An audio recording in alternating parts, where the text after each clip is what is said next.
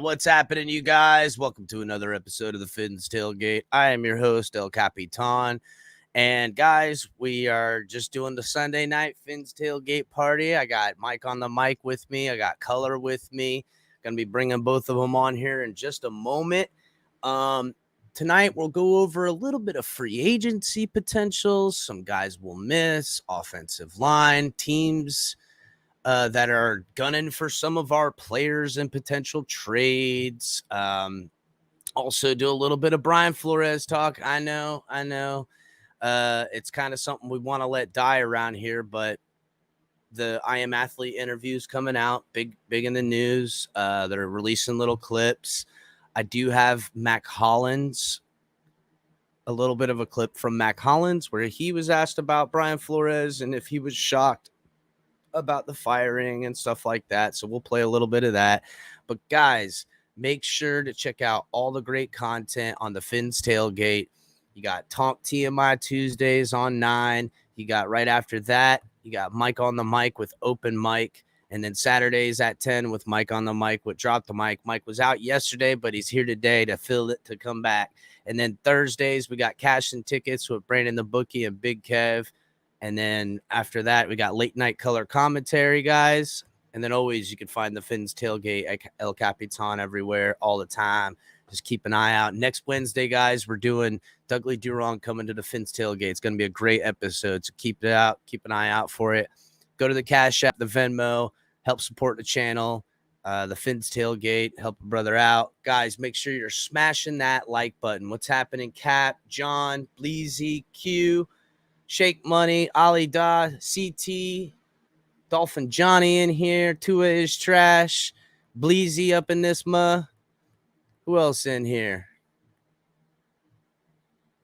Big Drip was in here early. So, yeah, guys, make sure you're hitting that like button. Make sure you're sharing, telling people to subscribe. If you guys are watching on Facebook or Twitch or Twitter, do us the favor, come over to YouTube, hit the subscribe button. We're trying to get to 1,000 subscribers.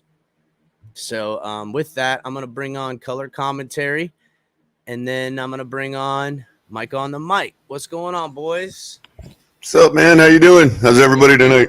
AB, thanks for being here. What's up, guys? What's going on? What's going on? Feeling better? I see, Mike. Yeah, I don't know what hit me yesterday. I was all pumped up and ready for my show, and then I couldn't get off the toilet, and it was fun. Oh man, nice. So all TMI, right. should save that for Tuesdays. Yeah, that's a TMI. That's a TMI one. So I do have a couple of things I want to talk about, guys. Running back options, wide receiver options, things like that. Also, there's some. What else was it? Where'd it go? There's a clip I have from Mac Hollins.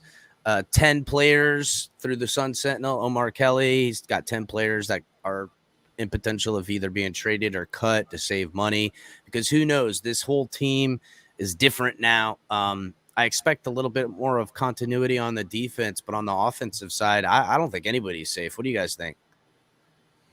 I think it's a full evaluation, and I'm excited about it. Yeah, I agree. Yeah, I don't think. I think you're right. I don't know who's safe at all because they just had to buy Boyer's into still a new kind of here, plan. so I would imagine Boyer's going to want to keep some of those players that were being used. But it's about buying into the new plan and the new vision, and it's a new scheme and it's a new regime. And now they did it 3 years ago. Now they're having to do it again. So I think if, we saw Minka and we saw Tunsil get traded away whenever they didn't buy in, and we've seen other players that got let go because they weren't buying in. So not saying Mike McDaniel is like that, but I think it's a full evaluation and they have to buy in. Well, yeah, I mean, there's definitely potential where if guys were, say, flow guys, I'm thinking about, Roberts comes to mind. But then again, we've seen Roberts be pretty chummy with Tua at times. So maybe he's less of a flow guy and more of a Greer guy. I think a lot of these players are Greer guys. But I also think about like a guy like Mac Hollins. Like, he's a free agent.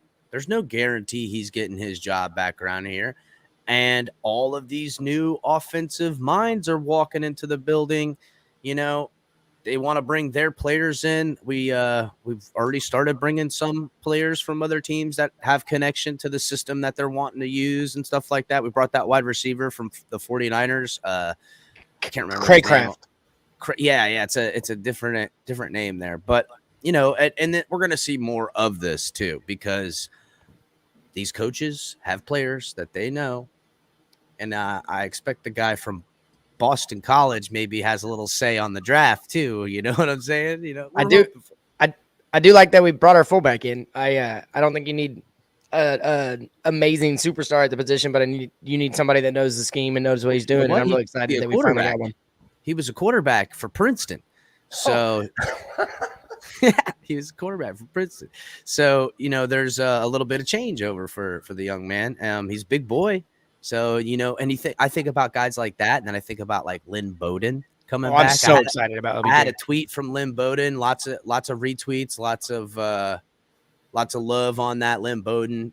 Some people were dumb enough to go, "Oh, that doesn't help the kind of injury he's got, that workout routine." And I'm thinking, yeah, because he's not injured no more, dummy. He's showing you he's not injured anymore. He's showing you that I'm doing workouts that aren't pertaining to the injury I had. So chill out.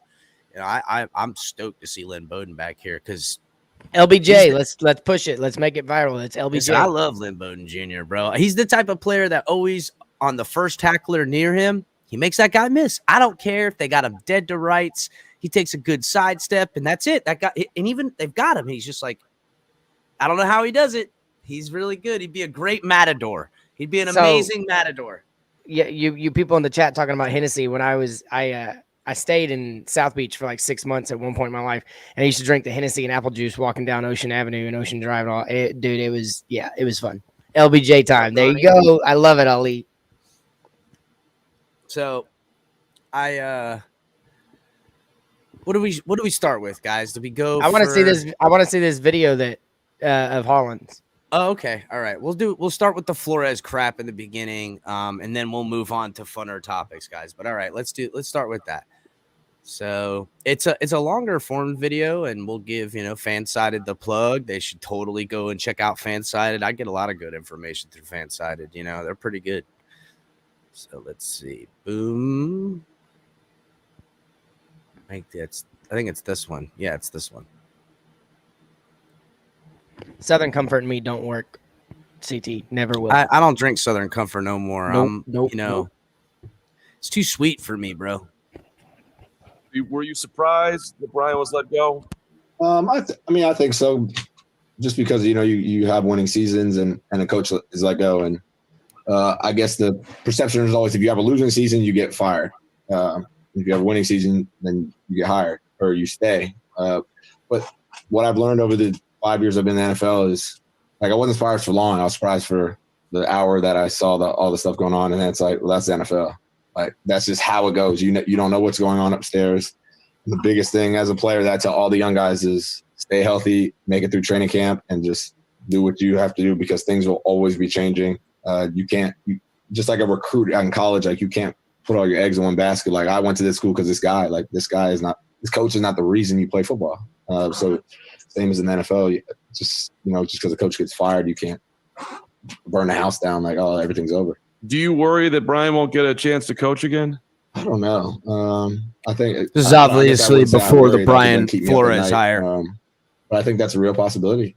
Hopefully he can, because I think he is a good coach. But he has his own things he has to deal with obviously the lawsuit and stuff. Players have nothing to people ask me all the time, you think it happened this and that? We all tanking? Did he? I'm like, whatever happens upstairs, as I said earlier, people are afraid to go upstairs. We definitely don't know what's going on, in backroom conversations.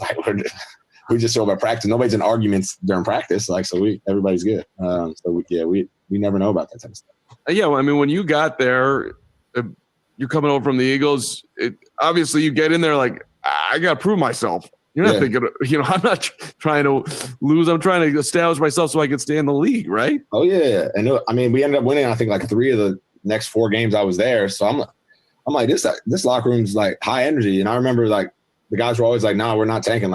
People think we're tanking. We clearly had to make a lot of changes. We got rid of half our roster at the beginning of the year. We got new guys coming in, trying to build something. So it was never hey, we're about to lose this game for sure. Coaches came prepared every day to work and win. Yep. Mac, you're always talking to us through Special Olympics. I know that. So I thought there was some very good stuff in there. He talked about never seen any fighting, never heard any arguing like that. We did hear a lot about some other kind of extracurricular stuff happening around the building. Matt Collins towed the line pretty good on some stuff that may or may not be true, but he also said, listen, no one was tanking around here. So whether or not Flores proves that it was malicious intent by Ross to fix football games, it's going to be, leery. But also about Flores, seemed well liked. Well, I think the first thing that stood out to me was he was talking about how it was shocking because he was a winning coach. A winning coach usually doesn't get fired. Yeah, but you also heard him there too say, it's the NFL, everybody get fired for no reason. You know what I'm saying? It was smart. But he also was listen, we weren't tanking. You can't say that we were trying to lose and that I wasn't never a part of no losing. The coaches didn't seem like they wanted to do no losing, stuff like that. So really although the Dolphins organization, or at least the operation through 2019, there was no losing on purpose really done, but we could be still within our, still be in some trouble with the owner if he did intend to pay for losses. You know what I'm saying? Yeah, and AB brings up something that Culler always says is, what's he supposed to say? That the guys, nobody liked him or... Yeah, long as AB remembers that when we're saying the same thing about McDaniel talking to Tua and FaceTime. Yeah, listen, it's these guys aren't going to come out and say, well, I don't know. Flores is coming out and saying some things, but even then he said, Tua and I get along, but there seemed a little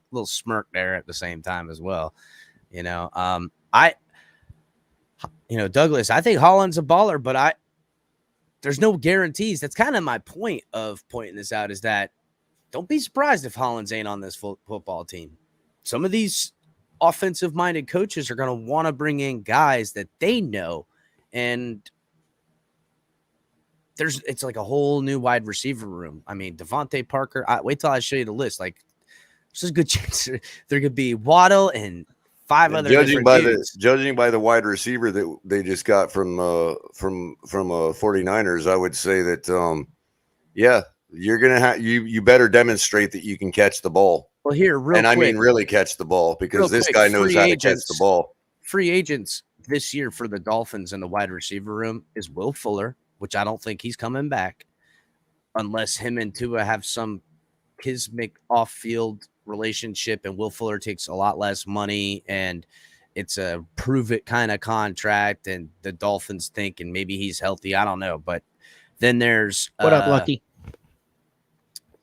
What's his name? Oh my gosh, it's Wilson is a Albert Wilson. Yeah, Albert Wilson is a free agent. Preston Williams, Mac Hollins, Preston Williams, Isaiah Ford. There's a lot of guys. But you think that, but Isaiah Ford ends up on this football team at one point in time making plays. I don't know how, but because nobody else could stay healthy. That's kind of the big problem around here, isn't it? I don't understand why that's the that entire wide receiver room. Except what's up, for Lucky Waddle. You? What's going on, brother? But yeah, I wonder. I mean, listen, there might be none of these guys that are coming back, so we could see a hefty turnover. Dang, I forgot about Hearns. Yeah, no, yep, Alan Hearns. I mean, listen, everybody forgot about him. He's off the team already, anyhow. Am I right? I think we have to technically release him. We do, and there's cap to be saved, and I'm going to get to that in a minute. So let's go ahead and play the Brian Flores clip that was released. I think you sent it. You have an extremely valid point, Doug. Like it says that he's our number one special teams player. Special teams is the third equation in winning. No doubt. Wouldn't lose games on purpose. Play their game, which I thought cost you Joe Burrow, which I mean, here's my thing. And I'm okay with that. I'm okay with that because I would never disrespect a game like that. And a lot of people may feel differently. You may feel differently. Yeah, I do. You may, but the game's done a lot for me. Maybe it hasn't. Oh, absolutely. Maybe it hasn't done as much for you as it has for me. Did you guys hear that? God, I love it. I'm sorry. How do you? Hear that? Goes to you, Shake Money. Yeah, no. So, first of all, Omar Kelly looks like he got caught talking with the food in his mouth. His mom was about to, slap him over the side of the head because he didn't want to do it. He was like, yep. But I think that was really interesting. And then the longer clip is Omar says, I would have done it, and Flo says he's like, no, that's not how I roll. That's not what I do. Yeah, Listen, the public fight continues, bro. It continues. This is gonna be a big episode that comes out from I Am Athlete tomorrow, guys. A huge episode. On President's Day. We gotta stop with this nonsense about a guy that at most was defensive coordinator at New England having anything to do with even knowing about deflated footballs. So just stop that stupid nonsense. Yeah, I don't know. And if the wide receivers didn't even know, what makes you think the defensive coordinator knew? Yeah, even if he was the guy because if I was a wide receiver catching a flat football, I would have been pissed. Here. Even if he was the one deflating the footballs, that's not what's on trial here. The thing that concerns the Dolphins is what up, Thomas? This concerns the Dolphins. It's our coach, it's our owner potentially paying off a coach to lose games.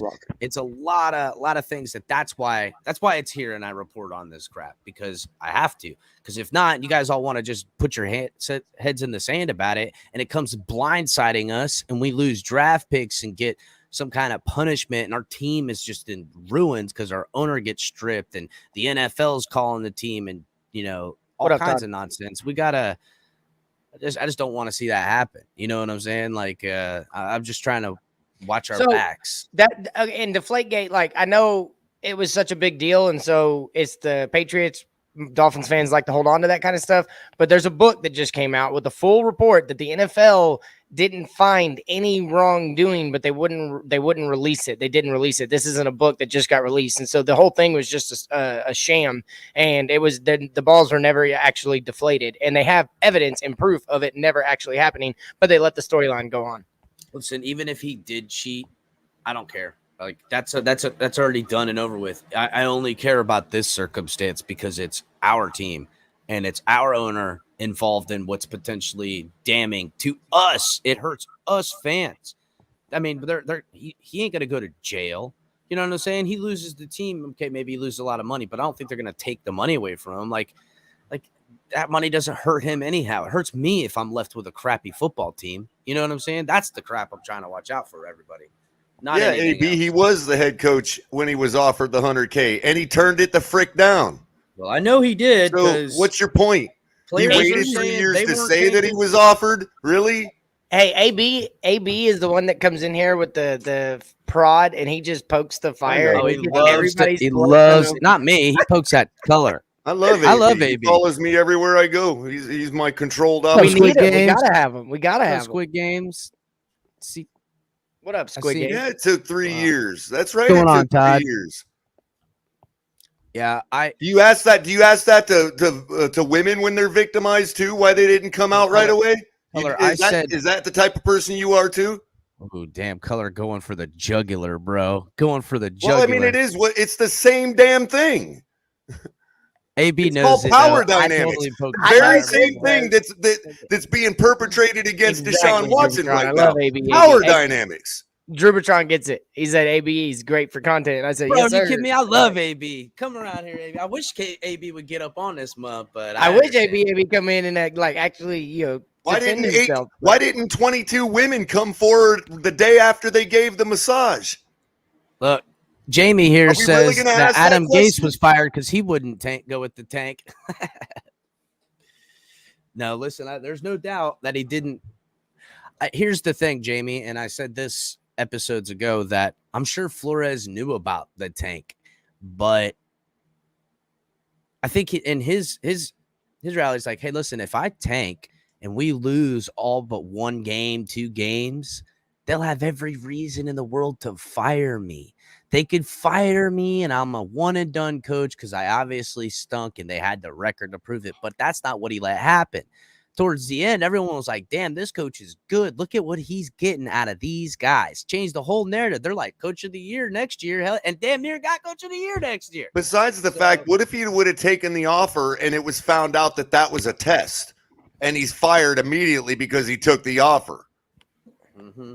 You don't think corporations test their employees like that? Yeah, Jamie, he was the only one to have a guaranteed 5 years when he got the contract. That's right. And not only that, but like if I'm a CEO of a corporation, I might come to my employee and be like, hey, do some of this nefarious stuff. And as soon as they say, okay, I'm like, oh, you failed the test, fired. It's called PCI compliance. And companies test their employees all the time. Yeah, now you're getting in the weeds. But it's just, I mean, that it is what it is. Flores coming into a situation, brand new head coach. He don't know. He's going to do the right thing and say no. Is he going to say anything about it? No, because it could have just been a test. It could have just been prodding somebody. Why is he going to make a big deal out of it in his first year? Oh, I just took this job, but now I'm going to blow the whistle because I don't care about anybody in the locker room or why I even came here. He didn't take the offer. Ali brings up a good point about Minka calling the Fins out for tanking, and nobody remembers that. He did it on the way out.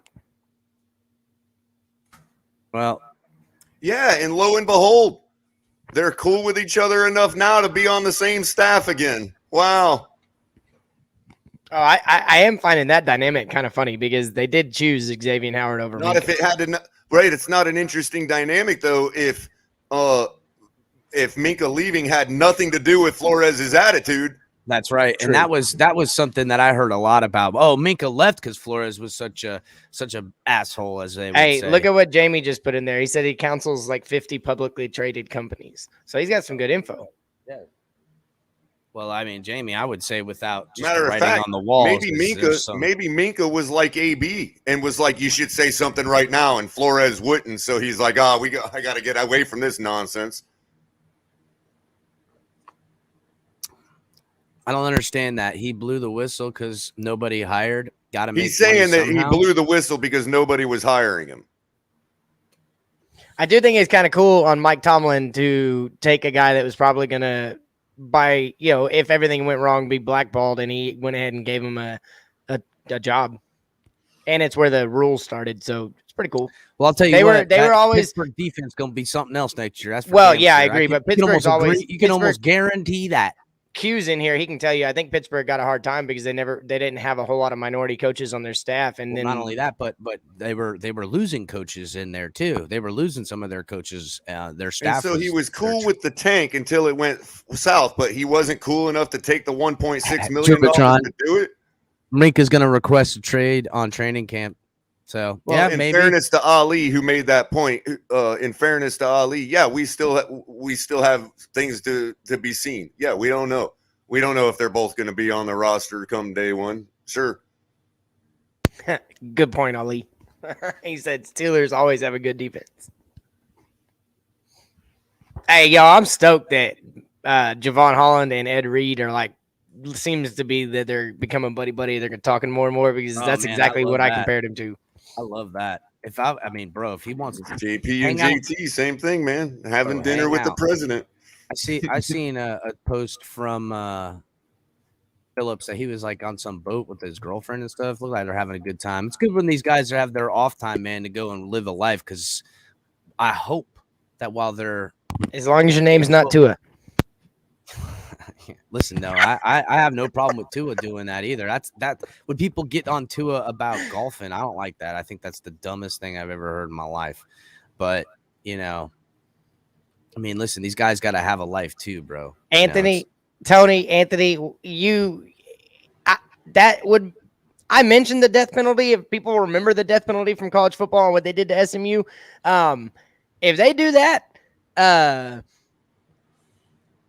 we better spend the right money in free agency because we're going to be hurt for a while. They ain't going to do nothing like that to they don't, not like how college does. They can't obliterate. There's too much money and it hurts the sport to do something like that. They'll cover it up before they let something like that happen, bro. Drubitron, that's why you get the Tua haters all pissed off if you say Tua can't have an off day. So you know what? I agree with you, Drubitron. You're making millions, earn them. That's what I think. I agree with you. So let's before we get on to some of the, I don't want to say free. Yeah, he's got 38 million reasons to not have an off day. Jamie, this is your show. When you say you hope Tua works out because I love my team, but my eyes see what they see, he don't look right. That is our standpoint. Listen, that's it, man. I have a healthy observation that Tua hasn't shown me enough to be head over heels in love.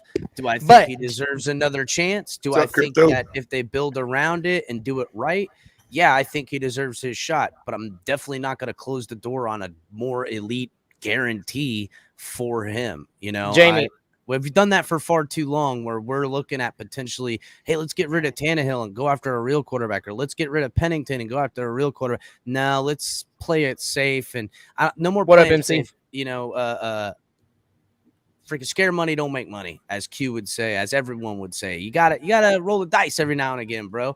And I would imagine an 80-plus-year-old owner is thinking, let's roll the dice and try to pay somebody $100,000 to lose a game. You know what I'm saying? Like, don't forget who your owner is, guys. This guy might roll the dice on just saying, to hell with it. I might get collusion, and I might not be the owner, but I might build a Super Bowl winning team in Miami if I do this. Hey, Culler, I got a question for both of you. Sir. And this is on the next year's team. It's I want to see where your head goes. Because of the new offense that we're going to run and what I think is going to happen, if you see Tua get to that 3,500 to 4,000 mark in yards. You see him get to the 27 to 32 touchdowns with 6 picks. Is that going to be enough, even if he doesn't pass the eye test, for you to be okay with him moving forward? See that right there, but see that production. I don't it's a see benefit how of the that coaching. I production- get that. I wouldn't see a scenario where that production would happen without satisfying my eye test. Okay, No, so I you're can see wrong. it happening You're wrong, because Culler. You're wrong, it's going to Culler. You happen, can get- and I'm telling you why it's happened, Culler. Hang on, and this is a point that I wanted to make on my show last night. Why it's going to happen is because of the new scheme. That's right. The receiving yards is going to be around 4,000. If that's all going to be Tua, I can't tell you that yes or no. But the receiving yards Dan to the the team is man going to be fan. around 4,000. 6 They're going to, interceptions. and the amount of running, they're probably going to run the ball about 420 to 430 times as a team. They're going to average right around 4.5. I don't understand how the passing yards could be that high if we're running that heavy. Well, 'Cause because it's a I'm telling you, the facilitation, receiving it's a yards will yak be yard. around 4,000. It's never schematics, not bro. been for Mike But McDaniel. how? There's only so much time. Jamie in a makes ball game. the right point. Look, just like Garoppolo, bro. Just like Garoppolo. Garoppolo has 4,000 yards. Exactly. He's not going to pass the eye test, but he's going to have 20 numbers. plus touchdowns and minimum interceptions. When it's right. It's the thing about Tua that I think could be better. But again, than if he's Garoppolo is delivering that- those balls, that does pass the eye test. But Culler, not it's not. look No. good, Culler, hang on. Yak. It's not about the ball placement anymore. It's going to be because the scheme gets the receivers that are open, and they're going to have 3 to 4 yards where But there's the quarterback nobody still around has them. to throw the ball to them. No, But Culler, he's not Culler, going to. But it's not here's- going to be as a tight window It's throw. not- He's it's not not like- going to pass yes. your eye test tomorrow or next year. Yeah, I yeah, promise you. But his numbers are going to give but Tua Mike, and Mike, Tua lovers part of my so much Mike, ammunition. real quick, part of my eye guys, test smash is the not- like, guys, is smash the part like. of my eye test is not necessarily just physical traits. Part of my eye test is when somebody like Wes Welker sits down in the zone, does Tua hit him? That's what I think you're going to see. You're going to because but that's the biggest every lack bit of- as much Tua's responsibility as it is the scheme. You remember Exactly. you remember in The scheme we Seattle ran when had they three guys what's his open name? on every play. No. That he refused The to hit. scheme we ran depended on their talent and their ability to get yak because they couldn't get yards of separation. You'll from look the at the DB. all 22 all season long. You'll see 3 guys open on almost every play. That's fair.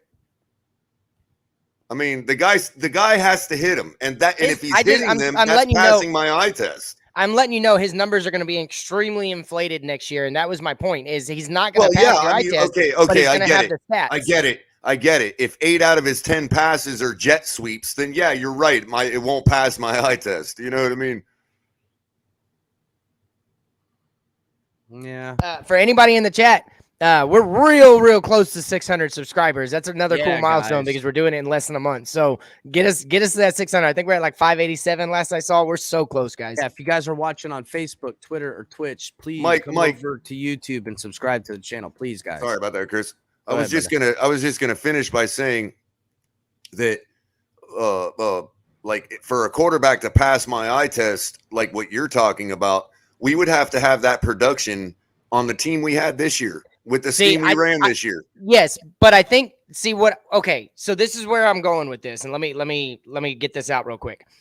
He's going to hit 3,500 to 4,000 yards. He's going to hit 27 to 32 touchdowns. He's going to throw about 6 to 8 interceptions, and then we're going to have the yards per reception is going to be right around 11 yards, and we're going to get a total for the team around 4,000 yards. That's what I'm saying. I don't know if it's all going to be 2 or whatever. These are the numbers you're going to see. For him to pass my eye test, he needs to take those numbers to where he's doing 4,000 to 4,500 yards. He's doing 30 to 35 guaranteed touchdowns, and he's still throwing less than 10 interceptions. But here's the other thing, Mike. If Game 7 comes along, okay, and that scheme you're talking about has been successful for 7 games, and he's on pace to have better numbers and all that, and then 5 guys get injured, and that scheme can't do nothing. Listen, I don't. For me, my eye test is a little bit more simple than numbers. Exactly. That's my point. His numbers are going to look great. Well, that's what I'm Analytics saying. are going to love But it. that's precisely what I'm trying to say. If he was throwing 4,800 yards and 33 touchdowns on a 4-12 team, that would pass my eye test. It's the killer instinct. I gotta see him. We're gonna have go scheme be damned. We're going 5 wide, and they know we're coming, and you can't stop me. That's what's gonna make me feel good. Is that So we have to score to win, or we gotta, pretty much that's it. I need to I guess, score. Mike, I need to drive the ball. We have X amount of timeouts or time left, and I just need to see him be like a duck on water. Yeah, as they because would say. He's just clicking, bro. It's just he's in his element and he's dicing fools up. Right, and that scheme got that scheme made Garoppolo look good and got them to the Super Bowl. So here's my thing. But what would change my eye test about Garoppolo is him going above and beyond the limitations of that scheme, taking the game on his shoulders and beating the Rams to make it to the Super Bowl. That would have passed my eye test. So I'm going to tell you right now, we are going to have to hear this from guys like AB, anybody that loves Tua. We are going to have to smash this argument next year because Mike, I'm already having to hear it from you because you're guaranteeing me that this scheme is going to make Tua look better. Listen, I'm already hearing it from you. I don't. It's going to make him look better, way better. I said that at the beginning. It's not about the quarterback anymore. It is a certainty. But it's like still up to the players to play, Mike. It's an I know, but dude, Cleveland, Houston, the guys he's played with, Washington, the guys he's played with did it. He had scrubs except for maybe one badass receiver, badass player. Who are you in the referring to? Mike McDaniel, when he goes to teams, I led these numbers out on TD show. I went back to 2014 when he first became a wide receiver coach and a running back coordinator, running back coach. And I looked at all the years where he had his hands in the team. And every single year, except for when they had some no-name guy in Cleveland as their number one receiver that year in 2014, every year after that, the team goes over 4,000 yards receiving and they get 420 to 450 attempts on the ground and they average 11 yards per carry or 11 yards per catch, and they average between 4.3 and 4.7 yards a carry. It literally happens everywhere with scrubs, bro. Way less talent than what we have on this team. But that's like saying because George Costanza worms his way into all the big parties means that he's a celebrity. No. Because I didn't look at Houston when he was an offensive assistant. I looked at Cleveland, Washington, and San Francisco, where he had a hand in the offense. By all accounts, I went back to look when the first time Kyle Shanahan started giving him credit for changing the offense or adding to the offense. And I looked at it, and I'm telling you, bro, this is the team. That's why I'm so excited about the scheme and the regime change. Because if you go into the numbers, I get analytics. I get that. But there's so much consistency in what happens with every team he has his hand in the offense with crap quarterbacks. CJ Beathard, Nick Mullins, Jimmy Garoppolo. In Washington, I forgot who they had, but he's had crap quarterbacks, and he has gotten production from a team standpoint. But what did that production do for anybody? Well, I get you. That's what I'm just letting you know what I think we're going to have to see next year. Get the production, get the system in place, and then it's plug and play. When an elite talent comes around, the system, makes it where that guy gets the ball in position to be elite. I'm just saying it is a proper that I'm willing system. to bet you can pick out any person in the NFL and do what you just did. I'll drop the link. Like everywhere he's gone, guys. No. Down. You know what I mean? No, because there's a standard that you have to get to win in football, and you have to be consistently balanced on both sides of the ball, both sides of the offense as far as run the ball and passing, but you have to get production from your wide receivers and your tight ends, and the yards after catch has to be so pivotal, and we have a bunch of guys that get yards after catch. This team is set up with Waddle. There's things that this team has that some of the teams where he was, they just didn't have it. They didn't have the ability that we've gotten Waddle. They didn't have the ability that we have at the tight end position with all three of our guys. Now, granted, I think we're going to have to upgrade. That's why I said I want a Calvin Ridley or I want a Chris Godwin for that intermediate route. Here's where I do think this offense is changing to where we're going to see fun problem. football. Then we drafted him fifth overall. Culler, so I'm trying to say is it doesn't matter who Mike McDaniel is. The players have to play. Yes, but do you agree that Tua is better than CJ Beathard or Nick Mullins? Because I do. No, I don't agree with that. Ooh. Well, so here's the deference I'll give. Maybe CJ Beathard. So look, for Tua, and I don't want to create an excuse. This isn't what I mean by that. I will give proper context for him up to this point. Okay. So coming in injured, number one, coming in with an immense looming cloud of an elite talent taking your job and it being all of a certainty, and knowing that your head coach probably wants pretty much whether he said it to him, as people say, that has been said, Flores basically goes, I wish I would have had, Mac or we're getting Watson. This is the rumors that come out. Maybe not. But there was no doubt that Tua heard the rumors. Tony, you are so right. He said so in the interviews. Yeah, how could I not hear them? You know what I'm saying? And it was brought up all the time. So as far as a start to a young career for a quarterback, between injuries and all of this rumors and stuff like that, if he comes into a clean slate where none of this is the factors, I'm willing to understand them taking the shot, going, okay, up to this point, it's really been unfair to have a real assessment of him in everything he could or should Steelers, be. you're welcome. So hopefully this will put an end to the excuses. It'll put an end to the what ifs, because I'm not going to allow it to be, well, he got injured because so-and-so didn't block. Well, we're having a hard time because it's a new offensive coordinator. It's his fourth offensive coordinator. Well, this is a rookie head coach. Well, we should have drafted a running back. Whatever the hell you're going to say, it's not going to be enough for me, because to me, in this NFL, the easiest way to win football games from an offensive perspective is through the quarterback position.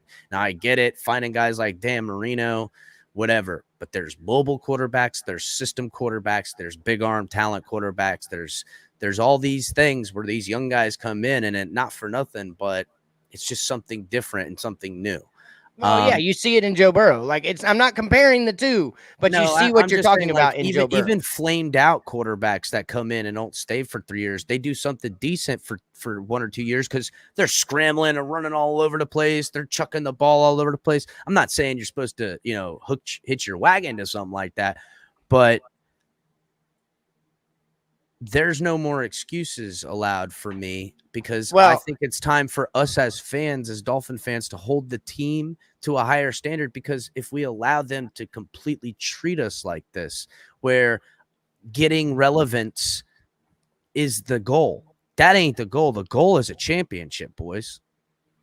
And Mike, one question to you, real quick. If we, let's say you're wrong and that Tua doesn't even improve to those numbers you suggested early on. Oh my God. I get that we move on from him, but what do we do then with $0 left? So here's my thing. It is, I understand the likelihood. Tony says that me using logic and context. Yeah, I know. It's kryptonite to haters. He's 100% true. But here's my thing, Culler, is we have to be sure enough to realize that if Tua's not the guy, we are going from scratch again. If I don't want it, no more scratch. Hang on, I know, I'm right there with you. But then I'll take off every logo I wear. This is why I've said this from the very beginning once we fired Flo. Guys, I said this from the very from the very beginning when we fired Flo, that I'm scared that this is going to blow up in our face, and this is what I mean by that. I'm not doing it again. I refuse. This is depth. This is the depth to that. Is that if people want to call me say I'm not a Dolphin fan, then Culler, so if they fire everybody again, I want to be hired as player. Listen, I'm telling you guys, if they don't make a move, and all of our eye tests for the people that are realistic and not one side or the other, the guys that are in the middle that we don't see enough, but we understand what could be. Okay, if we don't make a move for a quarterback this offseason, and Tua doesn't get to the bottom of those numbers I just mentioned, if he doesn't get over 3,200 yards, not just 3,000, if he doesn't get over 3,200 yards and he doesn't get over 28 touchdowns, guys, we are going to be watching a rebuild again with a rookie quarterback in 2023. That's why if it's available, if it's possible, and you are unsure at all of what Tua is from an organizational standpoint, and you don't make a move, you're about to put the fans through another 7 to 10 years of misery. Yeah, Drew Batron, the thing, and Steelers, baby, good for you, brother. Good coach, good defensive coach. Now, I will say this. there is some Here's the positive in this though, Culler, is there are two.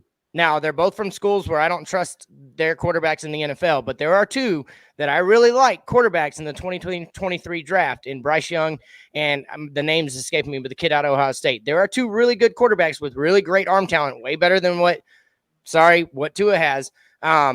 They passed the eye test in college, but they're from Alabama and Ohio State. How do we get those at that point with no salary cap and no draft leverage?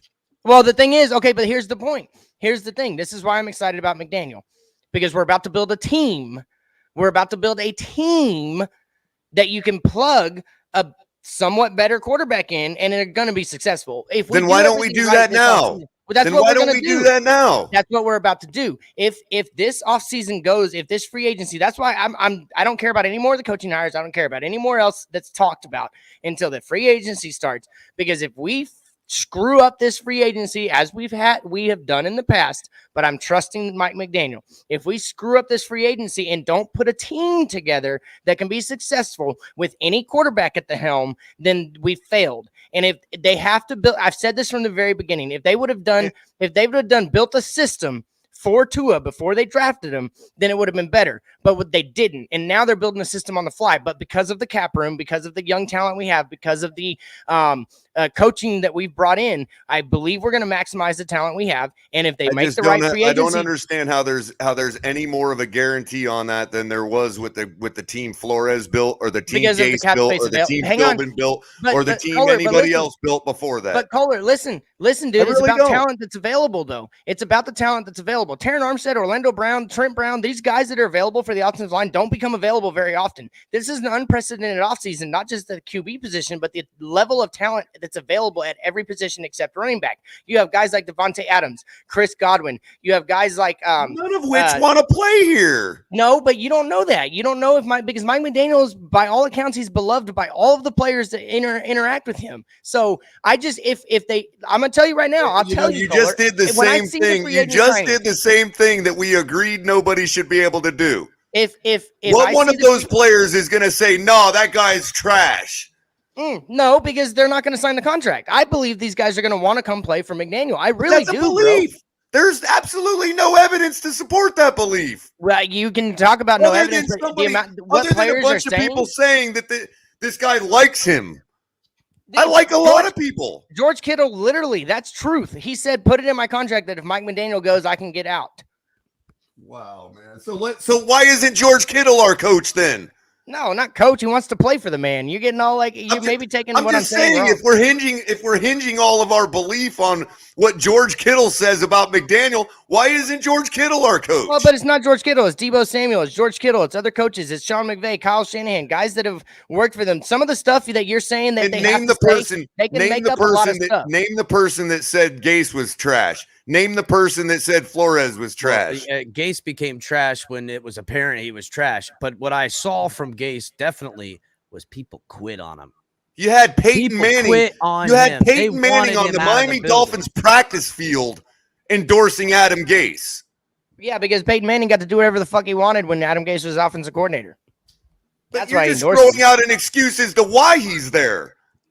Peyton Manning did whatever he wanted. Hey, you can be negative Nancy, but I'm just letting you know that there's still hope. Negative Nancy. There's still hope, bro. Yeah, you are, Culler. You negative Nancy. If they do right in this free agency, this team is. You're a sycophant, so we can insult each other back and forth. I don't think so. Homie, don't play that. I mean, really? We're going to insult each other now? I'm just letting you know that, like, dude, really? I'm being honest. Like, I'm letting you know. I'm being honest, too. You're a sycophant. No. Everybody love everybody.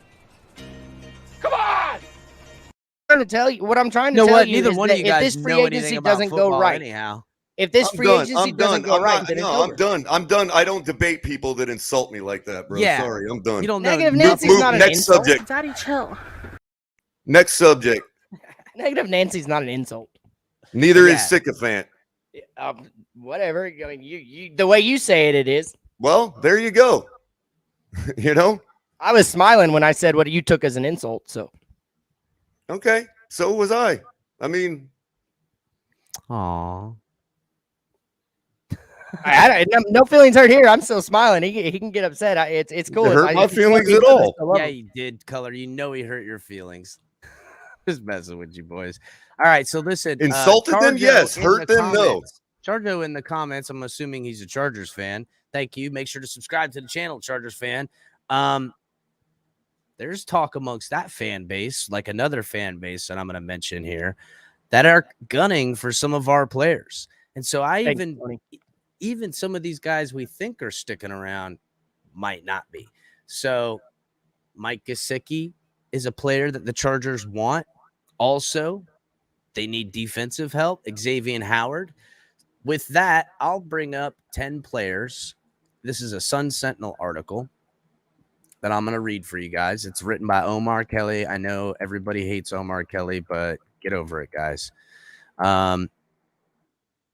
With all the changes from the offense, with all the new coaching staffs, again, they're going to want to bring in guys that, A, fit their system, and B, maybe they're more familiar with. We see coaches do this all the time. Adam Gase, Flores brought in guys on the defensive side of the ball. Expect to see all these offensive guys coming around here, bringing offensive guys on the ball.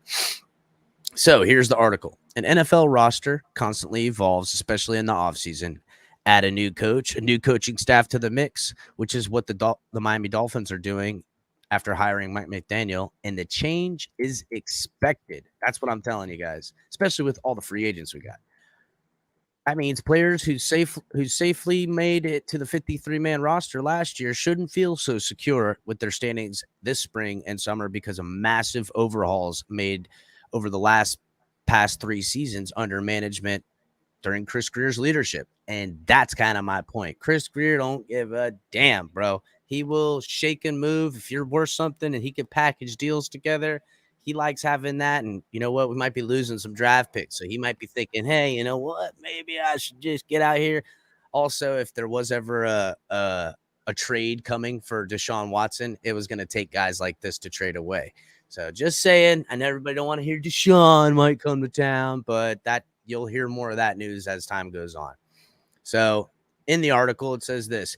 Here is a look at 10 players who are on the bubble heading into the start of free agency, which begins in March. This is coming. We got March Madness in basketball. And we're going to have March Madness in free agency. It's going to be good, boys. So first guy on that list is Mike Gesicki. That's number 1. Mike Gesicki's franchise tag hit could start at a minimum of $11 million all the way up to $18.5 million. Gesicki had 3 productive seasons with the Dolphins, catching 177 passes for 2,053 yards, scoring 13 touchdowns. But he's been utilized more as a receiver than a tight end. So if the Dolphins want to attempt to use the franchise tag on him to ensure a return, it could cost Miami an additional $7.5 million if they lose arbitration process that he wants to be paid as a wide receiver. So in some ways, he's got enough snaps where he can be like, hey, I'm a wide receiver. So if he wants that, you can almost guarantee he's on his way out being traded. So just something to consider. And if they're going to trade him, why not get something back? Another guy sitting on the bubble, and I know everyone talks about Xavier Howard, but what about Byron Jones? Byron Jones hasn't been putting game shaving. He didn't make it to the Pro Bowl. He hasn't been something better than Xavier Howard. If we got rid of Byron Jones, we would free up $10.2 million if we trade him. So Jones has been productive in the 2 seasons as a starting cornerback playing opposite Xavier Howard. But the fact that he's slated to be the team's highest paid player for the 3rd straight season with a $14.4 million puts him in an uncomfortable spot, because that's a lot of money to pay for a guy that, yes, he is locked down. He does pretty good, but he does get beat too. And he's not intercepting footballs. It was something that we had maybe hoped we would get more of. I guess also too, by him locking somebody down, and I understood that to be his game, it gets them to be forced to throw the ball to X-Man, and that's more of a chance where you can get a play. But also remember, guys, Nick Needham's going to want to be paid around here. And if we got rid of Byron Jones or Xavier Howard and put Nick Needham in there, that would be a smart move. But now we're kind of taking away from the defense. And I would imagine Well, we'll see. That happens all the time. All offensive guys, not that they don't care about the other side of the ball, but they would rather spend the money on something else, what they would want on offense. Well, the good thing about our defense is Needham and Ogba, I think, are the two that you only – those are the only two on the side of the defense where you need to get them signed no matter what. And then if you don't – I still got a couple more people that I don't forget. We did have a lot of productivity from the defensive side of the ball, and a lot of young guys stepped up in big ways late in the year. But remember, earlier on, you still need rotation guys. And if one of these younger guys is nicked up and we got a new guy in the building, doesn't know the scheme, it's a lot of moving parts, and it's on Boyer with the defense. I would rather them have more moving parts in the secondary now that we got Madison and Surtain back there, because I just feel comfortable with those guys coaching, to be honest with you. We may get production out of Igbenogany, and Needham may not be needed.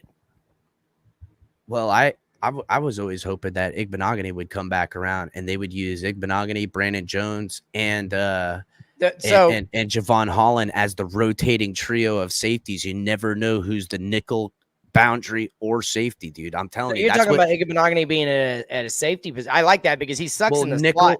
Nickel. Well, yeah, you're going to still need to play him in there, but you're going to have it's kind of like the Gerard Mayo, what he used to play for the New England up there. It's having that role, but having 3 players that can play it. Could you imagine if you had 2 or 3?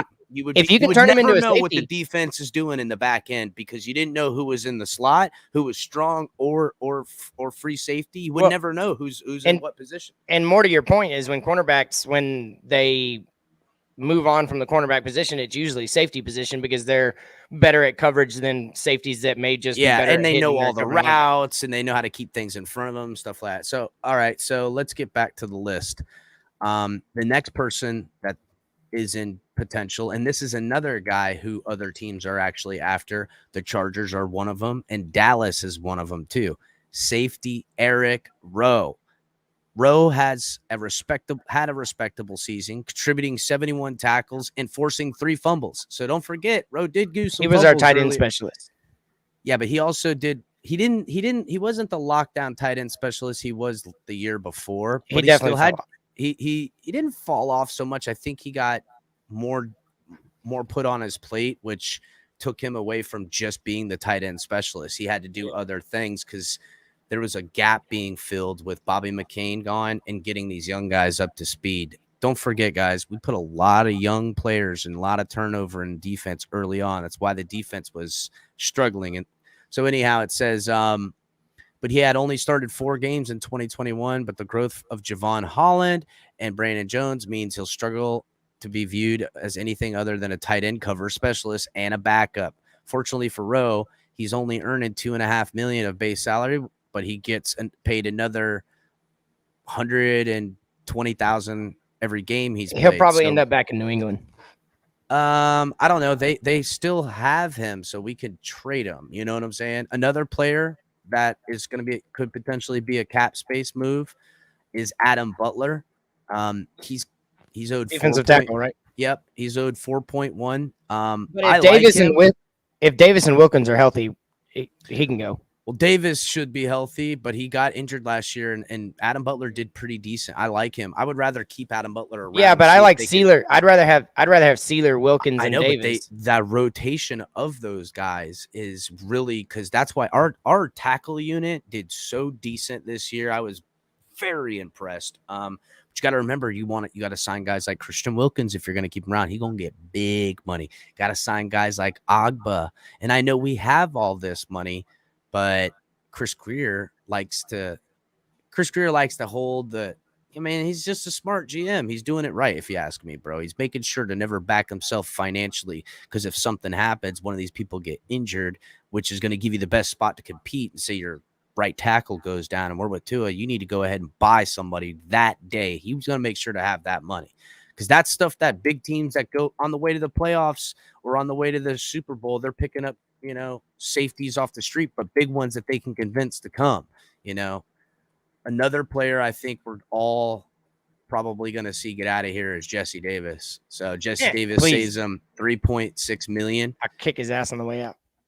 So hopefully they could figure out a way to get rid of him and his entire salary is 3.6 million, but it's voidable if they don't sign him, and I don't think they are.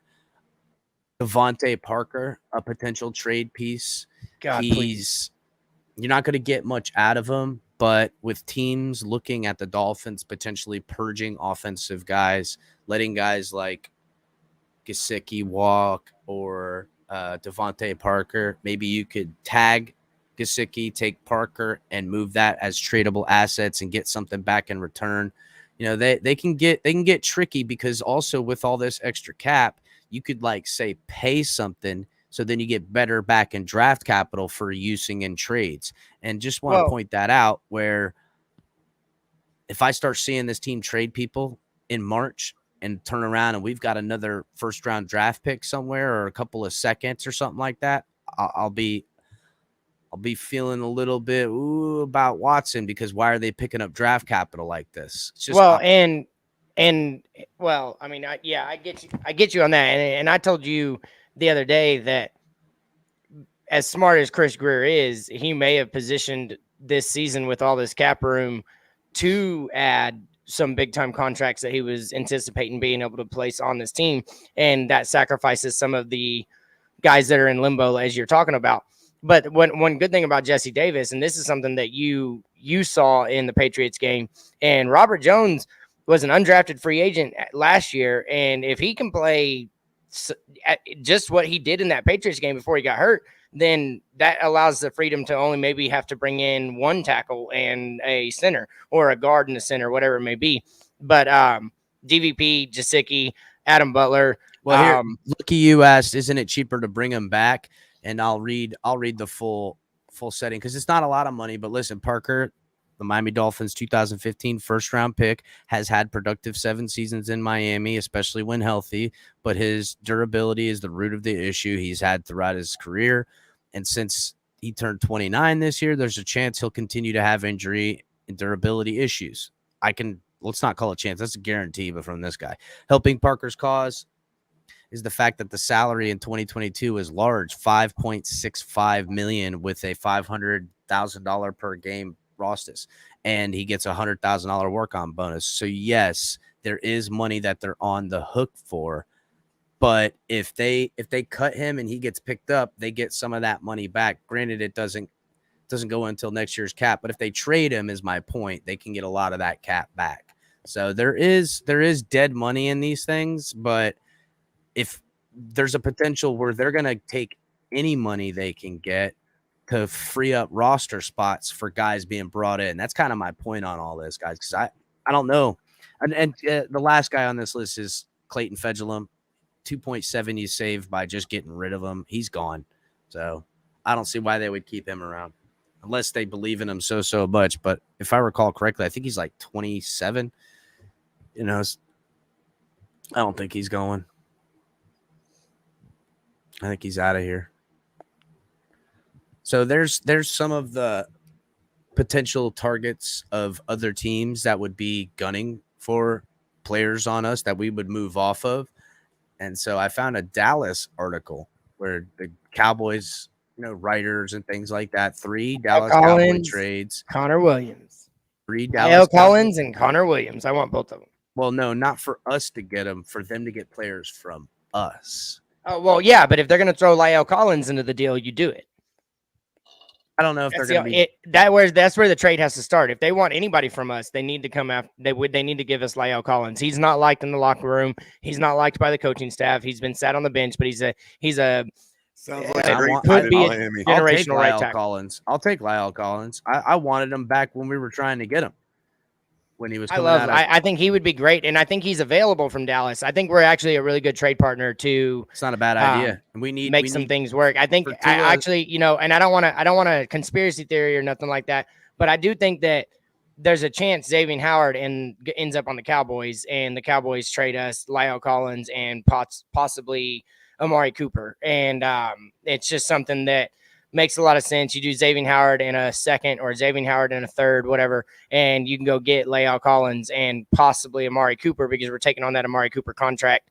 And I think that could be something that might be happening in this offseason because I think it's just we fit. They need a cornerback. We need offensive linemen, and they have the yes, Ollie Dog. linemen, Collins was the guy that got screwed in the draft. That's right. And he told people, do not draft me. I'm going to go to free agency, pretty much.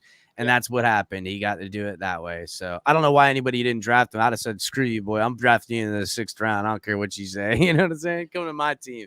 They messed up by not getting him. Remember, Pouncey and other people were all courting him to try to get him to come to the Dolphins during the Adam Gase era and stuff like that. Yeah, it was a shit show.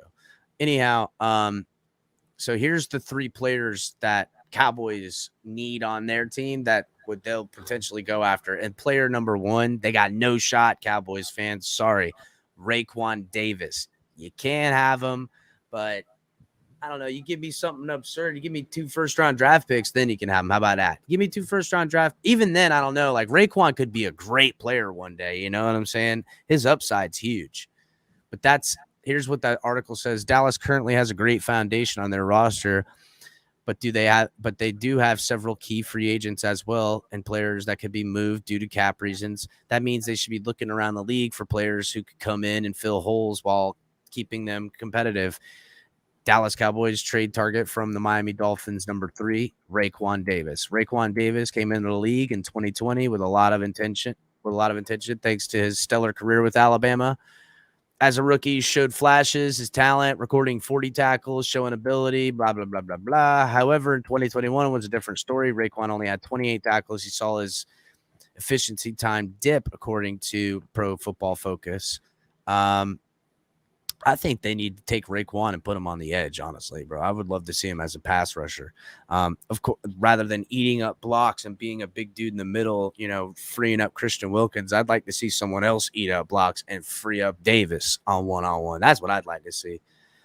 So that's the first guy they're looking at. The second guy, which it would all depend on what they want to trade, but I think he's definitely on the potential trading block, Noah Igbenogany. Yeah. For sure.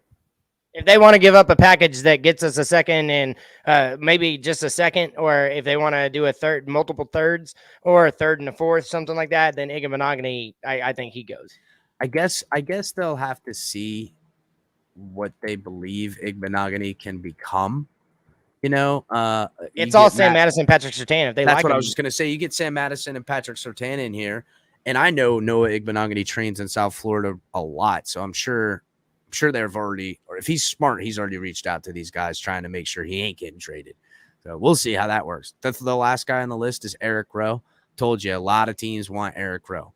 I still think he ends up back in New England. We can get a third from them, or a fourth. I think most likely. I don't want to trade him. I don't want to trade him in the division. I'd rather trade him to Dallas, and he can go, over there. Yeah. So. I mean, they did have Jaron Kearse come out of nowhere at the safety position. He took such a huge step forward, but they are weak at the safety, and they are weak. They don't have a whole lot of depth on the defensive line. They have Neville Gallimore, but that's as far as defensive tackles. I think those are guys, and then their cornerback depth is Anthony Brown and Trayvon Smith or Trayvon Diggs, and that's it. So with that, there's a bunch of free agent prospects, running backs that we're going to need to be looking at coming up here. Fits for the scheme, are going to be what we're looking at. We have 4 of our running backs all in free agency this year. And this is kind of my point, guys. Look at all these offensive coaches that are coming here with all this money, and they're looking at a roster that has a ton of spots that need to be filled. So what we really need to start doing is looking at these coaches and looking who by in their circle of their coaching or what teams they were associated with are free agents that could potentially fit the scheme and come here, because Salvin Ahmed, Myles Gaskin, Phillip Lindsay, and Duke Johnson are all free agents. And there's a lot of free agents that the Dolphins could be looking at. We're talking Melvin Gordon. I tell you, Leonard Fournette's coming to Miami. Cordell Patterson, Ronald Jones II. We also got James Conner, Matt Breida, the guy from Philadelphia, Boston Scott, and Boston then Scott. Chase Edmonds. That would be a good one to maybe go for. He's more of a scat back, can't run it up the middle. Yeah, but I mean, I don't know. James I don't- Conner I got don't the know 20-something when touchdowns when you have basically a blank slate in your running back room. You could do whatever the hell you want. Like, I don't know. This is the thing. We all have an idea of the system that was run in the 49ers and everything like that. But here's an opportunity where the coach that's now a head coach, Mike McDaniel, he's always made the scheme work around players that he had. You give him an option quarterback, they're going to try to run the option. You give him an RPO style quarterback, they're going to try to run the RPO. They're going to facilitate it in this way. He gets to pick what he wants as far as weapons go in the wide receiver room and in the running back room. And he brought in a lot of guys like Wes Welker, John Embry, all these coaching staff guys that they're going to be able to pick what they want. So it's going to be exciting, I think. I think it's going to be fun. We're going to see the Dolphins sign in a ton of different players this year, I believe. And I think their goal, if all goes well, is to really build a solid team that can succeed without having stellar play at one certain position. Yeah. Now, do I think you can win a Super Bowl championship with the type of team we're going to build? I don't know, because I'm under the impression you need pretty much a star at quarterback to win nowadays. And so if Tua can't be that guy, at least we're going to have a team where maybe you can get lucky with a CJ Stroud or a Bryce Young. But yeah, I definitely want to go after Ridley Ramon. Well, here's the thing about even trading for Ridley. We can get rid of all these guys and have even extra money and need all these spaces filled and have all the money to fill them. We don't have to trade for a guy like Ridley. If you want to be honest, we can go buy the free agents that we want. Or if we do trade with all these guys that we're looking at potentially tradable assets, maybe there's something else worked out here. Ridley, though, I'm not saying I don't want Ridley. Is that? Don't give me. Well, no. I'm just saying he's number 3. If he was a free agent, he'd be number 3. It's Devontae Adams, Chris Godwin. It would be Calvin Ridley. So if you can trade for him and get him at the contract he's already at, I would take Ridley over Godwin personally. Well, yeah, I mean, yes and no, because you don't know how Godwin's going to come back off the injury, and you don't know how Ridley's head space is. I would rather go after Amari Cooper and figure out a way to give up. So the thing about Amari Cooper, guys, is he's hurt every year. He just plays through it and gives you about 70% for 8 games. And we're used to that around here. Yeah, that's true. At least he'll be on the field. He'll just be a decoy. Hold on, I'm trying to close out some of these windows that I got in here. Former receiver that flamed out at cornerback. So here's some good. Well, here's what options are coming up free agents as far as wide receivers go. You can look at guys like Williams. Zach, I love him. Zach Pascal is a good wide receiver for the Colts. Yeah, something. I don't know. I'm just talking about systematically. Who are these guys going to look for? Mike Williams coming from the Chargers, I think would be great, especially with the coach we got over here. I would bring Mike Williams in all day, especially because he's a big dude. Bring in Mike Williams and Cordell Patterson. Now you got some junk in the trunk in your wide receivers that could give up some, do some good things. I don't know. What are you guys feeling on Sammy Watkins? I'm not feeling that. No, can't stay healthy. T.Y. Hilton. Juju Smith-Schuster. What does everybody think about Juju Smith-Schuster? I'm not a fan of Juju. Can't stay healthy, and he sucked ever since AB left Pittsburgh. I feel the exact same way, bro. I feel the exact same way. What about OBJ? He's going to be open. I'm not feeling that, though. Because he's coming off another torn ACL, no. But, man, if he had finished that Super Bowl healthy, I actually might have taken a flyer on him. What about Christian Kirk?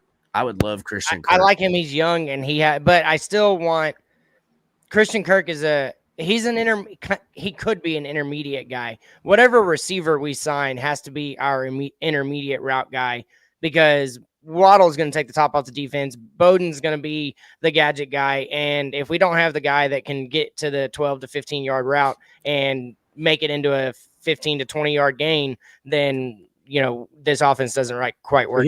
Here's guys that we might see come to the team because they're connected to the 49ers, like Travis Benjamin or Mohamed Sanu. If they are systematic and have learned the system, they might be guys that just get brought in to help teach the system to the wide receiver room that could also be good contributors.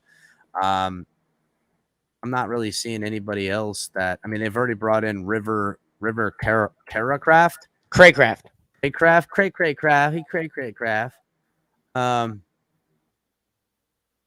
I don't really see. I mean, listen, I would like I said, I would love to bring in Cordell Patterson. I think he would be good for this scheme. It gets guys out there. Devontae Adams, bring him in. I don't think scheme matters for an elite talent like him. What about guys like Emmanuel Sanders? What do you think about bringing Emmanuel Sanders in here? He's a good veteran presence for Waddle. I mean, but that's about it. I know he's yeah, that's what you're saying, Sean Tunsil, that I think Salvin Ahmed out of here. What about Cowboys are going to make an offer to Gallup? Really? You think so? Oh no, I know it's going to happen. I don't know if he's going to take the offer, but they are going to try and lock him up. But if he does hit free agency, Michael Gallup, I would take in a heartbeat. What about Allen Robinson? I know he's not really scheme specific over here. No, but dude, here's the thing. Allen Robinson could have been a top 10 receiver his whole career if he had a quarterback to throw to him. I know he's a good I don't know about him, sure. man. I just don't know what we would get. I know, right? Like I would rather take guys like Christian Kirk. I'd like to go young in some ways, Christian Kirk. And then get a veteran like Emmanuel Sanders would be nice if they wanted to bring a guy like that in for lower money. But give me Christian Kirk. I don't think wide receiver is going to be a big get in free agency, personally. I think it's running back, offensive line. I also wonder, are they looking at, because we know what kind of offense they're running here. It's a lateral, get guys in open spots in the zone, do a run, essentially run the ball with conviction, make them go with single high safety. Then you go laterally and put guys in the hole to get the ball and take off. So it's always good to have very speedy wide receiver type guys. And that's why a couple weeks ago I talked about guys like, Isaiah McKenzie on the Bills. Like he's kind of that guy. I know he's a special teamer guy, but I could see those types of dudes being brought in, Christian Kirk being brought in, those just weapons, you know what I'm saying? They're not elite, but it's always like by committee anyhow, you know what I'm saying? It's always a big concern, big effort from a bunch of people in this style of offense where it might be this game that so-and-so's taking the whole game over because the matchup against that opponent dictated it. You know what I'm saying? Yeah, so, and I mentioned that before, is that you have an opportunity to where if you get the right weapon to go aside Waddle, then game plan specific, it's not going to be one guy's going to be the guy that is always the focal point, because you may have the guy that the teams that are going to give up the over the top routes, or they're going to give up the underneath routes that turn into big plays. And then you're going to face the teams that have their weaknesses in the intermediate route. And so if you have a guy that excels at the intermediate route, then you're right. It's going to be 1 week it may be Waddle taking over, the next week it may be the other guy, because it's going to be defensive specific. Trading for Robert Woods, I'd rather not trade. Oh, dude, I love anybody. Robert Woods. I love Robert Woods. I do, but I do remember Tony Lippett out of Michigan State. Good job, Dan. Yeah. Tony Lippett was the man. He played wide receiver and then switched to cornerback. And switched to cornerback, and he hurt his neck, dude. He looked like he was on a breakout year when he hurt his neck. I felt so bad, man. God, wherever you at, Tony Lippett, I hope you and your family are good, because he got hurt out of the league. That sucks, man. I hope the Dolphins did him right, because he was on a trajectory where like he was doing interceptions. I think he got like he transitioned really well. He was so good, got hurt, man. It was very impressive. It's too bad he got hurt. So no on any wide receivers in free agency then, right? Because we just went through the whole list and I didn't hear any positivity come out of it. So I know, right? Like I don't really want like a sounds like we got a pretty decent wide receiver room already. No, it doesn't. That's my point. I want Christian Kirk. I would love to get, if they're going to pay big money, go get Devontae Adams. Go get him. Buy him. Get him. But I don't see why buying a guy like Devontae Adams serves this style of offense. I think you got to get guys. I think the money well spent is better on like a Mike Williams, a Jamison Crowder, and give me one other guy. Mike Williams, Jamison Crowder, and a Christian Kirk. Buy those 3 wide receivers. I'll be right back. I think that's better. I think that's a better fit for the scheme they're bringing around here. Yeah, I feel like I'm the only one that's even brought up Jamison Crowder back when TD was doing his show on it. Really? He's only like Jamison Crowder's good. He's he only reminds like me of Lynn 14 Bowden. million. Yeah, and he reminds me of like a Lynn Bowden. And he's literally the only production that the Jets had in their wide receiver room this year. Braxton Berrios is a free agent too. of course, but he's more of a kind of a. I mean, you really got to get him involved if you're going to get him involved. Like he'd have to get under Wes Welker's wing and just ride with him. Well, that's what I think about too, because that's the type of wide. If you notice something about the wide receivers outside of Mike Williams, I'm targeting guys that fit that slot wide receiver that has enough twitch ability to play outside because he can juke his man and get upfield fast enough to where if the ball's put out there. The only problem with that is you need a quarterback that has good anticipation or has a heater of an arm. So we will need Tua with great anticipation on that. And see, all those guys that we just ran through, some of them are good looking names and whatever else, but I find it interesting that, every single one of them we went through, there was a negative comment made about them, but that's, in the chat, you mean? Looks like me? I'm not the only Nancy tonight. In the chat or by me? No, by our fellow analysts. Oh. So if I were to add some positivity to the wide receiver list, I'd say that Christian Kirk has a lot of ceiling left in him that's untapped by Arizona, and as well as Jamison Crowder.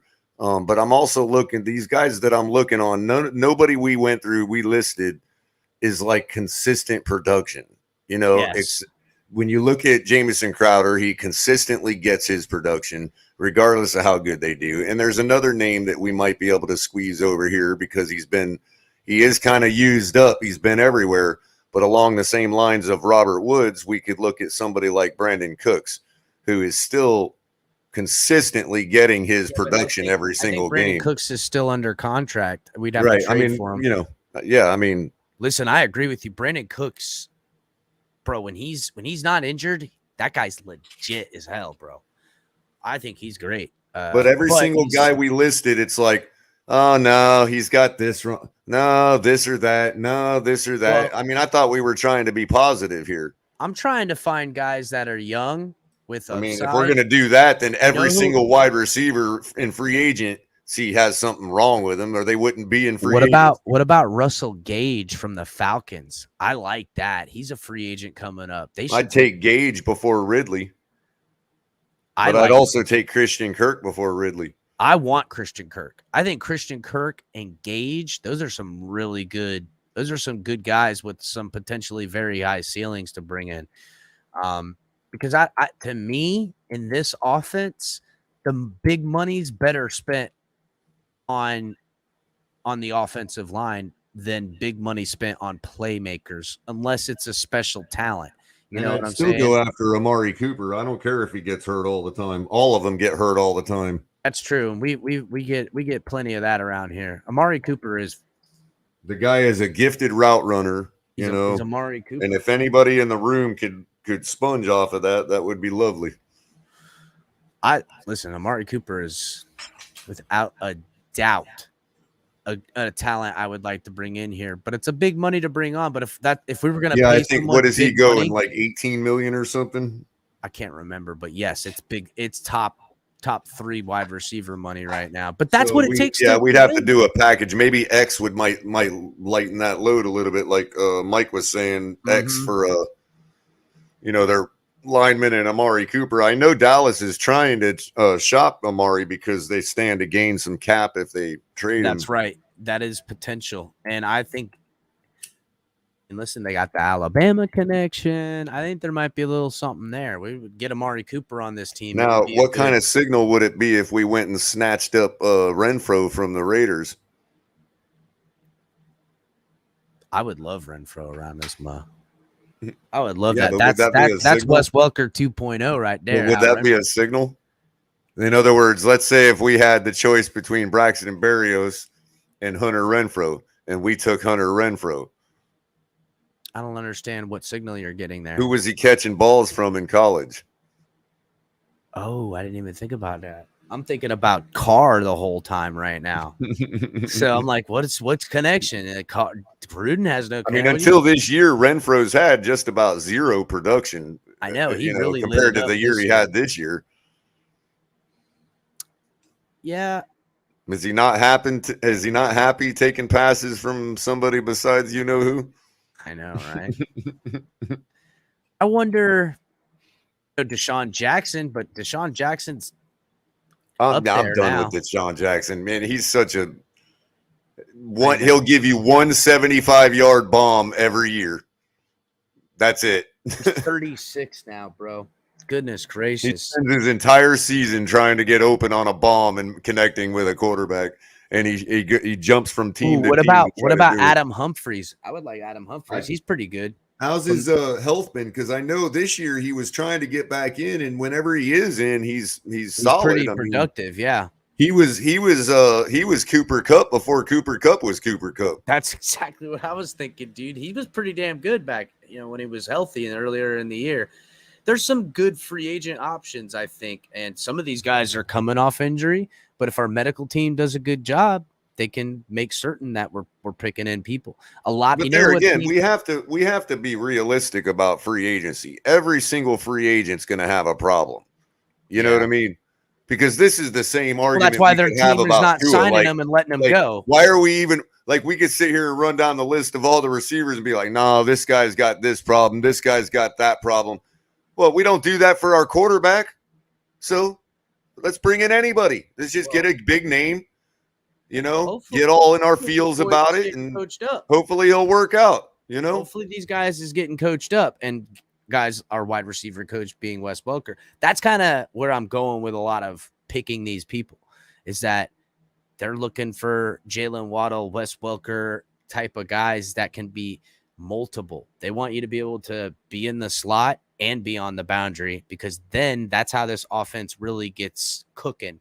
Where a guy is close to the line and you have a bunch formation, yet everyone's going out and away, so you don't know what to do. And it let me ask you this, Chris. What if we were to add our guys? Let's say, you can include DVP if you want, but let's say we were to add our guys to that list of free agents and go through them like we did. Oh, well. How many of them would we actually just say, yeah, you might as well keep them?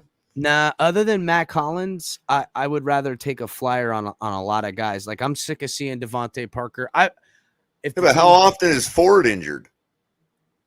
Isaiah Ford, never. Listen, Isaiah Ford's always out there, bro. But I don't want an Isaiah Ford. It's a ceiling thing with me. I would rather take the few games of a ceiling of Devontae Parker over Isaiah Ford. I guess what I'm arguing, the point I'm arguing is that if we had exemplary quarterback play, a guy like Isaiah Ford would be seen exactly like a guy like Christian Kirk or any of these other guys in free agents. That's a number two. No way. Christian Kirk is a maybe bad example with Kirk, but I'm saying there's a lot of guys on that list that Isaiah Ford would be just like if we had a better quarterback. Yeah, you're right. Potentially, though. Again, it keeps going back to the fact that we cannot evaluate the talent we have on this team without competent quarterback play. It's just a fact. If we want to, if we don't want to do that, that's fine. Then we're gonna just be picking blind, and we could literally just pick any one of those wide receivers and bring them in. Well, here's the thing, Culler. I'm not so much just blindly picking wide receivers. I'm thinking of scheme-specific wide receivers for the scheme they're definitely going to build. Whether Tua remains the quarterback or not is irrelevant. As I was saying to Mike, it's irrelevant. That scheme still has passing, and it still requires. But it's how do I say it? it's more about misdirection passing. The big money, again, like I said, would be better utilized not on a Devontae Adams, but getting a Teron Armstead over that. You know what I'm saying? Get elite line play and get a lot of speedy guys that can get out into space with the ball and make yards after the catch, where you take a 3 or a 4 yard pass and you pick up 3 or 4 extra yards on that pass. And so it's death by 1,000 stabs, not paper cuts, because it's not a paper cut offense. It's a stab offense. And you essentially want to the running back and the offensive line are key in this. If you can build a wall with your offensive line, a lot of running backs that are okay look real good. But if you had a great running back, a Derrick Henry type, that helps you most. Okay, and I get all that, but what I'm saying is, if this scheme is going to change Tua's numbers, why wouldn't it change our wide receiver group's numbers too? Oh, in some ways, maybe, but do you see my point here? Waddle and anything we're looking at in our current wide receiver room is skewed from the trash scheme everybody thinks we've been running. Yeah, but John's making the point of trying. Nobody expects Parker to get the ball and make moves. Like, we've seen him come across on that skinny post, that's Parker, that slant. But that's Parker. We've already Williams, put the check mark on 2 of them. We're keeping Waddle and we're keeping Lynn Bowden, right? Wow, how am I tripping, Ramon? What you mean I tripping? I don't. Lynn Bowden hasn't even been playing, so how are we going to say? First of all, Lynn Bowden he's a sure thing. You know what I mean? This team. Yeah, but I gotta say, dude, I have faith that Lynn Bowden gonna come out here. Okay, I get that. All I'm saying is the very same scheme that we keep saying was the wrong scheme is the scheme these wide receivers has been playing in. How do we know that any one of them aren't going to get open more often because of the same scheme change? I got that. It's not about them getting open. It's guys that make moves with the ball in their hand, where in the middle of the field, where there's a safety behind you, a cornerback to the side of you, and a running back there, but I'm open in the middle of the hole that's created, and it's hit. And the ball's thrown behind me. Well, listen, we're not talking about that. I'm just talking about the style of playmaker I want now for this scheme. Chris, I'm just pointing out that how's anybody supposed to get that kind of play in the open field if they don't have the ball, if the ball's thrown behind them? Yeah, but I got that. I'm not talking. I mean, Culler, then let's not get anyone and just keep what we got and hope that Tua takes the next step. That's been my point, Chris. I know, but that's a terrible point. I don't think we're trash. I think it's a terrible point because Mac Hollins in the middle of the field or Devontae Parker in the middle of the field with the ball in their hands with guys bearing down on them, I'm not going to expect them to shake loose and take one out for more yards. And that's perfectly fine, now, Chris. Waddle, why are we going to go Waddle doing that? Okay, I get what you're saying. It's a terrible take. But then why are we going through the list of free agent wide receivers and nitpicking them? Well, I'm nitpicking them because I'm nitpicking what I want. We could literally close our eyes and get a better wide receiver is what you're saying to me. No, I'm saying for this system, you need a specific type of wide receiver. One more. But you're making that point. That you're the only one making that point. No, I'm picking guys off this list that are fitting the scheme that they're bringing. That's why there wasn't a single person on that list that didn't have a problem with them. I sat here and listened. Everybody the whole time.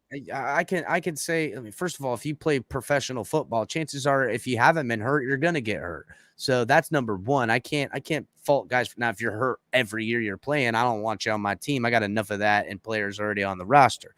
My point is, I would rather take a high point, taller wide receiver like Devontae Parker and get rid of him and give me Jamison Crowder. That's more of the style that we need around here. That's Parker. But what is it about Ford that makes all the other free agents better, or not a blind shot? Again, Ford on my roster taking up any money, I would rather give that to a guy like, I don't know, a 4th round draft pick that they think has the skill set that can be coached up. I would rather take the roster spot away from a guy like, and I hate to say it, Mac Hollins even, and give it to a Christian Kirk and find a decent pay to pay these guys. I'd rather see more money put in the proper resources because, again, Culler, and we agree upon this, it's not about making big passes. It's about making perfect timed passes and schemed passes to get the ball out to a playmaker in a short amount of time. They want the play to be hiked, snapped, ball thrown, and into wide receivers' hands. That's literally in like 4 what we've seconds. been doing for the last 2 years. I know, but this is they're actually gonna, well, then we shouldn't be going over wide receivers. We should be looking at offensive linemen, because that was my only point. Our wide receiver room is sufficient. Now, yes, we do need to pepper guys in. It's not sufficient. It's not sufficient because you're going to see very rarely a guy far away on the far end of the field for any reason. It's just not even going to be in the playbook. When someone's the wide receiver, he's more of like a second wide receiver when they go too wide on the end. They're never going to put someone far out on the boundary because it's meant to be more bunched formation with motions, movement in and out, and then slide technique to the left, slide technique to the right, misdirection, lateral. And then once they suck everybody up, then hopefully they can do like a double move from the slot position inside out and go up the middle of the field on a seam, which I haven't seen Tua make that pass or that throw yet. We'll see. Kind of like what Cooper Kupp did in the NFC Championship game to win the game, where he pulled that double move from the slot position, because I believe it was OBJ out wide, and he came up doing a short in slant, and he came up on the guy, took a double move, looked like he was going to run that curl route like they've been seeing him do all game, and he didn't. He took it, put his foot in the ground, and went upfield, and they won the football game on that play. Then I'm just in favor of drafting guys, because I don't, short of Jamison Crowder, I mean, you don't have the guy you're talking about. You don't have a whole complement of receivers for us to bring in free agency to fill that out. Well, it's gonna be more of by committee kind of. Like Sean brings up, well-named playmaker, wide receiver that breaks ankles in free agency. They literally don't exist. That guy doesn't exist in free agency. Yeah, they're not gonna let guys like that go. You're not wrong about that. But we would be better going after, like you said, Cooks. Cooks would be a perfect scheme fit for this offense. Crowder, even Braxton Berrios. If the coaching staff can look at a younger guy and think that they can coach him up because he's got all that twitch ability.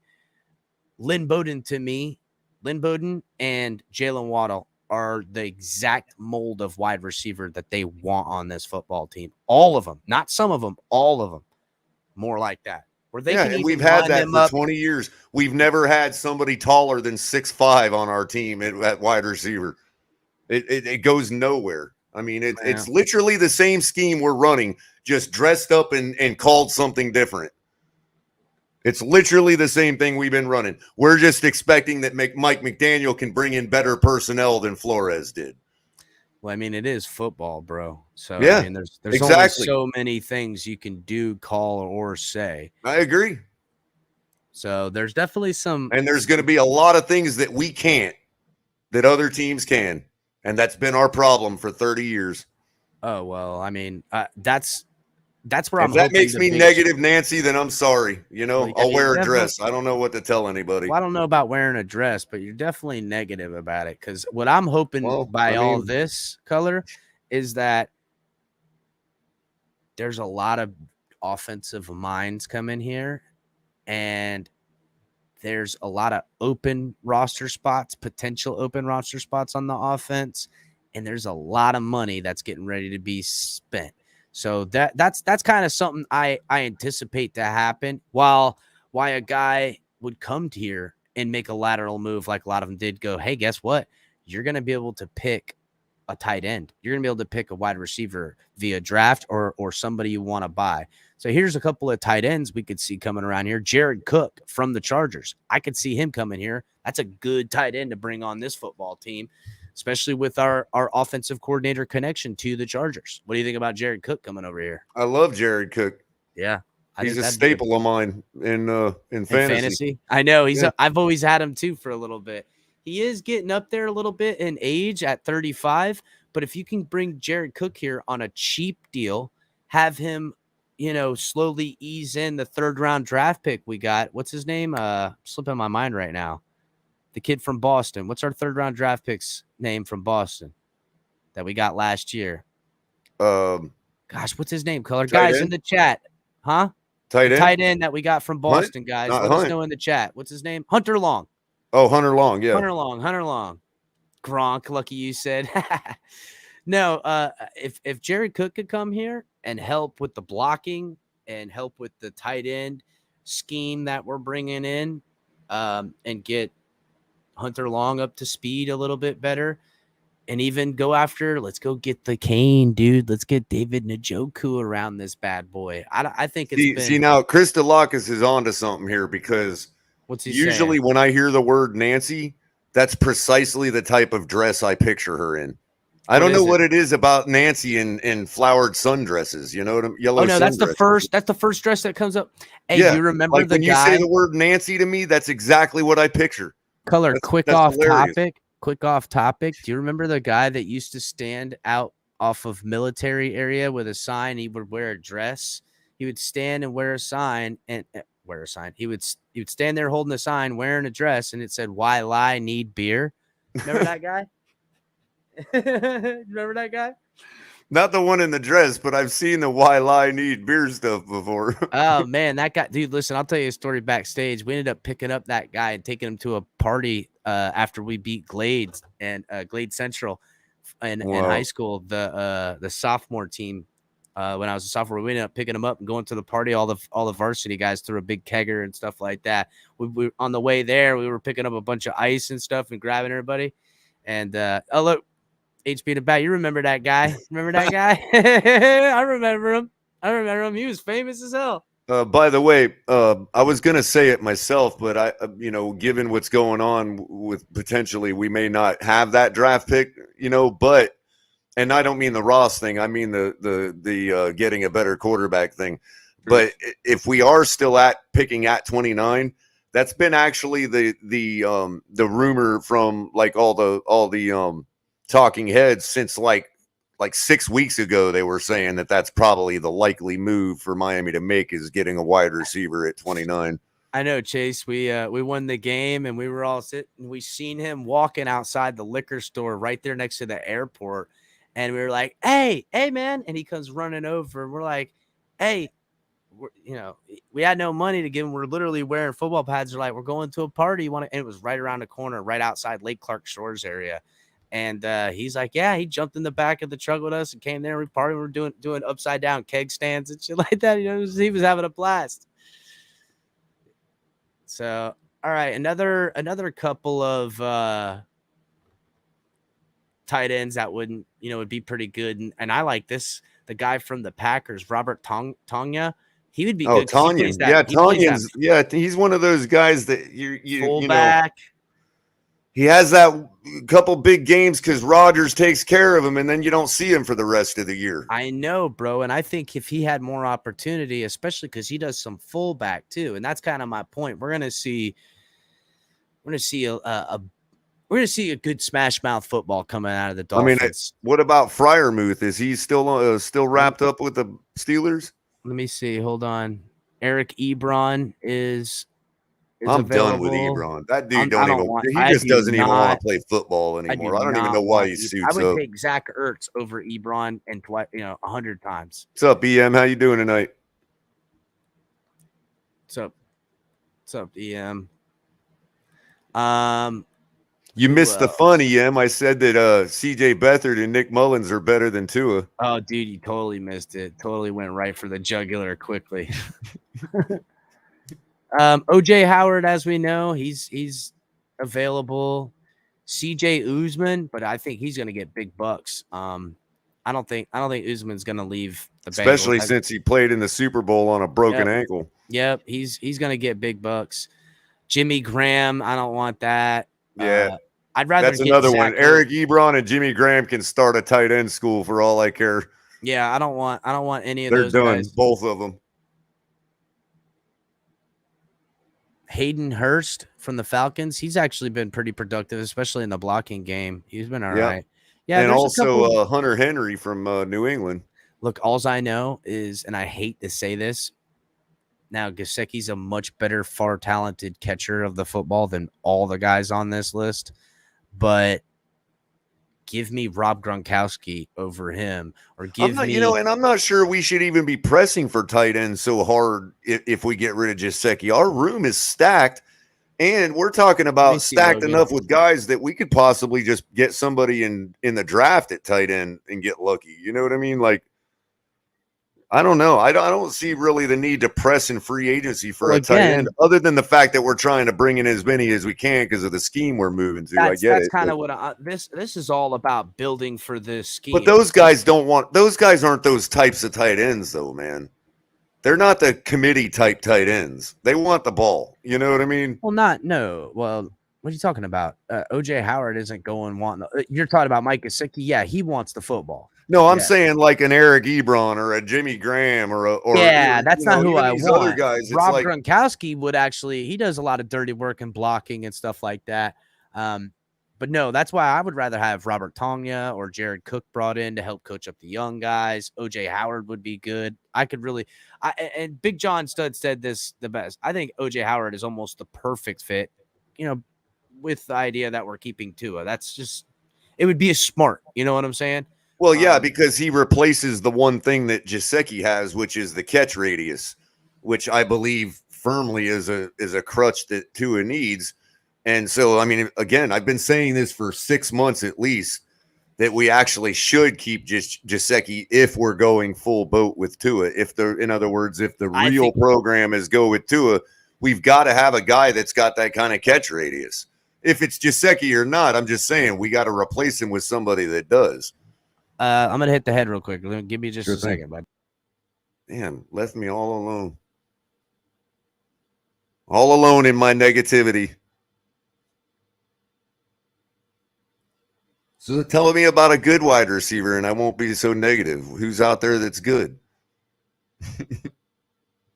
Anyway, everybody make sure you like and share.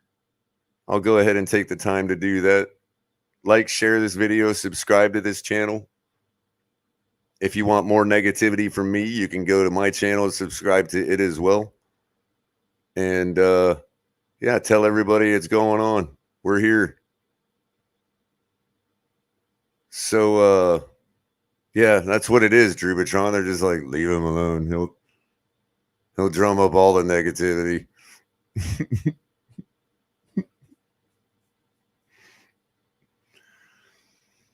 Besides the money, what's the issue with Davante Adams? Nothing really. That's actually that's the kind of guy that you're like, yeah, it's the money issue is really the only, negativity there.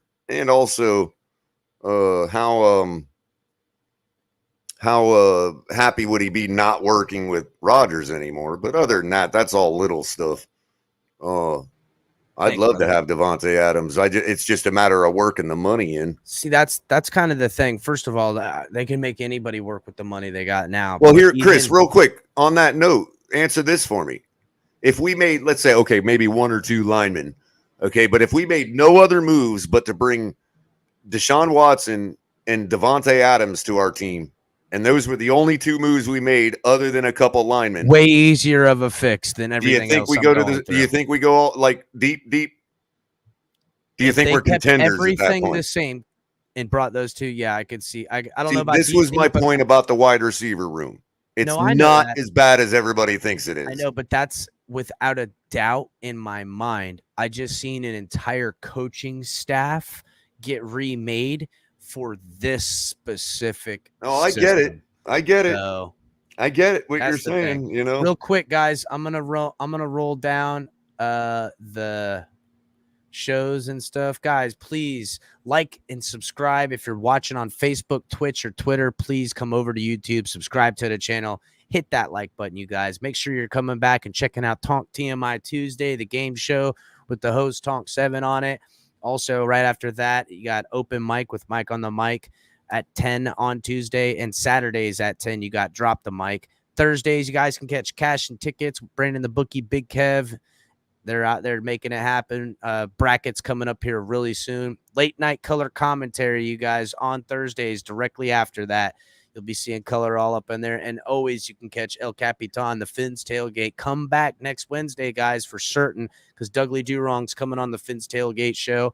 If you guys want to help donate to the channel, please help donate to the channel through Cash App and Venmo. It helps us out. We really appreciate it. Make sure you guys are smashing that like button, guys. Please smash the like button. Thank you, Wicked. Smashing it on all platforms. It helps me out so much, guys, in every way. And we're doing our best to get up to 1,000 subscribers. We're really trying to get to that 1,000 mark of subscribers. So let's move on from tight ends and let's look at some running backs. We did pick up a fullback. I know we've gone over some running backs, but again, there's nobody that's sitting open. Yeah, I didn't say nothing about the running backs, but on the running backs, like I don't think there's I perused it pretty deeply, and really Fournette's like the actual he's the perfect most running back cost-effective option on the whole thing. Really, he's the perfect as far as back what he is, what he brings to the table, how much we can get him for.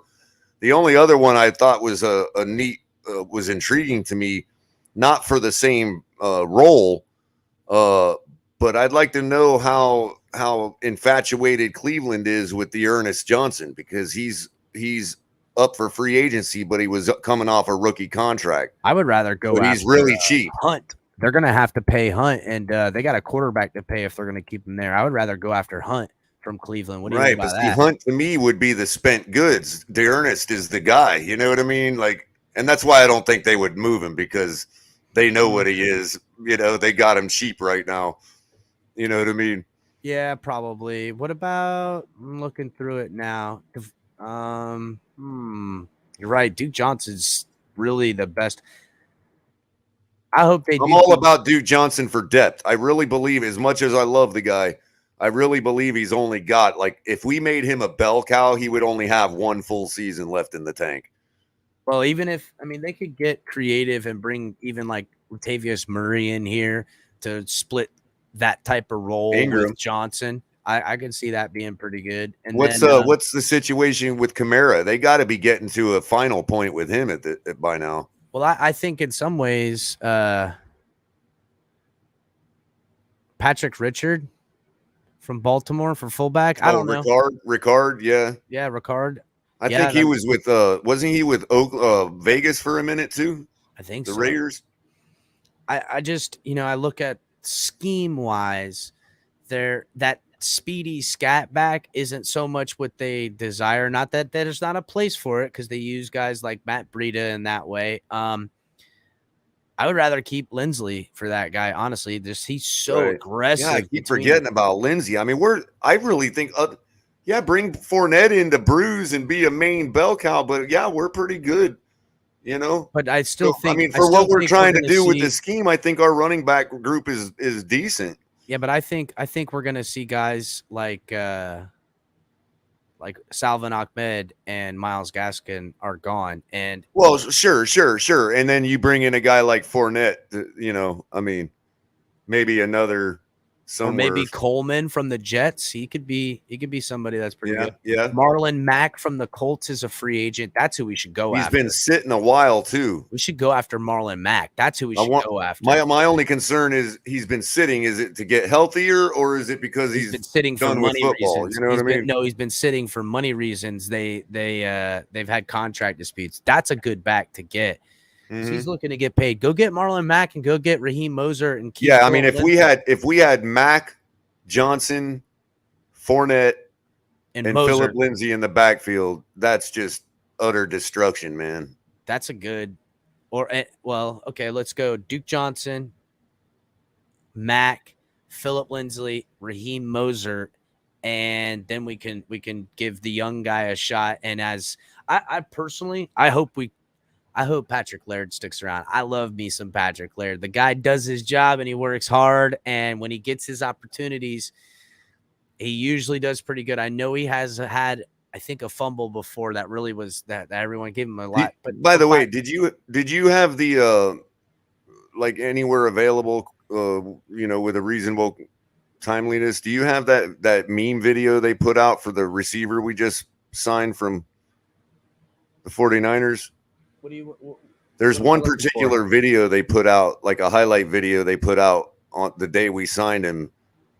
No, I didn't see it. Let me see if I can find Because it. I know if you his look name at this is- video I'm talking about, you'll be like, man, you'll understand why I'm so why I feel the way I do about the wide receiver room. Like, there are so many other options besides these used up free agents, man. Other than the ones that fit the scheme, like Crowder or Cooks or Robert Woods, or Well, here's a video. I mean, he's making a one-handed catch like in the flat or something. That's just like, man, if I were to be a wide receiver coach, I'd be showing that film on day one in my wide receiver room. I'd be like, ladies and gentlemen, this is how you catch a football.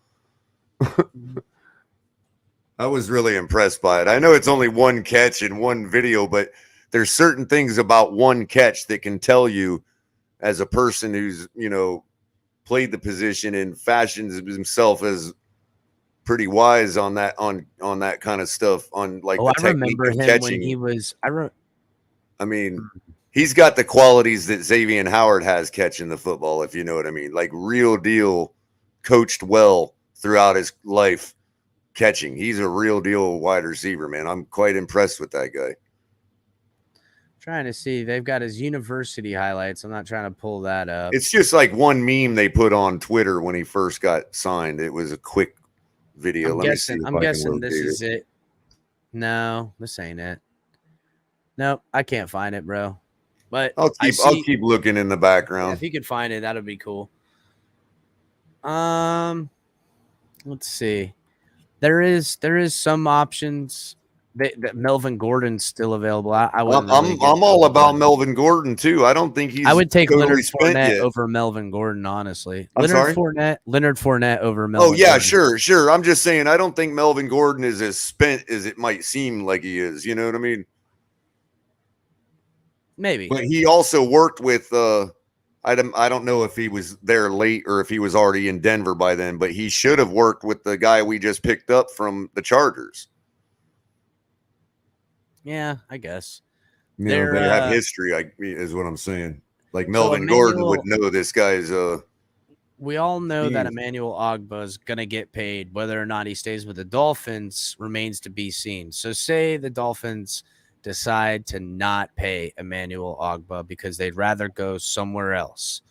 There's tons of guys they could go to. You got Von Miller, you got Chandler Jones, you got Jason Pierre-Paul, Clowney.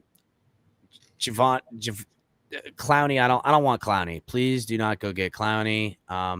Mario Agreed. Addison is available. I know he's a little older, but he could be a stopgap kind of guy in some ways. Melvin Ingram, that's a good one.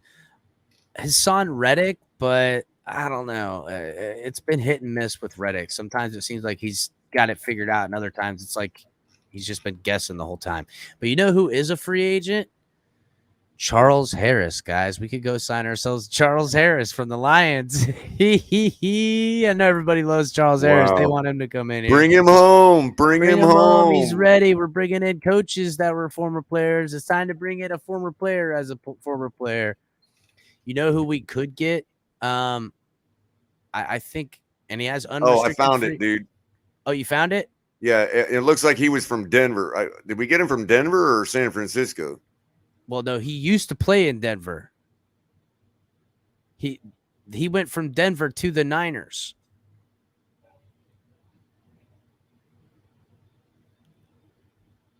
Recraft, or I can't. His name, it just, my dyslexia can't handle how his name's spelled. So till I hear it, I got it. It's a video and a tweet. Hold on a second. Hold on. Let me pull it up. I'm gonna put it in private chat. All right. All right, I got it.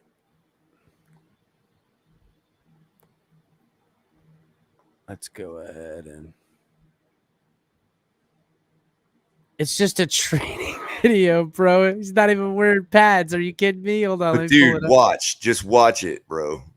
I got you. It's not about the football aspect. It's just about catching technique.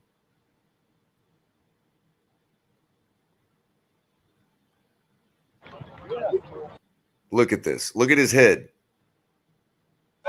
That ball had never had a chance. Right out of his hands. Dude, that ball never had a chance to touch the ground, man. That ball never had a chance. Put 2 hands on the football. That ain't no technique. That's called taking the ball out of the air. That's called that, dude. Look at his head. Look at his eyes. All the way into possession, bro.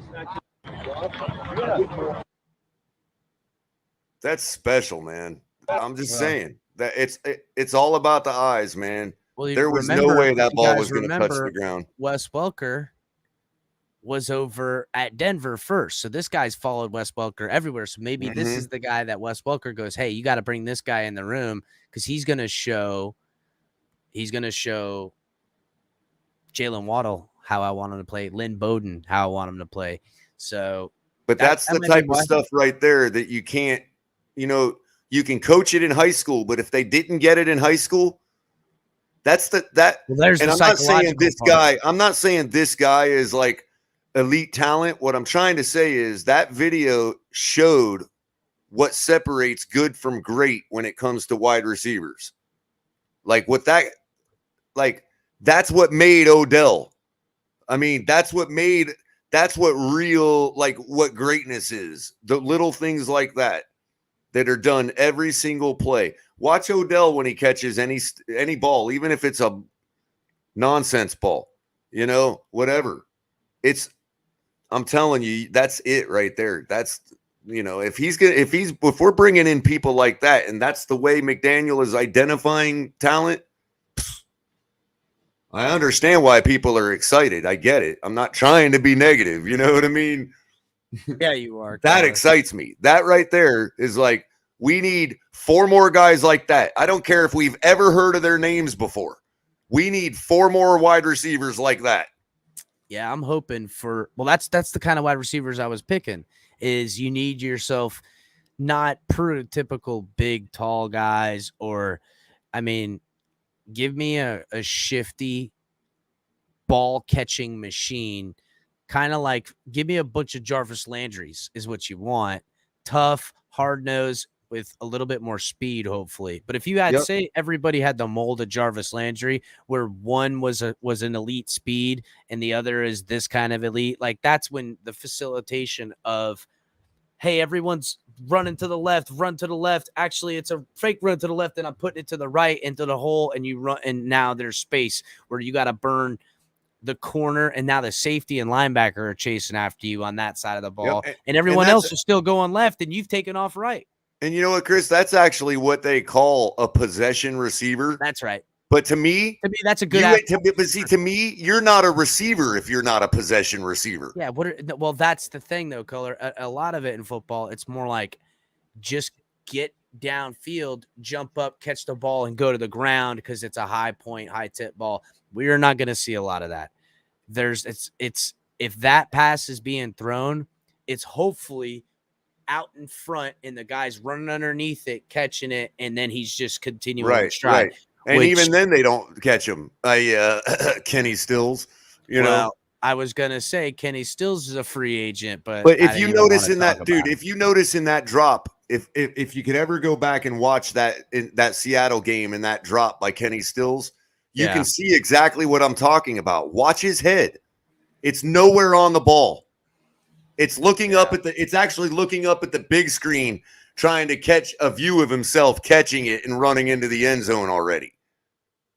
While the ball is bouncing off his hands. You know what I mean? All I can do is speculate that he didn't catch it. You know what I'm saying? So here's a position of importance to the Dolphins, not on the offense. It's a linebacker. And there's some people that could come in here and really help us out with linebacker. Some aren't going to be able, like Deontay Hightower would be good, but he's 32. He's taking some lumps. Who knows how much is left in that tank? Jared Davis from the Jets. I don't know. He hasn't looked good in recent years, but he's been on the Jets, so maybe there's something there. KJ Wright, maybe. I don't know. We kind of need more of that center fielder that when he's playing the pass, it's on the tight end or the running back. That's the middle linebacker we need. I don't want him being exposed and picking up duties for slot wide receivers. That's not what I want. You need a guy that can play a little bit of the pass, but we need more of a ground, a Quan Alexander. Or Reggie Ragland is available from the Giants. Ooh, maybe they think they could bring him in. Reggie Ragland hasn't really put forth what he should, but maybe they could bring him in. That would be nice. If they think they can coach him up. Who else? What other ones? Ogletree from the Bears. He's 31 now, but he could play it. He could play that position. He's been in the room before. Yeah, he plays that middle linebacker role too. I'm looking through right now. I'm not seeing anybody that I'm like, oh yeah, get him. That's it. That's a fixed deal. Kind of the same thing with wide receiver. It's nobody bounce off to the screen. You know what I'm saying? What we really need to do is pick apart that Tampa Bay run defense, because we know they're going to have to get rid of a lot of guys. They're running up against a hard cap.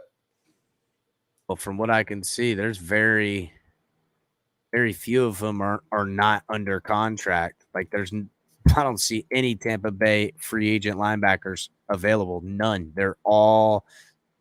We would have to do trades. These are just free agents that I'm looking at. So remember, they need secondary help too. So what about X for like 3 of their defensive linemen?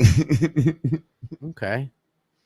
But now and listen, I think we're going to keep Nick Needham. So if we let go of X or of what's his name, Jones, Nick Needham's the guy slotted to take over, and I like that. Nick Needham's pretty good. Dansby's still playing? I haven't seen Carlos Dansby anywhere around here. No, he's not playing no more. He's not playing. He's a coach now. Pretty sure he coaches. Quan Alexander from the Saints. Yeah, that's what I was saying. Quan Alexander. Quan Alexander helped win me my he's championship a a couple years ago too. when he That's was who with. We should be going for. Yeah, he was with. I want to say he was with San Francisco. I don't know anything about Keanu Neal from the Cowboys. I don't know if he would be the type of linebacker we're looking for. I'd have to look a little bit more on that. I would rather get Jared Davis or Quan Alexander would be perfect. Let's go get him. And Quan's a proven producer. Like I don't think Vince Beagle's coming back. What do you guys think? I think Vince Beagle's coming back. He's been too injured. It's too bad too, because he did okay. Sam McGuavin is a free agent, but he's a restricted free agent. So now you're not going to get rid of my cause for cleat guy, are no, you? he's a restricted free agent. So I don't really see too many. He wears purple. Yeah, let's keep him, bro.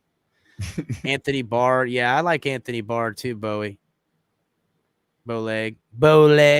I'm going to hit the head real quick, Chris. No problem. Guys, make sure that you're liking the channel. You're subscribing to the channel. Like the video, excuse me. If you're watching on Facebook, Twitch, or Twitter, do me the favor. Come on over to YouTube.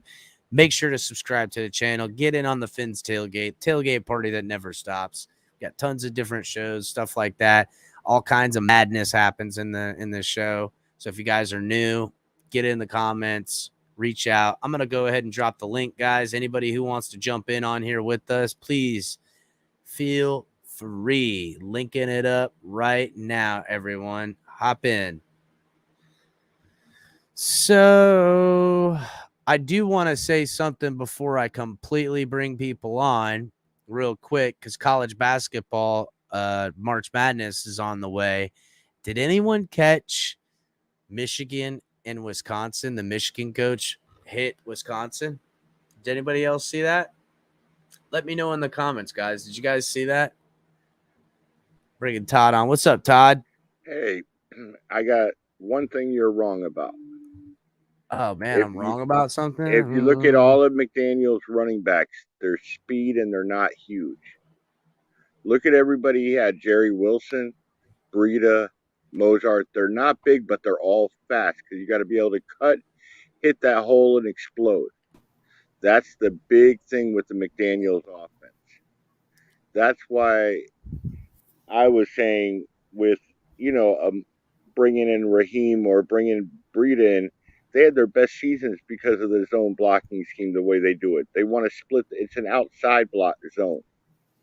So you want to, with who we have at running back, I would keep Duke Johnson, yes. I would keep Philip Lindsay. But I'm telling you, that's what he wants in his system. That's why I say the fullback is pivotal, because he's going to be a lead blocker. Yeah, But they'll be running that offset eye or the guy power from eye Baltimore formation. the guy I brought up from Baltimore is a 311-pound fullback. I mean, listen, I'm not. They're going to be bringing in fullback. I think we're going to see a lot of tight end fullback split. And duties. the other thing, they like to put a bigger receiver in the slot because of blocking. They're also known for that. That's if you're going to put a big receiver in for blocking. I know I don't like Juju overall, but Juju had his best seasons when he wasn't a number one. We don't need him to be a number one, but he's a hell of a blocker. He is. He does get his hands on people and drives them upfield. I have seen him do that pretty decently. And he won't be a number one here. I guess not, because I mean, the young guy's the number one, ain't he? It all depends on cost. Hey guys, how y'all doing? What's happening, my brother? What's going on, MC? Did y'all see the race? What's happening, Sharif? What's going on, CT? What race? Oh, the Daytona 500. No, you know what, man? I'll be honest. I'm not a NASCAR person. I lived right next to Daytona. I've been to a couple of races, and I'd rather go to the Rolex, honestly, because you partied down in the middle the whole time, bro. So, but nah, racing's never been my deal, dog. Squid Game calling, get up here. What I did have. Did anybody see the Wisconsin Michigan thing? They were the Michigan hands. Yeah, I did see the. I saw the. Yeah, I don't know what brought to that, but they was throwing hands. I'm gonna show the video as soon as Culler gets back here. I'm gonna show they're the video. They already said it. The NCAA already said that major suspensions are coming. Are you kidding me, bro? They've already said it. Major. I'm not saying. I'm saying that is definitely gonna happen. What's up, Crypto? What's going on, Drew Batron? Fins up. How you guys hear doing? me? Yeah, we hear you. I just wonder what was said. I want to know what was said. Well, because not only it wasn't the physical altercation that was part of it, but something was said there that it popped it off to a whole nother level. That's what I want to know.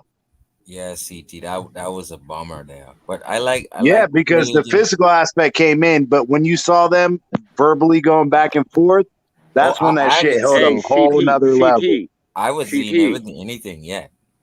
Wait a minute, I'm lost here. What are you talking about, CT? After the game, Michigan's coach said that he was pissed off about them calling the timeout, and he said, "I'll remember that." And then the one assistant coach put his hands on him, and he didn't appreciate that, and that's what started it off.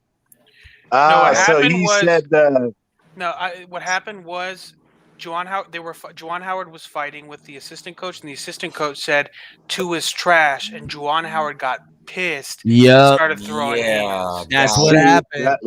That's what I was saying. Something was said. So I said Tua trash, and said Tua ain't no good. He's like, I'm a Miami Dolphins fan. Hey guys, I'm not going to argue about Tua.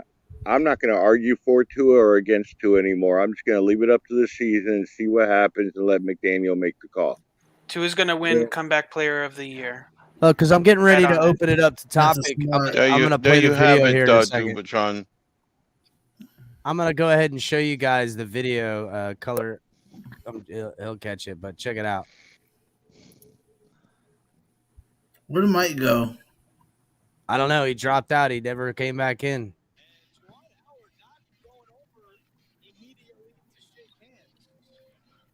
second. You cannot. It looked. Yeah, looks back like- it up. Back it up again. Back it up again. Yeah. It looks like the one player starts hitting the coach, and one of the coaches ends up on the ground. See the kid with the Nike check next to coach right there? It's skipping a little bit. I see a bunch of gold, blue, and white and red. Boom. Yeah, but as soon as that one guy came up and he pushed him, there were words that were said, and then that's when the fist started flying. Well, yeah, because Howard didn't appreciate that, so that's when he said something. Don't touch me. Probably we don't know exactly what was said. He probably Yeah, said, that's what I "Don't-" was saying. If He you probably roll it said, back "Don't one more fucking time, touch me," Chris. because it was the Honestly- assistant coach that put his hands on him. Honestly, the Michigan coach, he fucked up real good because They want to smoke. look, Watch how he grabs a hold of Howard though when Howard goes to walk by. That's the assistant. hold on a second. He grabs him right by the shirt. Look, right? Hey, what's up? Yeah, but look at his Grabs- lips. What he's saying. Yeah, He's see, moving but mad. that talk right there. Well, look, he put in his finger. It was something the dude said because he pointed his finger, and then that's when shit got out of control.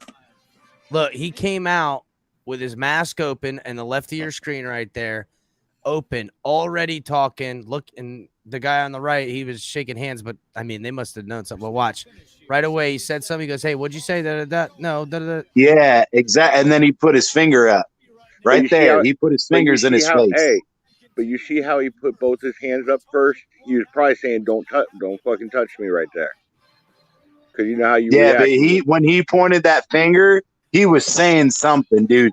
He was Yeah. telling him off. You know what happened? Juwan Howard. And that's spent where too you much just saw time- that guy just ran in and threw a punch, bro. He spent He too just much time Superman around punched shit. And Haslam told him, like, look, you don't let nobody talk about Tua that way. Hey, but you know, no, in all seriousness, no joking said around. that. Howard's always been a class act. He's Yo, never Oh been yeah, anything and like Howard this. What's don't up, play that Chris? shit either. What's up, CT? What's going on, What's up, brother? What's up? Nah, but Howard don't play that shit, bro. Howard, he's always been professional. But something he had said to him, for him to put, like you said, Todd, he had his hands down, and then when he brought his hands up and he started pointing his finger, I don't know what that coach said, but that coach said something, bro, that he did not like. Either way, I man, agree. that's Howard might lose his job over this because he grabbed him, and then after it was all spread, he reached over and hit him. It's Whoa! ugly. No, he didn't grab him until he got grabbed. That's the thing. Yeah, the coach already grabbed him by the chest. Yeah. If you go back and watch it again, he grabbed him. He grabbed Howard on his Howard was So he just grabbed his hoodie. arm, like, He to grabbed stop his it. arm No, and he had stopped him one and hand- said, "What'd you say?" Yeah. Because he came up, he got his mask pulled out. He was already saying stuff, and then he stopped and go, "What'd you say?" Da da da da like that. Yeah, but and then see it that became- right there. But that right there is Howard was just going to try and walk by him without even saying anything to him. That's No, where he that did- he coach was messed saying up. stuff. No, he Howard came up was saying walking stuff with it walking. off of his mask his off. mask was- already Yeah, running Howard him. was already running his He was mouth. already But But running I'm it saying up. the coach grabbed him in the chest. Go back. He grabbed him in the chest and grabbed his Arm. his sweater or whatever, his coverall. He grabbed him straight in the chest and grabbed his thing and pulled him toward him. Hold on, let me get it And back. that's when Howard pulled his hands up and then he put his fingers in dude's face. Yep. So they're gonna Howard is the one that grabbed grabbed him by the shirt. watch, No, Like a like, no, bully, why? like a middle school bully grabbed him by the Hey, shirt. hold on. Watch. You got to go No. back and watch it. Look, watch. Look, watch Right when, there. Watch when the smaller guy without his mask on grabs a hold of Howard. he's I saw- but look right now. Howard's already got his mask pulled Yeah, out. he's chirping talking right now. He's trash chirping. right Yeah, now. he's chirping. Yeah, he's chirping. You But wanna- play the video. Forget that Play shit. the video That's when he still not grabs touching. Howard in the chest. Watch. Look right Look. there. Okay, look, he He didn't. stopped He's him. not grabbing anything. He just He's stopped not him. touching Nah, nothing. he went to But you grab still him and don't Howard touch. smacked his hand You off. still No, don't- he did not. No, he He didn't. did What are you touch talking him. about? Go back Look. and watch. This Why? isn't. He Grabbed just him. grabbed. He grabbed He just his touched arm. his arm. He He's touched trying his to arm. grab his arm and then he just yelling at smacks him. his hand Watch. off. Watch. There's Howard. He said something He smacks his hand off, and then he grabs him by the Look thing. at how Yeah. he's got him right Look now, at how dude. He Juwan grabbed. Howard's No, I He's got him agree. curled They got up each other. underneath. It's Yeah, No, they he both got doesn't. each other. What are you He talking definitely about? broke Each him. other. But right there, Howard was Look, going to walk by him you're gonna without tell saying, me without no. doing anything. Howard was not going to not walk by him without saying or doing anything. He No. literally is walking up to him talking. Look, No, look, right watch. there. Yeah, he talking You now. don't pull your mask out Okay. to not speak. So Yeah, already he probably he's did talking. say something. Not probably. He But now definitely watch. he's talking. Had to. He's talking, saying. probably Watch. like He's whatever. he's That gonna was continue. bullshit. You didn't win nothing. Probably something like that, whatever it was. And then, yes, there's the left arm. He didn't even look like he was Okay, hold looking on. at Look, him. his You know right what? arm, He's trying to walk he's not by even him. looking He's at him. trying to shake he's his going hand. to shake his He's hand. going He's to not No, he grabbing his isn't. shirt. What is he going to Not do? shake his Grab his hand. nuts? He's just walking by him. No, he's stopping him to talk to him. Look, Yeah. He's doing a nut Howard check. looked like he didn't want to have nothing to do with him. Got my nuts now. look. He's got his right It looked hand like he didn't out. want to have nothing to do with him. He just walked past him. He ain't even looking at Yeah, the he he doesn't want to have anything to do with him, and then the guy makes sure he has something he to doesn't do. want anything to do with him, but it's the shake the hands portion of the deal. No, It's you the don't have to though. He wanted to walk by him. He was pissed off because No, he didn't want to walk by him. He wanted to talk at him and walk by him. And the guy was going to shake his hand like everyone in the shake your hand line. That's subjective. You can't got say in he the was shake- talking at him. He's literally You don't have the walking audio. in the shake. So he's He just even got his said- mask no, pulled. he His even lips are said- moving. He's Howard not even saying said It's after the over game, he goes, 1,000 people in the stadium. He could be talking to anybody. Could be talking to somebody in the second row. You don't know that. I think you guys are really going to bat for Howard when it's pretty apparent that he walked by, pulled his mask, talked trash, and the guy's shaking everyone's hand. But Here's he the was next- looking elsewhere. I got it, but he got in line, the shake your hand line, to talk his trash and not shake his hand. He willingly walked Right. in the line that the guy's walking in, shaking everyone's hand right. to talk Okay. trash to him. Okay, And as the let me guy ask you goes a from question. one handshake to the next walk past him. handshake, Hey, let no, me he ask did you not. something. Chris, He didn't let walk me ask past you a him. question. He talked trash past him. Chris, See, let me that's ask you a subjective. question. You don't know if that's I well, mean, you're it's not talking trash subjective. Chris. past him. Hey, Then Chris, okay, what, Todd? if we had a game and you were pissed off at me because I did something that was out of line, you thought, and you went to say something because he said he was telling him, "I'll remember this." And all right, and I go and I stop you with your arm, and I go and push on you to turn to talk to you. You're pissed off at that moment. You're gonna let me just touch you like that and push your arm like that? No, you're gonna First of all, I don't let no one make me pissed off enough to knock their teeth out unless I knock their teeth out. Now, Squid Games, damn, no my one bad. touches, Squid but I Games don't over let there drinking. What the hell you drinking, bro? losing your self-control and blaming it for someone else doing anything ever is never a good excuse. So whether Buddy touched him or nothing, no matter how you want to base it, this guy's literally going down a line of people shaking hands. He's literally going to shake Buddy's hand. Buddy doesn't want to shake his hand. Did his left arm touch the elbow? Common shake hand movement. Hey, whatever, you shake the hand, you say hi. That happened? Yes. No, Buddy walked in that line pissed off and wanted confrontation. And then when he touched him, and then he grabbed him by his thing and curled him in fight mode. He's in deep shit. I don't care what Well, anyone that's says. assuming, yeah, but Not I think assuming. I have no, video. Wait. Can I say one thing? Oh my god! Video evidence. Look. No, it's not video evidence. Chris, stop it because you're assuming. You're assuming. No. that Can I he's please talking finish trash in to this him. one thing? Assuming what? Please, Assuming can I what? finish in one thing? Go ahead. So if you are making the whole argument that he's making a handshake gesture, 90% of the population is right-handed. So why is he not putting his right hand out to shake He his is hand? putting his right hand out. No, he's No, not. his left. His I left will- hand is listen. already on dude's elbow. Yes, his left No, hand's on his that's- elbow, and that- his right hand is going to shake his This hand. is literally bogging Watch down the video. show, His but I'm going to left hand- show No, it. hilarious. Watch this guy shake 3 people's hands, and when the 4th man walks up to shake his hand, now he's not shaking hands no more. He's pushing people with his left thumb. That's what he's did. He went from shake hand to left thumb jab. I don't think so, bro. Watch. Literally slow. No left thumb. It's slow. We'll go in. You're past baby. it, I think. No, I'm He's not. shaking I'm his right hand. before This it. Watch. is on.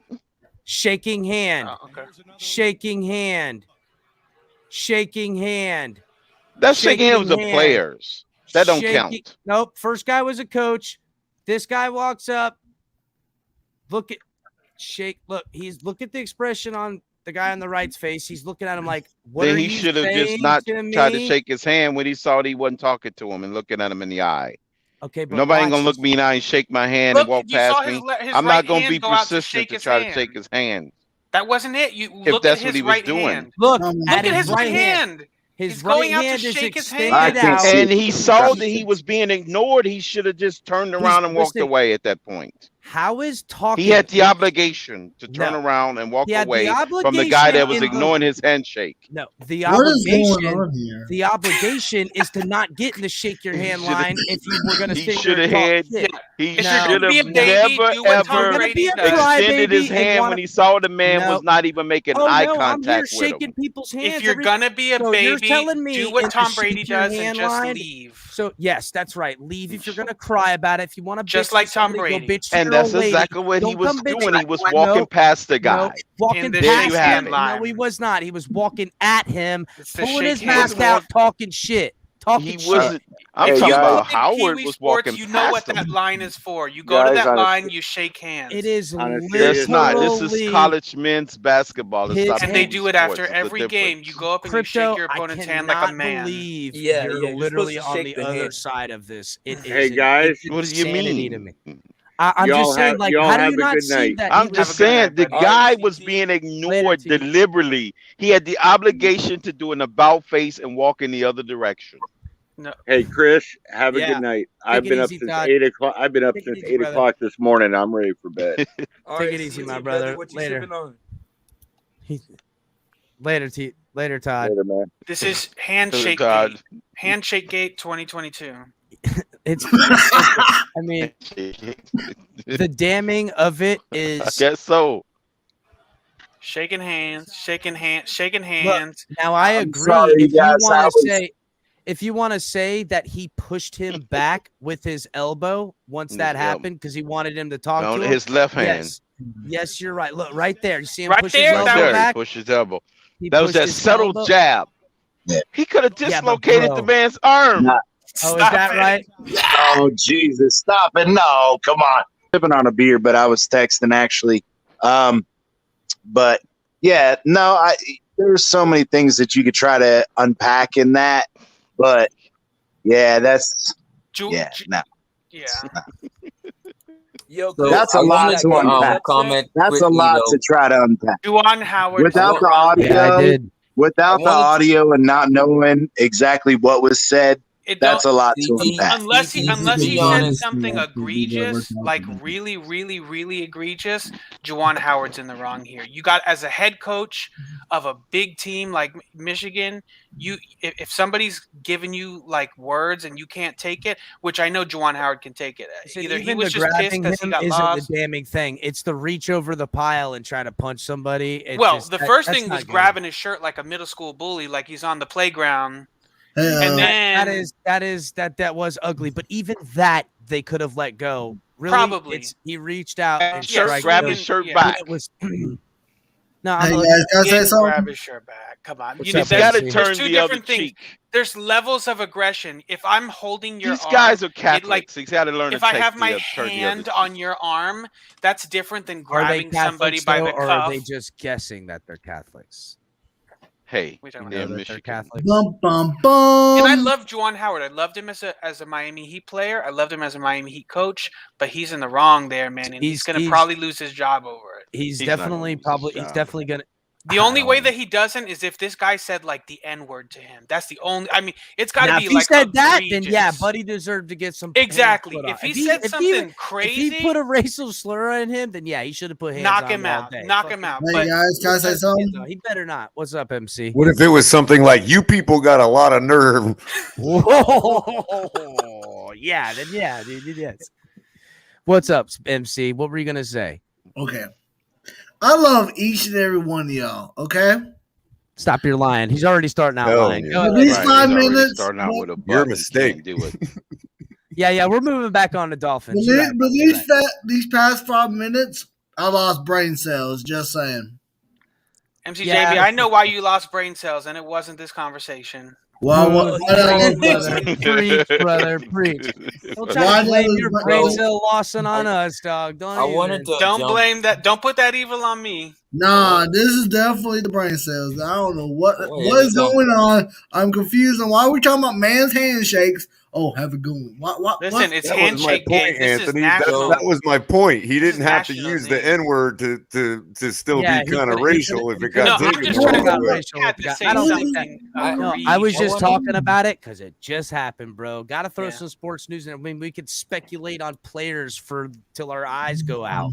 Okay, I got to mix it up. This is the Fins tailgate. You know, you go to a football game and you talk about other sports sometimes. So yeah, I got to bring some good stuff, especially because on the other shows we're gonna be having college brackets coming out, boys, and that's gonna be March Madness. Wait till we get down. I know. Yes, Auburn lost to the Gators. Upset city. Insane. Can't wait till March. It's gonna be fun. So Still trash. Sorry, what? So I want to jump into the more of the free agency talk and good, so Sharif. I Nice segue. I saw you guys broke it all down. See, my thing is the needs. I think it's 3 real needs that we could probably have to address in free agency. Because we have the 29th pick, so we're either going to move to the second round or we're going to be able to address someone who can play right now, either through the 29th through the 60th pick. So I'm assuming that you get yourself Ben Jones, Cam Robinson, and we've already done like the math and everything. Cam Robinson will probably be like upwards of 15 million, and Ben Jones will probably be 15 million as well. So that's 30 million. You keep Ogba, that's 15 million. So that's 45 million. You're able to get Gardner Minshew as backup. You're able to get Christian Kirk for 13 million, which is 5 million more than DVP. But so you're also able to keep Needham. You're able to keep Preston Williams, and you're left with 19 million. Oh, Anthony Walker Jr., middle linebacker from Cleveland. So yeah, you're left with 19 million after that. I think those are the needs. I really don't think we're really lacking at tight end or running back. Because you can get one in the draft, even in the 3rd or 4th round.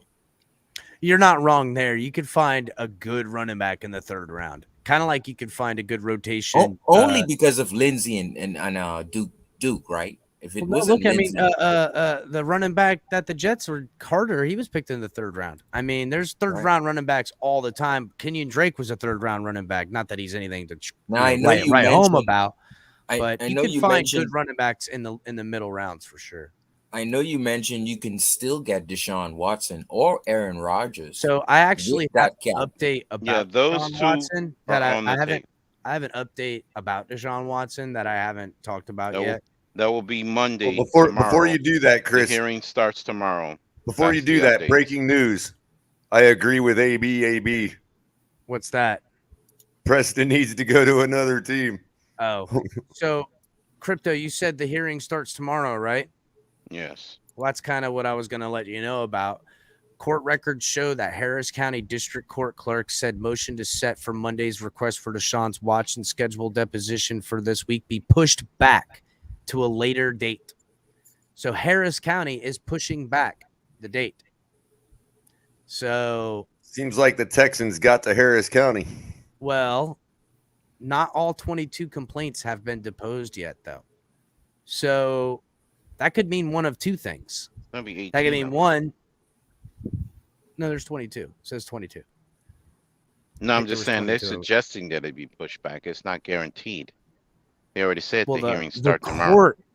It's not.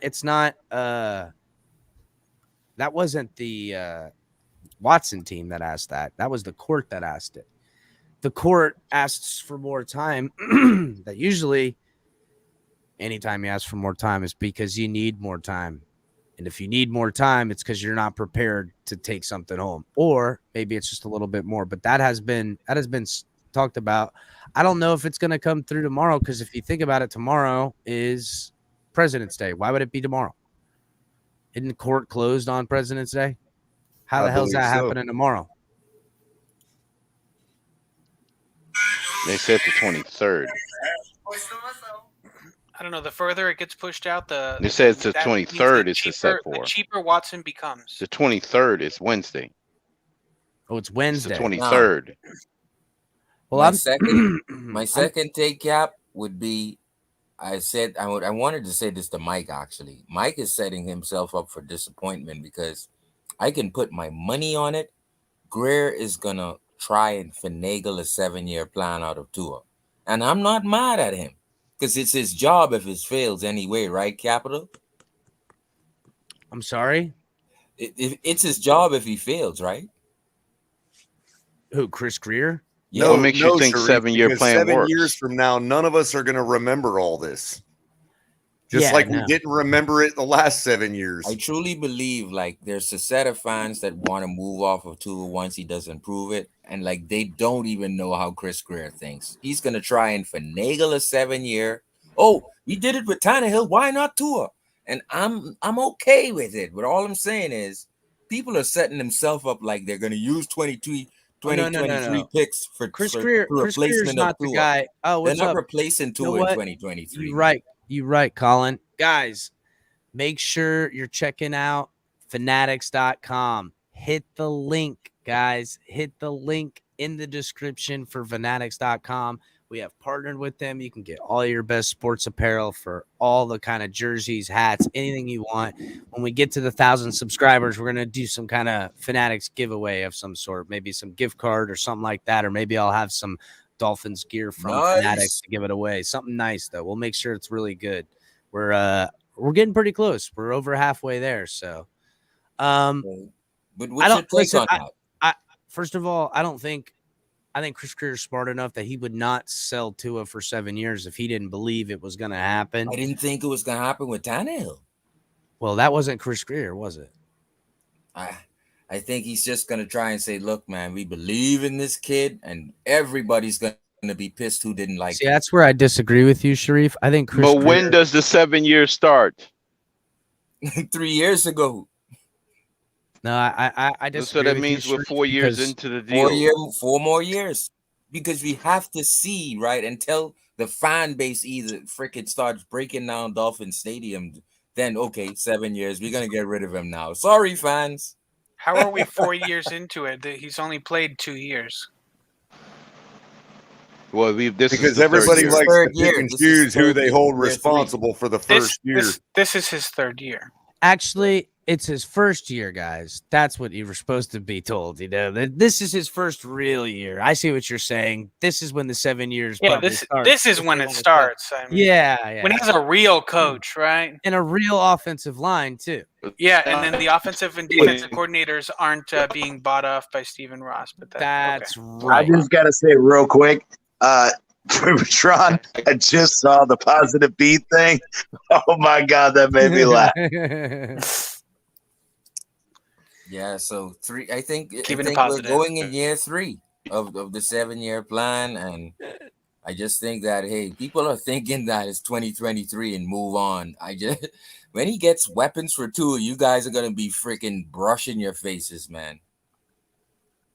Yeah, he's got weapons, and that's now. where I think that a lot of people, again, that it's we a have catch the most 22. reliable receiving core in the history of professional football. So why couldn't it be yeah, this but year? I'm just saying it's I'm that cool catch with it. 22. All I'm saying is, don't set yourself up for disappointment. Those Most picks are most gonna Oh, what? you know me, Sharif. I'm never setting myself up for disappointment. Oh, If brother, he you're talking keeps to Tua, you're talking to a guy in a purple jacket. You think I take things seriously? Let's get real. if Tua Oh, throws come on now, 20 Sharif. Now, interceptions, Sharif, you're just being negative, man. Come on. Yeah, that's a Well, thing. Oh, Fancy. Jesus. a God, come on. 20 Now, in now, a 20 touchdown, 20 interception season by Tua, they're not. I just believe Chris Greer he's not thinking like us. We're gonna move off him because we have the picks. He's thinking, okay, let's do better and see if we can put something else around this kid. I think. yeah, and but I think to a Chris Greer degree, won't box himself into Tua or anyone else. Okay, I think that's why I hope so. still I mean, believe. hey, That's I why I just still think believe Deshaun Watson is a potential possibility for this team, more so because of the owner than Chris Greer, to be honest with you. But I think Chris Greer's smart enough to listen. A lot of these coaches that are coming around here, I think those are Chris Greer hires. That's what I say. I know a lot of people are coming here because of Mike McDaniel, and some of them are, but I credit a lot of what we're going to see this team is Chris Greer's thumbprint, and I agree with you. I have Captain. I have the most faith that he's going to get it done proper. Whether it's, hey, if Tua can't do it, he's got assets and capital to make something else a possibility. That's what I mean. I believe in Chris Greer. He'll never sell all the way out for Tua until he believes that we're not selling out to find out if Tua's the guy. We're selling out to take Tua to the Super Bowl because we're going to win it. That's what it is. You're not going to see that sellout happen. I just heard the echo. Yeah, and that's where I agree. But I think that there's that catch-22, though. The catch-22 is, just like everybody says, you can't properly evaluate the talent around Tua until you have a proper quarterback. Well, you can't also evaluate the team around Tua until Tua has or evaluate Tua until he has a decent. I'm sorry, I have to push. I know, but can I at least finish before you want to push back? Let him finish. You're talking about getting 52 guys in to evaluate one man instead of getting one man in to evaluate 52. No, because Culler, you're making the obvious. No, you're saying that there's 52 men that are going to evaluate Tua. That's absolutely ridiculous because half of those are on the defensive side of the ball, which has nothing to do with Tua. So stop it. Come on. Stop it. And not only that. And how many points? Oh, my God. Nobody can ever finish anything if you can't. Yeah, we know. I love you, Culler. But you get so emphatic that nobody can finish. Yeah, okay. I'm just trying to say. I won't say another word tonight, CT, so we can all time how long you ramble on about nonsense, all right? I ain't going to let you do that. Ramble on about nonsense. I know. Yeah. Okay. Well, I think the point is. This is what the Dolphins have done to the other guys to evaluate Tua. He's trash. I blame this on the Dolphins right here. Look what it's doing to us. Look. This is what I'm talking about. I'm glad I brought this up, Culler, because people, I hope you guys are already. Don't get fooled into thinking we're going to just move off of this kid if he have a poor or average year. Please don't settle on to that. Oh, no, Because listen. They get to the playoffs. I'm against that. I am absolutely against that. Let him finish. Get ready for Mister, you don't talk over anybody. Let him finish. That's all I'm saying. Just get ready for that. And I'm not mad at it if he stays. Next year. And everybody love everybody. Come on. So, Sharif, you're settling for mediocrity is what you're saying. I'm saying Chris Greer and Ross already sold us some shit. Let's go back to the press conference, Captain. Yeah. I believe in Tua. You think you're going to get fired now for getting off a Tua? Yeah, but that wouldn't be the first time they blatantly lied to us. That wouldn't be the first time. They said they believed in Rosen 2 years ago as well. You know what? Hold on a second, guys. There's this organization continuously lies. So they wouldn't tell us that they're going to move off Tua either way. They, to me, and I said this weeks ago, don't be surprised. And Crypto, I think you were there with me when I said it. Don't be surprised if Chris Greer figures out a way to build up Tua for better draft capital to sell. And I'm not saying that that's what's happening, but that's how much I think Chris Greer doesn't. He's a smooth operator. And I'm not But talking about Smooth Sade. operator, bro. But Captain, that's why I said a 20-20 year. Nobody wants him. Then you're still gonna sell us. Well, don't mind that average year last year. We're still moving on into 2023 with Tua. That's exactly what I'm being told right now. And as long as that builds up enough hope where people keep coming back. So and Sharif, B, you saying if he have maybe a it builds up trash hope in season, another. we're gonna still move on with him in 2023, I knowing we really have all that believe capital. Ross is gonna give him the same chance that Tannehill. It's Ross's team. Remember, they wanted Teddy Bridgewater. Apparently, they wanted Brady on the yacht. This is 2019. They wanted Tyrod Taylor. Then they brought in Fitz. This is way before Tua. It's Ross's team, bro. See, we like to push this thing about Flores and who wanted New England guys. Remember, Frost wanted Bridgewater, and who turned him down? Bridgewater. This is Ross's team, guys. He also Now, can I wanted say Deshaun something? Jackson, Well- and he didn't get him. Or Real Lamar quick, Anthony Jackson. says He the did get him. problem with the 7-year is that if the rumors are true, Goodell might take away the 10-year of picks. That ain't gonna happen, Anthony. No 10 years of picks. Not But 10 years. Yeah. It'll be a take away year or picks, two max. Listen, this is what I worry about the most. Him and If they Ross take and away- Watson are going to be cellmates in June.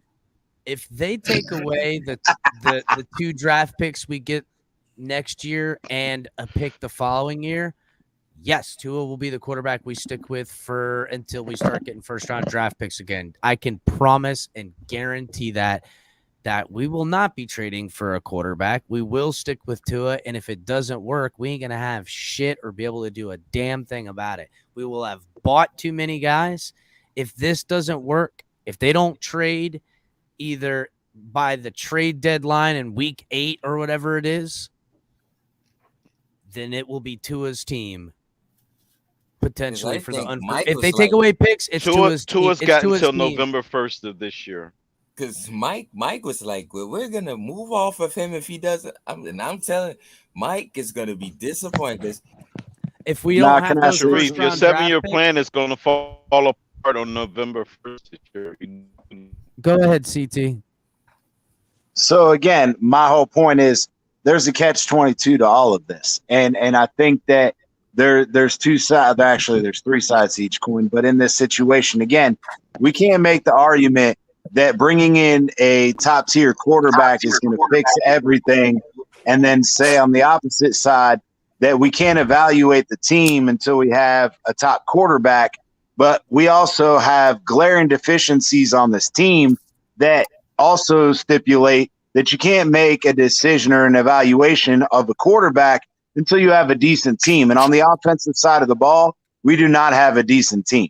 So that was I'll my say only this. thing. I'll say this. Okay, CT. real Hold quick. on, Culler, let me do we respond need to real check quick. with you to find out that it's going to be decent enough to make that No, evaluation?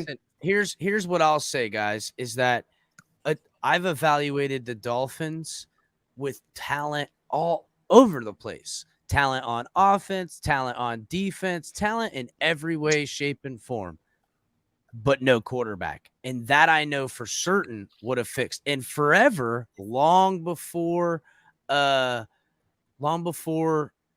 Ross even, it was always we need a talented quarterback to win in the NFL. Now, I'm not saying Tua is not a talented quarterback, but really here's the deal. If we don't move off Tua this year or before the trade deadline, we're not moving off him. Number one, there's not going to be opportunities for quarterbacks that I would guarantee to be an upgrade over Tua. That's number one. Number two, are we even going to have the capital if they picks get taken away? Are we going to even be able to afford a guy like that? Chris, What? Tua's going to take us to the second round of the playoffs this year. Someone save that receipt for me, please, because I lose them. So I will say this. From what I can see from the team, it doesn't really – Tua's not taking the offense much anywhere because it's not an offense where the quarterback takes you anywhere. It's an offense where everything else works as a team, and that's fine and dandy, and that's great. Now, if Tua shows me something else, then maybe I'll think he'll take us to bigger victories. And it's I plain and simple. What it means, Tua is going to be a game manager this year. That's basically what you're I saying. think the only way Tua can be successful, and I could repeatedly say this, in my eyes, your legs are bigger than freaking cow calves. You need to run 400 yards for me if nothing is there. Listen, if he does do that, then I would love that. But it's I not don't mind something him I not want to bank trucking on. people. I don't don't need think him to 400 truck yards is anyone. enough, Sharif. I don't even need him Yes. to juke anyone. I'm thinking I like just need him- 600. Right. Well, not. I don't think My he- issue is this. If He gets he's hurt not when he throwing runs the to ball. 7-11 wide receivers beyond Waddle, because all of them are grocery baggers, period. Isaiah Ford and Matt Collins, all of them are grocery baggers. I'm sorry. And if you What have a is the decent grocery bag? offensive I agree. line Grocery and baggers he mean still they're fill-in guys. and he They're still not doesn't football perform, NFL then I have quality. no problem moving off of Tua. I got no problem moving off of Tua. I'm But not until saying we that have this team shouldn't upgrade CT, the you're position, talking to the CT, crowd. but It's what Greer wants. You see, here's that's the the deal. Here's difference. What do you the deal mean I is make. what Greer Here's the deal. wants? Listen, guys. What are you talking Here's about, the Sharif? deal. I don't understand from Him the and last. Ross loves him. Just wait. From the last quarterback we had with Ryan Tannehill, when we drafted him, we're thinking he's going to be the next great quarterback passer, something like that. Then by the middle of Tannehill, we're thinking maybe we can just make him into an elite game manager. Okay. The bar on the quarterback set high is an elite passing quarterback because that's what we want. We're already talking about wishing for an elite game manager. It's just kind of lackluster. If anyone was ignorant enough to believe that a converted wide receiver to a quarterback after playing 2 years in college football was magically going to turn around and become an elite quarterback in the NFL is absolutely asinine. Are you talking about the Absolutely quarterback that's asinine. been going to the playoffs every year for the last 6 years since he left our team or whatever? I said if him coming out, if they had the expectation that he was going to be an elite quarterback coming out, that is completely that was ridiculous. 1,000,000% the expectation. Good thing we get to have all that energy back that we spent saying the same thing for 7 years. Crypto, you might GG. want to sign off and come back on. You are breaking up so much, you're losing crypto money for sure, dog. I mean, it's just crackling can in. you hear me now? I can't even understand. I mean, kind of, yeah, but you're like, you sounded like the guy with, crypto going right now. Phone's all lagging from all the movement on the crypto apps. You're using Ethereum. That's How why. about now? Yeah, much better, much better. Much better now? Yes, much better. I get it. Let's build an elite team to make an elite evaluation of the quarterback. I'll never say no to playmakers. There's not really a wrong way if you build it that way, because if you go and But we draft only a got one quarterback, playmaker at that room. What CT was to saying. me, right? Waddle I is look the at- only playmaker in the room. right now, Yeah. yes. For me, and I the look thing at the is all-22. there's multiple ways to skin a cat. And I'm not going to debate which way is the best because that's debatable. Multiple teams have shown us, whether it was the LA Rams or the Bengals, they've shown us that there are multiple ways to skin a cat. The issue is even Yeah, if but I would even if the way Tua the had a Bengals are decent skinning team, that cat is with not a great elite. quarterback, though. No, The I Bengals are agree. skinning it with a great quarterback. They both had great quarterbacks. Yeah, and both let's of get them. real. Like, the Rams got rid of their great system quarterback to get a better passer quarterback to win the big game, because they And went San to the Super Francisco Bowl was without And a who was good left passer holding of the a bag? quarterback. Who was left Yes, holding but the bag? history also Mike McDaniel shows- and Jimmy Garoppolo. That's who was left holding the bag. Yeah, Yes, but history also shows multiple Super Bowl winners who have above average to good quarterbacks. They're not 56 years, elite, there's been a and they couple. can Yeah, still win in a 56 championship. whole years, there's been a couple. That's- I'll give you that. And CT, There's that's not kind a of that's couple. kind of There's more than a couple. okay. Even if Name 'em. one out How of in the every hell did four- Eli Manning win 2 Super Bowls when Eli Manning was nothing more than a game manager? Period. Did you say he was I won't say that. retarded?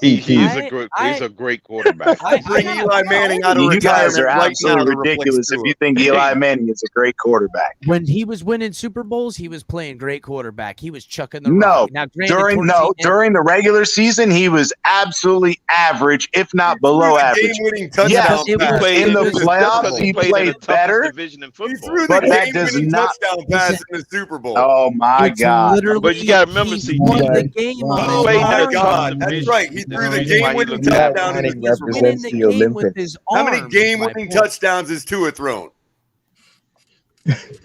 In 23 games. How many? Well, it depends on if you're going to say game winning as in the last seconds, or how many times did the defense shit the bed when he gave them the lead and then they done screwed themselves. Unlike the Rams, who had the lead, and yes, their defense came out and finished the game. Our defense that was supposedly so great shit the bed. I can think of last year, maybe of 3 games where the defense you could put in that scenario shit the bed. But yeah, and that's 3 games that puts us in the playoffs. That have been lost in the 3rd and 4th quarter. I just got to break it all down. Forget it. So, I'm not even going to say it because I don't know it for certain. But I'm thinking of plenty of plays where the guy in the football hand needed to do more to win games that were winnable. That's all. Right, you know? right. In spite of. But we're also expecting a second-year guy. We're also expecting a second-year guy to perform on the same level as a multiple-year veteran. That's absolutely ridiculous. First-round draft pick. That's right. No, I'm only hoping. No, he performed better because the same he's a expectation. first-round draft pick that's pick fifth overall. And again, CT, it's to me, it's lowering standards. It's saying he's injured, he's this, he's a second-year guy. It's always a lowering of standards, and then it's a this. To me, it's like no more excuses. And see, it's produce or get. That's what it is. Get. I agree. That's where we're at. I agree with that, but you also have to take we gotta be that way. No, we got to start being like that now. Because if we're not, we're never going to. But to completely dismiss the injury and act like, just like everybody else, like Herbert and whatever, he should just magically come in and. Nah, that's ridiculous. That's why I'm going to the All 22. I look at 2019. If you can just get the subscription, All 22. When I look at the line we had in 2019, yes, I had it from then. What Fitzmagic did is sped up the clock of a young line. He sped up the clock in his head. I don't know if they said Tua is dyslexia. Now that article and video came out about it months ago. Who said this? Yeah. He needs to be visually taught as opposed to reading from the chalkboard. That's neither here nor there. Dyslexia has nothing to do with whether you got to see something or read something. Dyslexia has nothing to do with it. It has to do with reading. I'm using the wrong word, something to do with reading. But my point is, yes, there's an article out on that, by the way. But my point is, reading something and reading letters and getting letters backward. Have nothing to do with watching exits. Those are 2 different things. There's a lot of different types of dyslexia. Let's not get bogged down in the. But my point is the All 22. Speed the clock up in your head, please, Tua. I'm not saying you're going to do exactly what Fitz did. If you don't speed the clock up in your head and get your ass out of there and get 7, run for 6 out of bounds. If you do not do that, people in this panel and fan base won't see anything else that you can do better to help this team. I agree. You're doing things in spite of he leaves rushing yards that he should take. I agree. I think you're doing something in spite of the team you have. It's not 3 and out. Later in the season, sometime around November, I saw Tua. The thing I saw was hesitance.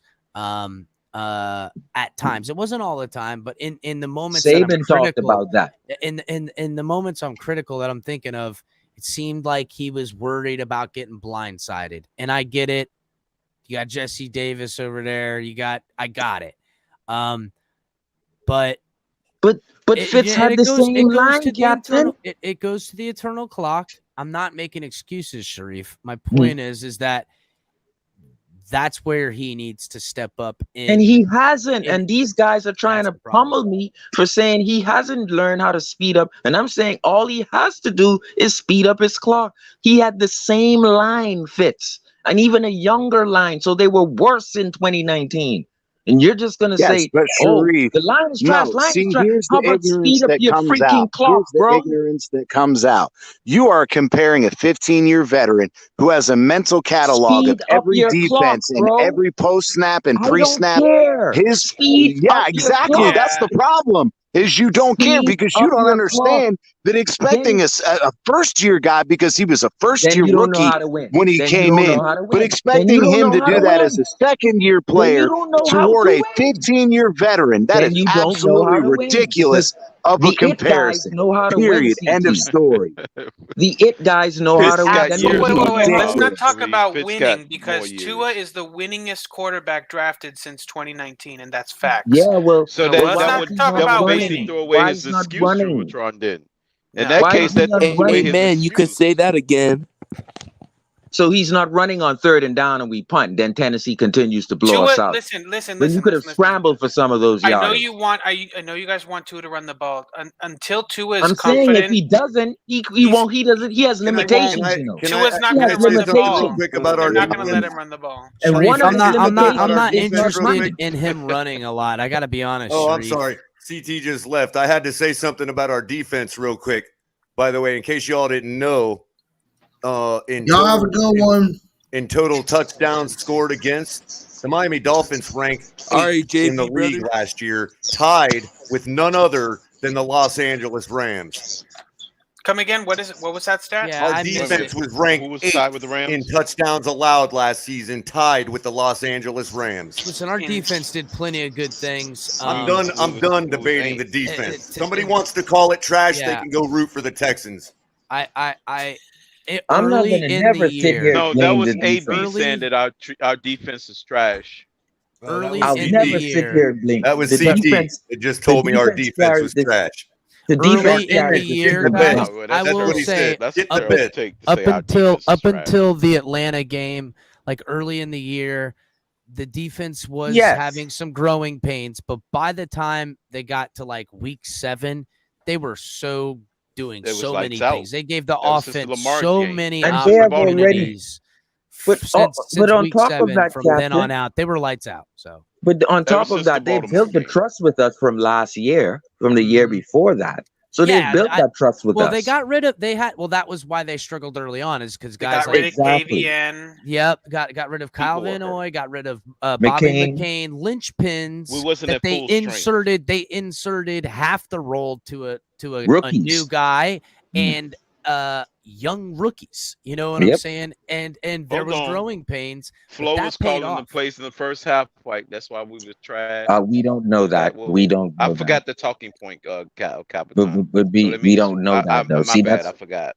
I think because I if think you Flo say was that, in then they're gonna charge. say Flo And, went roughshod through the whole team. Flo was in charge, and we had a bad. That's the reason why we were trash.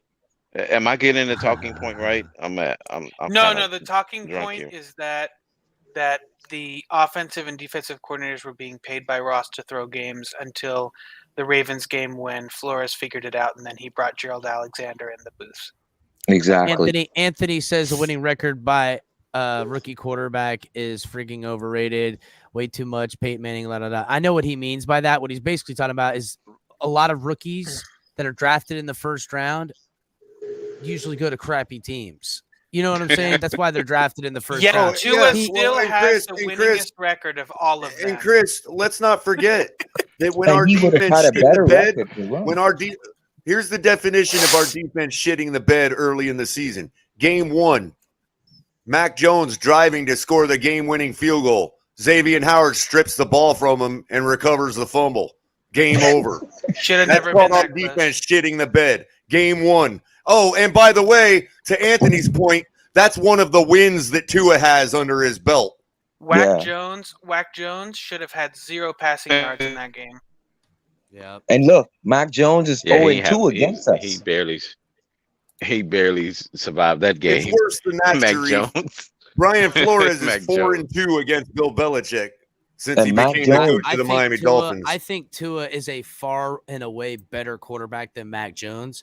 But even though Mac Jones has a type of arrogant swagger that I kind of like to have in my quarterback, I wish Tua showed a little bit more asshole like Mac Jones did, where he's talking trash to people and they're making fun of him because he's weak, but at least he's out there talking Look trash. at what you said. You said he's a far better in a way better quarterback than you'd say Jimmy. You'd say even most of these quarterbacks that we mentioned, right? So think of this. If Tua adds his dual ability, let's say his hip gets back right. If Tua starts running that football, he's going to throw his hip out, and then we got nothing. I don't think he's not going to throw his hip out. I think he's got calves bigger than cows. I think the NFL.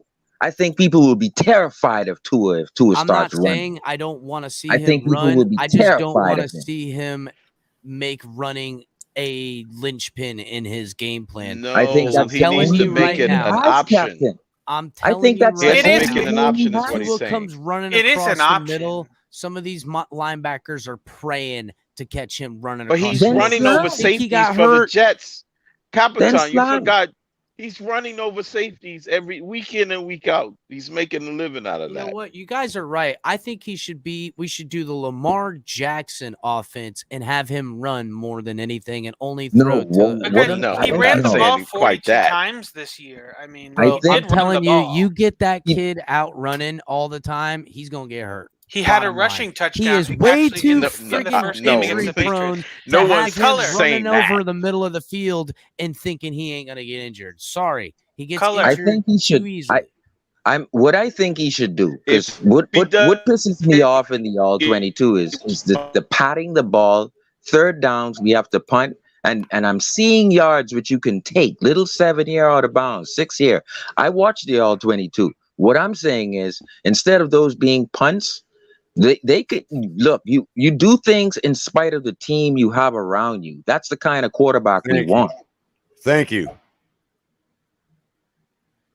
Yeah, and if the no, coach but don't no, like it, no, I and don't- if I the don't coach like- don't no. like it, hey, if it's Culler? successful, the coach can go kick rocks. Color that I don't like the whole a good player makes good players around them better, because that basically means that why does anybody want Deshaun Watson? Because Deshaun Watson's trash then. If No. we're gonna say that a good quarterback is just gonna overcome and Joe Burrow we say that with Joe Burrow. Joe Burrow makes everybody better. Then why? Well, is that means Deshaun Joe Watson Burrow's trash? There is a certain threshold involved in there, Drew Baton. When you're talking about our team, wait a minute. Let me finish. There is When a you're threshold. talking about our team, who was 10-6 last year and 9-8 this year, and people want to compare that to the 4-12 Texans. I'm sorry. Deshaun Watson would elevate our team. He elevated the Texans to 4 wins. Color, I would argue Because that without him, they probably would Tua have been has 0-16 far less with to that work team. with than Deshaun Watson ever did in that 4-12 year.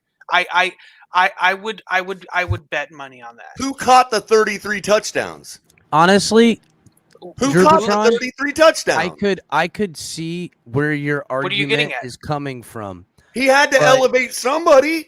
That's kind of the deal. And I was gonna just say what Color's point is that it's not like the offense failed as far as his numbers as a quarterback. He didn't fail. Everything else failed. He definitely he did his job. We can evaluate the rest of their team. It's a 4-12 team. Watson definitely wasn't the their failure defense was on that atrocious. team. He had Watts- like 33 JJ Watts touchdowns, did come out like and- 11 interceptions. He had like 48,000 million passing and rushing yards. Gajillion, quintillion.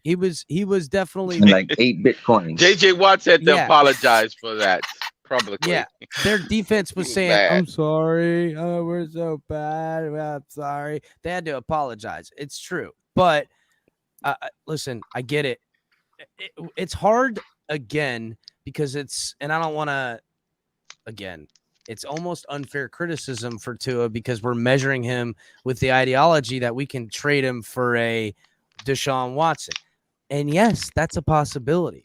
If that happens, I think they should do it. If there's a possibility to it, they should do it. If there is no possibility, stick with Tua and build around him, because outside of Deshaun Watson, everything else I mean, I okay, maybe agree. Rodgers. Let me throw maybe this out Rodgers. there, though. Um, Just to by be the way, devil's I just advocate. want to Tua was before Tua was playing from behind in a lot of games too. How come his numbers didn't get inflated? He can't even build pad numbers in junk time. I don't know what we're getting at That's here. a low blow Give credit to Wait a minute, Tannehill hold for on. That's a that. low blow color. Wait a minute. Hold on here. Wait a minute. yeah, But where's I his wanted, junk we had- time at? I wanted We to had throw this enough out there, junk though. time where Flores just sat on the ball and we just ran the ball when we had a 10-point lead. All right, wa- guys, hold on just real quick. I'm Yeah. gonna do the rundown. He was afraid to throw the ball. He didn't want to make no mistakes. Guys, make sure you're liking the video, subscribing to the channel, checking out Talk TMI Tuesday at 9, checking out Mike on the Mic with open mic at 10 on Tuesday, coming back for Mike on the Mic on Saturday as well. Then you got Cash and Tickets on Thursday, Brandon the Bookie and Big Kev, color commentary Thursday nights.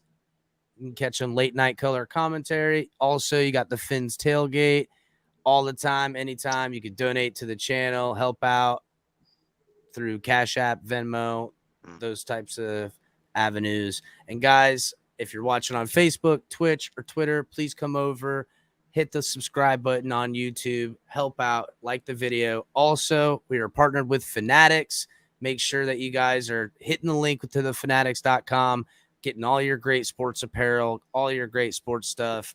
Make sure you're hitting that link. It helps out the show. Case in point. We were competing for the playoffs last 2 years until the last game. Was Watson competing for playoffs when he went 4-12? There's my point. Was Watson playing on a 9-8 football team?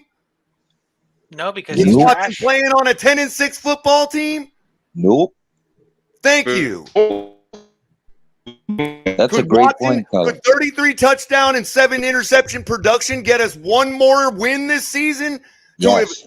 to have made it no question we'd be in the playoffs? Yes. Yeah, I think it was simply put. It even have to be Watson. And this is to Josh's point. This is to Josh's point. Does it even have to be Watson? No, which is why I point out the numbers, because it's only everybody that wants to bring up Watson's name. I never said Watson one time. No, I'm talking about the production of one Deshaun Watson last year. Bring it to this team. One more win. That'll get us into the playoffs. Then again, going Because it's back only to 7 what Drubitron interceptions, so it said, means been less mistakes. I still think the upside ceiling of Tua, being that it's only his third year, being that his first year, half of it was underwhelming from Ross.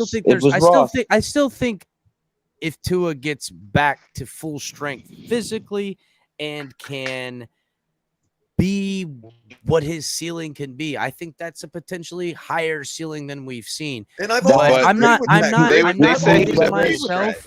I'm not kidding myself thinking that I'm going to see. And the rest of his Deshaun game is Watson out mental. there. The rest of Which his game moves is right into mental. my He's point, overcome his That's what I was physical saying. attributes. That's what I was saying earlier, Crypto, that it looked to me, and Sharif was like, he needs to stop patting the ball. He needs to do this. It looks to me like he's nervous about getting hit, like he's favoring and Probably. and that's what worries me the most about Tua. That's what worries me the most about him is a physicality and a mentalness about his physicality. That's what worries me the most. Saying he should learn from Fitz. And what this happened in that playoff game that Tua played in?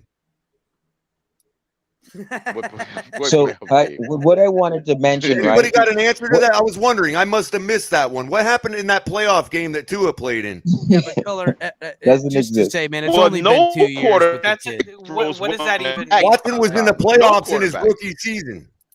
So Justin Herbert's a bad quarterback too. I didn't say that. I was going to mention, right? I was going to mention. You won't keep bringing up Watson. Let me mention this first, guys. I'll just emulate the words of one Joe Rose. You bring Justin Herbert to this team with this defense, and he's calling games into the playoffs. Color. That's his words, not mine. This is the point I'm getting at, and let me explain. Well, our defense. The point you'll get no argument from me on there. The by point a mile, I'm getting our at defense here, is way better than San Diego's. Then what are we even arguing about? That's all I've ever said. Color. The point I'm getting at is hold on, crypto. Hold on. Let me talk. Let me talk unmolested for 3 seconds. Okay. Listen. Everyone will give credit to everybody else, and they will make excuses for everybody else. And absolutely everybody that is on the, and this is where, again, this is where everybody thinks I'm a Tua-non, where I'm a Tua-neer, okay? Because my perspective on Tua is Tua has been given out of every quarterback in the NFL, every quarterback he was drafted against, right? We can talk about Burrow, we can talk about Herbert. Tua has been put in the worst position of all of them by a mile. It's not even close. Having the worst offensive line. And please, I don't like which how we talk can't about fairly evaluate. Color, we color, keep color. it. Well, hold on, Color. Let him finish up because I kind of agree in some respects, but continue. It's not just about the player. It's literally in the entirety of his career, he has been given the poo-pooiest, the dirtiest side of the stick, and it's not anybody's fault or whatever. It's just circumstance. First year coming off injury, a terrible offensive line. Should Ross have started him? Revolving? No, I don't think Ross should have started him in his rookie year. It's- Revolving I don't door know at why wide people believe receiver. Flores. Also, Drew Patron looming about a quarterback coming and taking your job. guys, the team doesn't want it. No, that's a bad. That makes him look bad. That makes I know, but that everything psychologically you on a could young do man, I understand what Drew Patron's everything you saying. could do wrong to a rookie quarterback has been done to So Tua Ross Tagovailoa. effed him up then. Every Ross single effed him thing. up. What is the like worst things you can think of that you could do to a rookie QB to basically destroy him has been Give him done to $38 Tua. million. I don't know, something like that. Drew Patron, giving Drew people Patron, money, just okay, real I can quick. give anybody I had. It's called I had compensation, training, not money. Back when Tua was coming off injury, I've got some of those clips of the first training camp, him running around.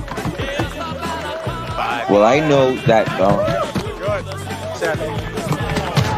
Stupid tire! You freaking tire! You should get out of me! Ah, kick your ass! 3.5. Yeah, that's better. Very good. And early on, he was trying to let everybody know he was ready to play quarterback. You haven't played in years. Why can't I be quarterback, huh? You're right. Let's see what you got. Hit me. I'm open. Hi. That's why. Now sit down and shut up. It slipped. I just ate popcorn. Why don't you shut up before I slit your throat and watch the dust come out? I mean, Drew, if you're telling me that he just wants to wear aqua that bad and he feels terrible because he's not going to get that chance with his $38 million, I don't know what you're trying to say. So $38 million is called compensation, not money. Compensation. Yeah. It's a paycheck. What That's does that compensation. mean? What is that, Color? That has nothing to Yeah. do with what I'm saying, Color. But Anthony says, Drew Patron, for me, it's scary about Tua. It's not that that he's physically healthy. It's more the mental aspect. Even though he's 100%, is he going to, is his hip ever going to be 100%? And that's kind of it too. Not only is it's a mental. Okay, so As a fan. from Tua-neers, as they'll say, he's not really injured. Then okay, if he's not really injured, then it's mental. Then, well, no, that's not mental. That's him injured. Well, That's which the is it? line. Is it injured or is it mental? Because It's what the I O-line. saw The is a goalposts for the problem with narrative. him They shifted it. operating the offense when he was out there running the offense. Not that bad plays were called, and even not that he didn't have time in the pocket or that people weren't in the right place. I saw someone who hesitated, who didn't throw when he needed to, and that goes to patting the ball, Sharif. That also goes to not running. That also goes to just bad passes. Now, granted, second year kid, fine, but these aren't. I don't think it's lack of ability, and I don't think it's not because he doesn't have it in him and that he's not a competitor or even a guy I don't really like.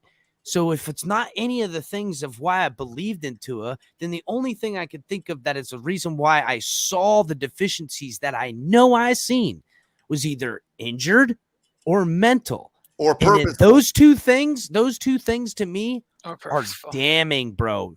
Damning. Wait, mentally, Chris, you forgot purposeful, which Drew Bertrand alluded to yesterday. If it was purposeful, I got a real fucking problem with that. Yeah, but And are I we can't supposed to prove have that. wait, Chris, though, when he starts bawling out and suggests that, are we supposed to be upset then? Look, when we know he could have done it the whole time. If it's proven, I'll I don't know. We'll be. He has a better record than Joe Burrow. If it's proven, then we'll storm the castle early. Joe Burrow, right? You know what I mean? He has a better record.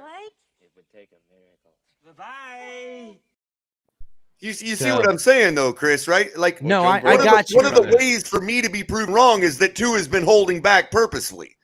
Yeah, but I don't see that that's the case. That's why to me, Culler, it's always been the one thing that I say about Tua, outside of me wanting to see the killer instinct in him, in ways that I thought I've seen it in college or even in moments while he's been on the Dolphins. I haven't seen it in the conviction I need to see. Not a play. I'm talking about a series, a whole drive, a whole quarter, a whole game, something where I can know and go, oh, yeah, that's what I'm talking about. Then I for know me, that's just more run. But I see it once, and I know it can be replicated. That's right. But Captain, but here for me, it's his injuries. And it's his injuries, whether they're really injured or if it's mentally injuring him. And if he can't overcome that, it never works. You're talking about morale gets broken. But I can't care about that no more because I'm already giving you 3 years. I can't care about your hip at this point. This is the third year. Run if you need to run so we can win a Super Bowl. That's what I'm doing. I don't care. Elway was also, flipped real in quick, the air like a Sharif, I helicopter. wanted to help you articulate that too. I think people got a little misunderstood a little bit about what you were saying by running and using his legs. You're also talking about like using those legs to get himself time, not necessarily to run up the field unless it's there, but also to buy himself time and field vision and stuff like that. Exactly. And they said, I agree wholeheartedly. I agree. I think someone said 40 attempts. I think Tua needs 100 attempts for about 400 yards. I think that's all we want, because what it does is it less third down and 10s, less punts, more convert, and more of the drives you want. And if I can fault our offensive coaching for something, I could say, why aren't they out there forcing him to run bootlegs right off the bat? Well, Sharif, listen, would an be just an extension RPO of the running or not even an RPO, the offense are bringing it now. It's designed for a quarterback to take some of those junk yards, because if the wide receiver, tight end, whatever the action back is spreading the secondary or the linebackers further away from the line of scrimmage, and you're on the move on directional by cutting it in half, he's supposed to take those yards. I agree. He should by knowing to, but again, and Chris, to be fair to Tua, that's how he ended the game against New England, and I was quite proud of it. I'll be honest. I don't think he needed 9 yards to win the game, and he got 9 yards. I think Brian Flores. Crypto's cutting out really bad. You're cutting out bad, Crypto. I think Brian Flores was telling Tua, and this is assumption. I have nothing to do this, but I've seen actions that lead me to this. I think Flores was telling Tua not to run the ball.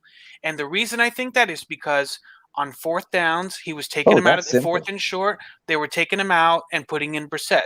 They didn't want to put Tua in harm's way, I believe. They left him behind Jesse Davis and that terrible offensive line, but they didn't want him running the ball very much. And I think that was a coaching decision. I agree with that. And to back you up, look at the press conference last year. If this was my kid, I would have never put him in the game, as though it was a thwart at Ross. Why the hell did you put this kid in this game not healed properly? You surprised Fitzmagic.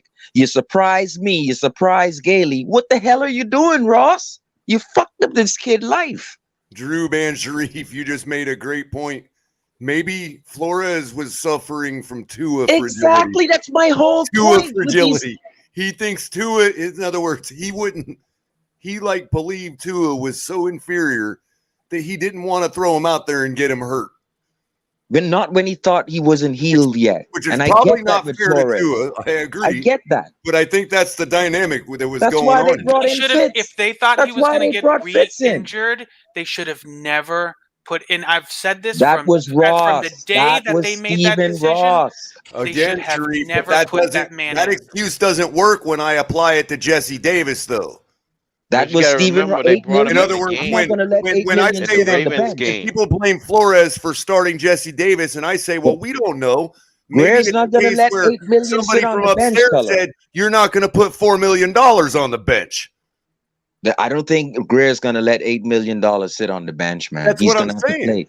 So we all blame Flo for continuing to put in Exactly. Davis, and we dismiss that happens. But yet when it comes to putting Tua on the field, we can all say that decision came from upstairs. Yeah, I don't. Yeah, I they don't. pick I and don't think. choose. Oh, of That's course. why I don't No, they believe in the definitely That's why pick insiders. it's and Hold up, choose. frustrating hold up. to Let me me. finish That's something. what That's frustrates why me. I don't believe in no insiders. I don't believe in none of that shit where everyone got an insider and the people told me in the building. F all of them. I don't give a damn.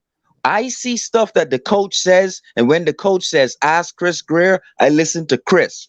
And they're on the record. And look, Simple. every time you see a team that puts somebody on the field, and you see their fan base go saying to each other, we can't understand why they keep playing that guy. We witness that all the time. Yep. Well, that's what's happening. Is the GM is saying, I don't want to put this money on the bench. I don't care if he sucks or not. It's called a power move. It's Over called you, getting your coach. money's worth. You're not gonna put $4 million on the bench. Oh, Flo was running roughshod through the building, putting in, cutting Van Noy, doing it every. Get the hell out of here! That Purposely bullshit. putting in Davis. Oh, I've heard Flores should go to jail because he purposely put Davis in. I heard that assault shit. Tua. I heard that Women, he bullshit. should go to jail.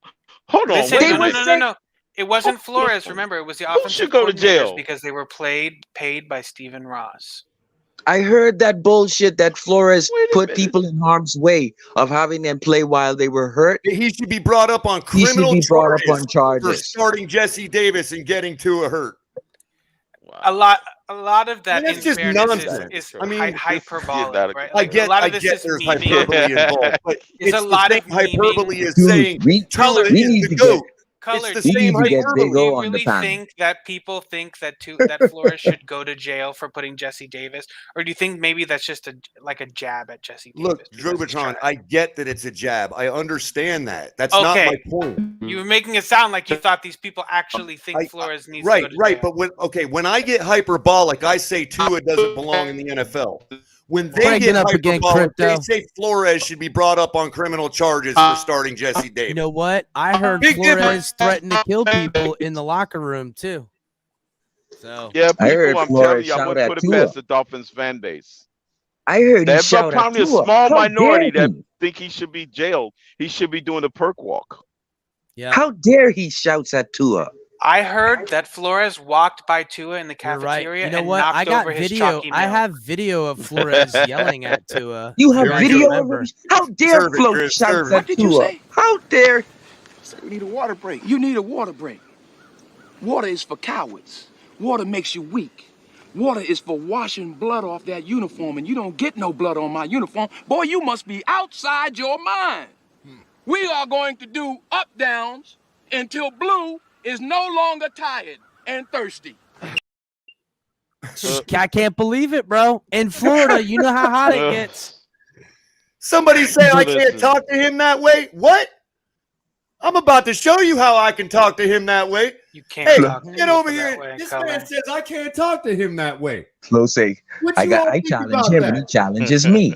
He challenges me I sometimes. love Denzel We Washington. have a shrewd He's great relationship. actor, man. He is. Denzel's the freaking best, man. He's the Oh, best. Blue here thinks we all need some water. Let me tell you something, man. I believe we just have to cool it. I think the guy is very athletic. I'm not worried about him getting hurt. I really am not.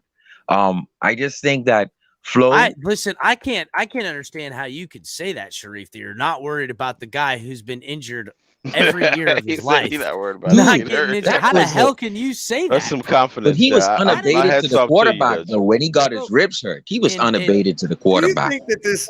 Do you think that the Bro, do Tua you sycophancy is just listen, really Tree, about? when I played football, I played middle linebacker. I prayed to God a quarterback came out from behind that offensive line out here with the rest of us madness, because I I'm would light telling him you. up. That was the best part. Chris. The guy you want to hit the hardest, no matter what, is him. People make a living every time he gets hit. It's millions of dollars. He Hey, is Chris. going to get hit by guys that are paid $160 million contracts. Von Miller is coming to murder that boy. He better be able to take some hits, bro. Yep. Wake up, people. Hey, if it's between 100,000 and 100 million, I'll take 100,000 all day long on the football But either field. way, you don't want your quarterback running with some middle linebacker going, "Oh my God, I'm gonna freaking just sack and just lay him my out, quarterback bro." to. Oh, but He's Chris, going to do have. you think that the Chris? Do you think that the Tua sycophancy might be some kind of like internal mechanism whereby that they want to confirm for themselves that Ross is a lying asshole? No, you Because know what? even if You Tua want to know does, what I let's listen? say You Tua want to know the becomes the greatest sycophancy he I can think be, for Tua? it still is not going to win us a Culler, Super I'm going to Bowl. one up you on that. You want to know where it is? Everyone who thought they could have played professional football sees Tua and thinks, "See, I could have been that." Yeah, you're right. Wow. Color, I You're have a right. question for you. 204 yards a game, I could throw for that. Color, I could have have been question. a pro quarterback if I was just Tua Tagovailoa. Color. I'm That's going the to sell. ask you a question. That's the sell, people. Look, my computer started glitching as soon as I said it, too. Dolphins are messing me up already, bro. Go ahead, Drew. I'll even. They don't need Tua for that. I want to. Debo was that inspiration for up and coming quarterbacks. No, That's the no, case. no. Tua's gonna show him that you can do it. Tebow showed him that anybody you can get there. can do it. Tua's Color. gonna show him you could do it and win. I want you to Wake take up. the Tua hater hat off for a second. I want you to be. I know. You know what? Leave it on because I know that you're unbiased. I believe in you and I trust you. Okay. This is where the Tua haters and the Tua. I know because I'm in the middle. This is where the Tua haters and the Tuanons they don't understand each other. And it's that the Tuanon, they don't necessarily believe that Tua is elite. There are some people, maybe there's always crazy people, right? In life, I think there's crazy he's elite. people that think the most crazy things. Okay, what most of the pro Tua group thinks is that they don't really know what Tua is, and they don't think that he's been given, he's been A put fair in a shake. position to succeed. And as such, they don't know whether or not Tua is good or bad. And that's actually my point of view. I don't know what Tua is because I can't, like you say, you can't evaluate the players around Tua because of Tua. I say I can't evaluate Tua because of the players around him. But see, if I were to answer why I do, why Dude, I that's can, just- that- then listen, I would that's be just called insulting you. backwards See, speak. this I is could the do part that where about I don't go anything. to. Hold on, Chris. This is the part where I don't go to where they do, because I think my evaluation of Tua is perfectly sound. And the problem is that if I want to argue that point, I have to tell you don't know football. And I don't do that to people, unlike the other side does to me. You see what I'm saying? I'm not going to say that to you. I see what you're saying. No, My but eye point test is already. Culler is absolutely right about that. I do hear how I don't know football. I'm like, bitch, I played football. Don't tell I me mean, what I don't know we get about our football. we get our intelligence insulted when honestly, what you're saying to me, the only response I really could have is that you don't know what you're looking at. No, but Color, it's not just it's not even just the players around him, right? It's everything. It goes from coaching, it goes from the off the field Well, issues, it goes real injuries. quick, you're also discounting the idea that I may be able to evaluate a few players, but would not put my word on it because I need to make sure that there's competence at quarterback before I say, And Drew, wait a minute, and Drew. what, is this guy really trash or is he just mediocre or is he great? Exactly. You see what I'm And saying? Drew, I have made evaluations about the other players without having a good quarterback under Drew. center. Sure. I And just Drew, don't speak look of them because I can't validate them But Culler, until there's competent play at quarterback. So this the is guy the that point touches that I the wanted. ball every single play. Yes, this is the point that the question that I wanted to ask. And Sharif, I'll let you. I just wanted to get this one question out. Do you think, even in the slightest shred, even in the smallest fabric of your Tua heart inside of you?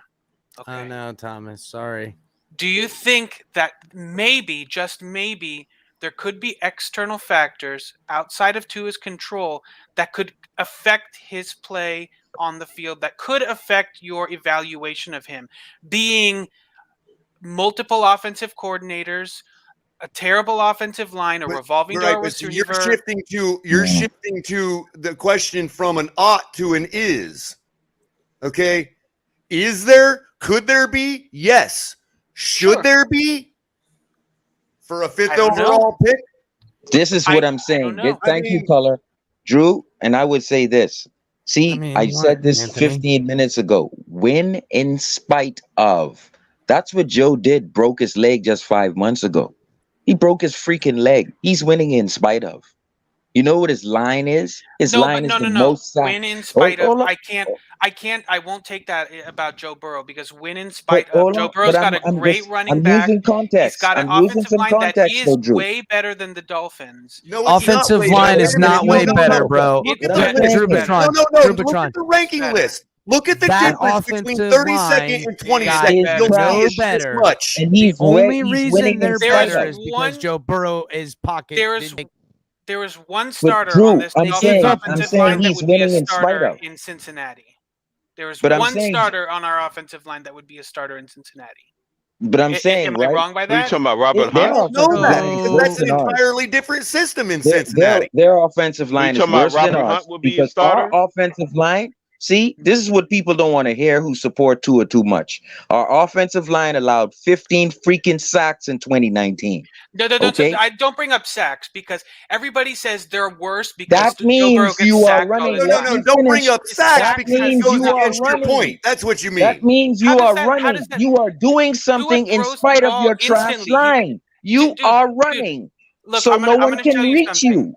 Do you know Tua throws the ball, and this I may be don't an want to hear that. on You Tua. are running, so no Tua one can throws sack the you. ball to his first read 75% of the time. Great running backs aren't made behind at least a decent enough line. I agree with that sacked fact. as many times as Burrow if he didn't throw the ball in his first read? The offensive line's rankings. Hold on, can you hear me? Were way worse because you got to remember Jacoby Brissett was behind that line doing Jacoby Brissett shit all day, every day. And for number one, I think that's what number you're trying two, to say. Number two, the offensive line, did plenty of decent enough work. Cincinnati's offensive line and the Dolphins' offensive line are on par all day. And I would say we have a better offensive line in him and them. I would say that all day because Fitzmagic performed generally okay, allowing 15 sacks. I would say they're very close to being similar. Well, Chris, just take for instance. And the thing is, he made it to the AFC Championship with that old line. Hold on, Sharif. Take for instance the Tua Near's favorite stat of hurries. Okay. If you look at the difference between the 32nd ranked offensive line hurries number and the 22nd ranked, it's like 100th of a second. Culler, but you know why hurries don't show up for the Dolphins in the same way that it shows up for other teams? Because Tua throws the ball to his first read 75% of the time. They don't show up as hurries because it doesn't count as a hurry because the ball's already out. Then why do we have a 32nd ranked offensive line?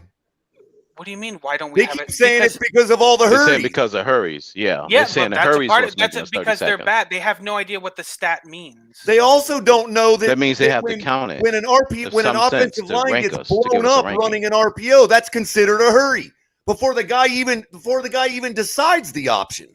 Listen, I also anticipated that's when the defensive growing end is pains. I anticipated growing pains from the offensive line, the same way I anticipated it from the defense. We switched out key players on defense and put in rookies and new guys to share the role with the rookies. Did the exact same thing on offense and more. A lot of young guys got put in new positions, first time rookie in one position. I mean, there was a lot. Everyone played a new position We on the literally offensive schemed line. out. We literally schemed out to get I don't want 9 to or say 10 the wins. offensive line Now as we're a going to unit. scheme out to get more with the And same Kyle quarterback. I don't think we and I should have was been running talking. the RPO. In Kyle and I my was- opinion. So Tell that you were to trying to Tua. think what you was trying to say, Tell Drew. that to Tua. You were Listen, trying to not say us. if we would have had less 70% throw attempts on the first read, we would have gotten sacked as many times as Burrow. It went to 15 to 70 something for the year. Absolutely. Drew, I get We'd your have point. had an extra 40 sacks if Tua would have been sacked an I extra fail 40 to times. see how that makes anything better. I've been watching the games, and our offensive line we have 5 blockers. But you and realize, they're rushing Jubatron, you saying that's you three would be versus saying that 5, against and his they're getting elite, into the backfield his almost pocket every presence. play. No, but Anthony, you're saying Anthony had a comment. it doesn't mesh earlier well where with he his was talking pocket about presence, running bootlegs. but They he has a definitely better should have ran pocket more presence than bootlegs Joe for Burrow. certain. So no, he would have never gotten sacked that many times because his pocket presence would have been able him not to get sacked that many times. So you're kind of Potential. I killing don't his know. pocket I presence can't tell argument. you. Again, Drew. this is why it goes back. I think we have such a unicorn of an offense because it's been so weird and so bad that I just it does none of it makes sense. None of it makes sense Drew, how literally let me just- the defense can rush 3 Mm. against 5 blockers Yes. and they can get Drubitron, instant Drubitron, They get pressure. to you us. just Yes. hit it right Yeah, on the head. sometimes Yes. You just hit it right on the people have head. None gotten of it to makes us, sense. What's None the of it common makes sense. denominator in all of this people have gotten nonsense to making? us. What's the common Sometimes denominator that in Brian all would of be this Flores. Jesse nonsense Davis making? and The Eichenberg. quarterback. But watch this. All of it is Kyle common Eichenberg. denominator. No, Eichenberg no, because Drew. when an plays so offensive lineman terrible. gets cycled out, the quarterback still goes up under center and takes the snap. Sure, but when So, if Drew, the offensive How many lineman more is people trash, do we cycle in on this offensive line before we cycle out the quarterback? So Drew, let me Go just ahead. give you this stats from Fair Kyle question. Krabs. So he broke this down, right? The read option, the defensive end gets a free rush at Tua before Tua either hands it off to Lindsey or pulls it back and throws it That's within right. 2.9 That's right. seconds. And that's why Sharif wants That- our quarterback to run more because that's that- what that does. I'm not That right talking there. about RPO Hold plays. up. I'm talking Oh about my plays that God. they just get beat I'm not on. going to get to the point I'm trying to make. Okay, go. The I'll point shut I'm up. trying to make is just some stats. 63 pressures each by Jesse Davis and Austin Jackson, because the defensive end is free rusher to Tua. So that's a pressure. That's a hurry. So that's why our offensive linemen have so many pressures and hurries, because of the read option. The designed. defensive end is I'm not- unabated to the quarterback. Correct. I'm not bringing up hurries as a stat. I don't. I call Tua Nears out on that too on Twitter because they think it means something and it means nothing. In the RPO, there's The always a basis free. that our offensive line is not good enough to evaluate the quarterback. That's their Because- whole basis for saying that. But I will say this: I've watched. I mean, we've all watched the games too, and I That's why watched I our made the offensive point. linemen get beat. Not that they're letting a free rusher get by; that they're letting a free rusher get by and getting Designed. beat. No, it's That's the internal designed. clock that you need to learn in your head. I'm not talking about the free rusher, Chris. I'm talking about they're man to man with a rusher and just getting beat by the defender. Screens all day. That's the clock in your head. You need to run. That's what see. Fitz did it. 15 You know what sacks, else? 2019. Rookie How many, O-line. how many of those It's no hurries are excuse. counted when they're Rookie sending 5 O-lineman. guys and 6 guys because they have no respect for our deep passing game? But That's I what don't. I'm They're saying, not too. sending. They're only They don't- sending. They're not even sending 5 guys. They They're keep sending everybody on in the the edge. box, though. They keep When everybody When in they're the leaving the box. linebackers, right? When they're leaving the linebackers in the box when the play gets snapped, because they know they can leave their safeties and corners on man-to-man with our deep threats. Yeah. I mean, They don't there's even a run reason too they're high doing on that. us. They drop a safety down on almost every play. It has And if nothing our to do with quarterback would have made him pay more than twice this season, Color, they wouldn't color. be doing that to us. Color. See, this is the difference, though. You're saying it's because Tua can't throw the deep ball, which you know is not true. What I We know- said. Well, Did I say that? Can you replay, Chris, the recording So what are here? you Did trying I to say get that? at? He's saying What you are got to trying hit to him. get at? Defenses Hit him so they didn't respect you next He time. said defenses don't respect the deep game. He never said Tua Why can't don't throw they- the deep why They're ball. the ones saying Defense Tua don't- can't throw the deep ball, not That's- me. That's right. If they But respected why are it, they would- not? So what don't they respect? Because it sucks running down the field. The reason, running. look, as soon as a defense sees a quarterback that's vulnerable, they take a breather. But Again, Culler, you guys, do you want to know why want they to don't take respect the environment and the climate out of all this. Like, But these have guys you- aren't out there in the burning hot sun gassing themselves. Culler, If a defense can take a playoff because they don't respect the quarterback, that's why they do it. See, but you take that that they don't respect the quarterback. I'm taking that as maybe that's the case. Maybe it's also because we have no run game and they don't care. The only other explanation is that they're going against their coaching, because why would they take a playoff? Because we get the ball off instantly. Because they know they can get away with it. Because they know they can get away with it. Exactly, Culler, because we have to throw the ball instantly. It ain't because There's their no time coaches to throw aren't the ball looking. deep. So, okay, Color, Drew, because so there's you're no making a time to case throw that the we ball brought in the wrong offense. So we shouldn't I have don't brought think we shouldn't in. have brought in the RPO. Here's what I think, and I'll tell you what I think so that you don't have to So guess that's what a Greer thing. That's a Greer a thing. Greer or a Flores thing. I don't know Oh who. my I don't think God. they should have brought in the RPO. Can I be honest with you? I think they should have forced Tua to run a pro offense. I think they So should have forced Tua to that run would an have offense. developed better. You can't talk to Yes, him that would have way. made his. So would've Greer made his brought in a development guy better. he didn't know how to Anything he don't use. want him to do. He made that very clear. But So you're Greer assuming that brought in Tua a is guy that making he them didn't run know the how to use RPO. We them. know that's not the case because McDaniel's not going to be running that. But I'm saying Greer He's gonna brought in want a a guy he version of didn't the know how to RPO. use. Because That's Greer what brought in we're the guy. basically saying. Your contention is that McDaniel talks to Tua in a certain way that will force him to run something besides an RPO. I don't think anybody's forcing anybody to do anything. I think they brought in a guy to say, "Oh, we think Tua is good at running the RPO," which he is. He's very excellent at running the RPO. I He'll don't run think they some of should it. have just. He's going to run the relied on RPOs that. with some sense. I It's not think going to Apparently be not, because he 100% was West Coast. unsuccessful. I'm sorry, Apparently not, It's because not he going was to be unsuccessful. 100% West Coast. unsuccessful at what? I'm saying me. Greer brought in a guy, right? We're Uh-huh. saying we have all this blame, O-line, team, flow, but so that means Greer brought in a guy and he didn't know how to use him, basically, You're saying he brought in Tua basically, and he didn't didn't know have how to- to The use. question is, You why can't didn't blame Greer Flo do- anymore. You Why can't didn't we blame have the Flo. coaching staff we have now in Tua's first year? Is what Sharif's asking. You If see what I'm Greer saying? knew how Tua Greer needed to knew what he was utilize, drafting. why didn't all these guys come in? Why did we even hire Flores? Exactly. So Greer brought in someone he didn't know how to use. Now the two in their fans are blaming everyone else instead of Ross and Greer. Go ahead. blame Keep Ross. continuing. I blame I Carry blame on. Ross all day. I blame blame Ross all everybody. day. And I'm sorry, I don't think that it was just Flores. I don't think it was just Ross, because Tuanon will say that it was Greer, or that, and then Tua haters will say that, oh no, Flores. Everybody says I'm that. saying the and nobody GM knows did not anything. I I was think hoping somebody everybody in the was chat would involved have with answered me. drafting Wait a minute, Tua. real quick. I was hoping somebody in the chat would have answered me by saying McDaniel was being blocked by Shanahan. Well, then that just feeds right into Flores's point that he was being used now, doesn't it? Probably. Yeah, totally. No, I mean, Go ahead, look, when say it it. comes Go to ahead and Flores, say that think about it.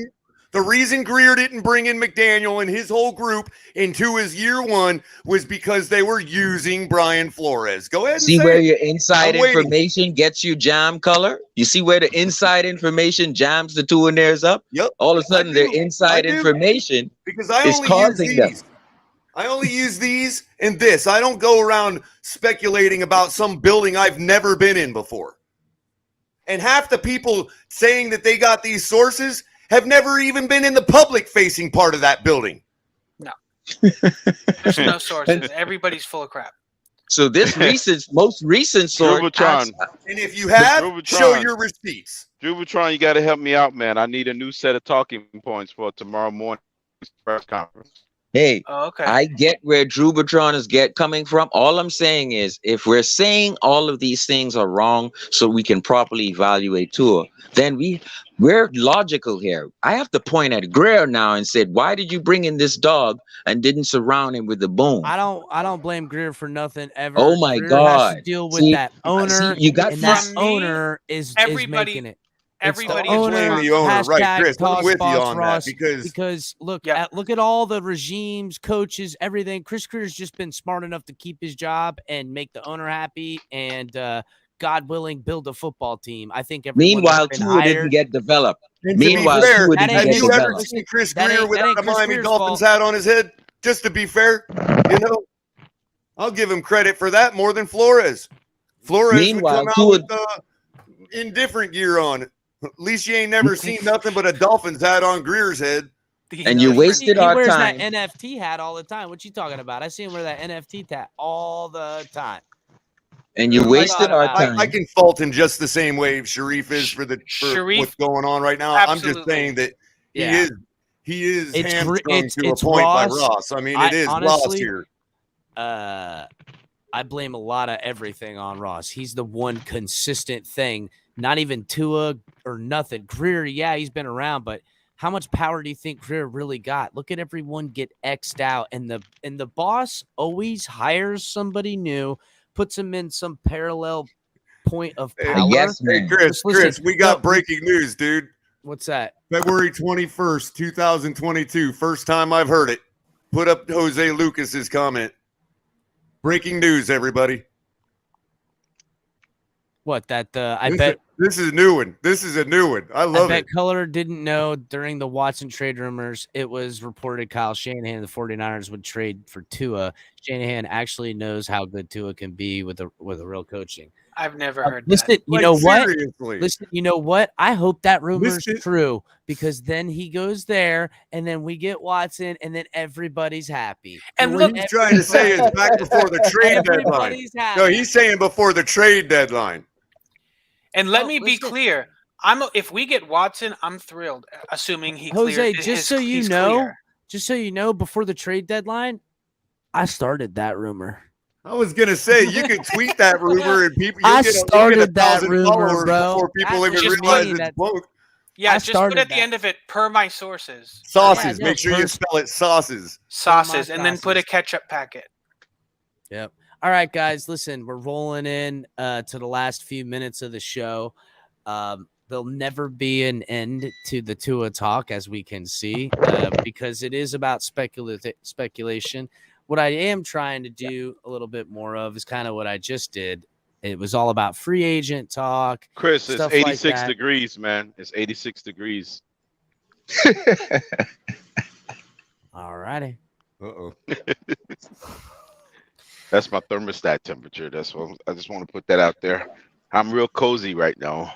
Well, I'm just waiting on my midnight. I'm just waiting on my late night phone call from. I was gonna say, don't you have a phone to answer? Isn't it what Ross is gonna let you know about to tell you what's good or not? Yeah, man. He's gonna call me about 9 o'clock in the morning. Should we I'm gonna fire have up a some live stream? I've been waiting for you to just get in touch with me somehow and bring Ross on here. That's what we've been waiting for. Crypto. It's I gotta be coming. honest. It's coming, Chris. It's coming. Is he coming in a little car where you have 6 clowns come out of it? No. No, that one was the previous week, Sharif. Listen, he comes out of a leader jet with 3,000 clowns now. So. This is going to be the 2022 yacht version. Comes out of a leader jet with 3,500 clowns with him. 3,500 clowns in a leader jet. There you go. So it's going to be a special meeting on the yacht, Sharif. It's going to be pretty interesting. It's going to be intense. I'm waiting for some good information coming out about the Watson case through somebody I met on Twitter. Hopefully I can get some stuff about it a little early before anybody else. I'm hoping to get it, but 22 people pleading the fifth. You heard it here first. Pretty much that's exactly how it's gonna go. From what I hope it clears up. 2 people are gonna plead the fifth. I hope it clears up because I think I'm gonna Miami's make the that most as a bold likely statement. destination for Watson if it clears up. It's a certainty, right? From where I'm sitting and what I'm being told, that it's gonna clear up in the instance that there'll be no end or clarity to it and then it'll just be about ruling, and they'll make it so quiet that the ruling will come like during training camp kind of thing.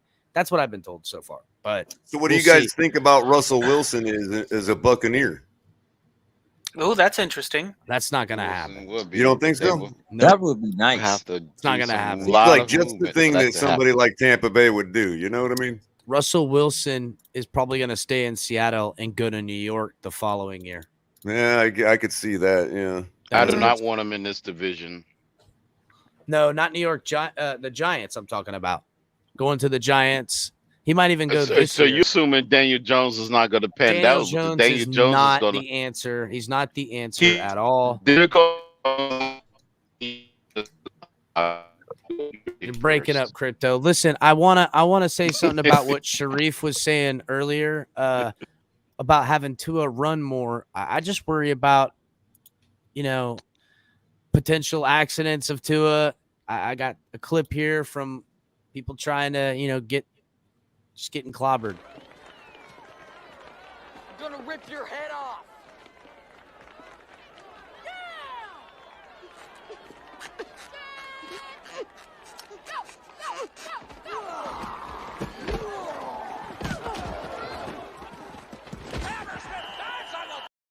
So, just being real.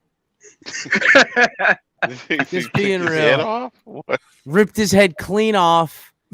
And running quarterbacks that aren't named Lamar Jackson or Kyler Murray, who can maneuver a way out of that hit, they just get killed going across. No what?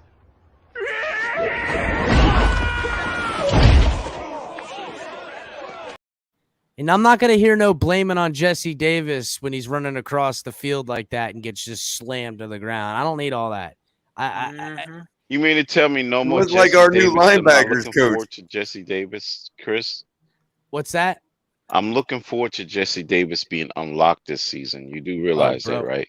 Listen, if Mike McDaniel unlocks Jesse Davis and puts him into Pro Bowl status, that's it. I'm getting a Mike Crypto, McDaniel I'll get a Mike you've McDaniel been watching tattoo. way too much Larry, man.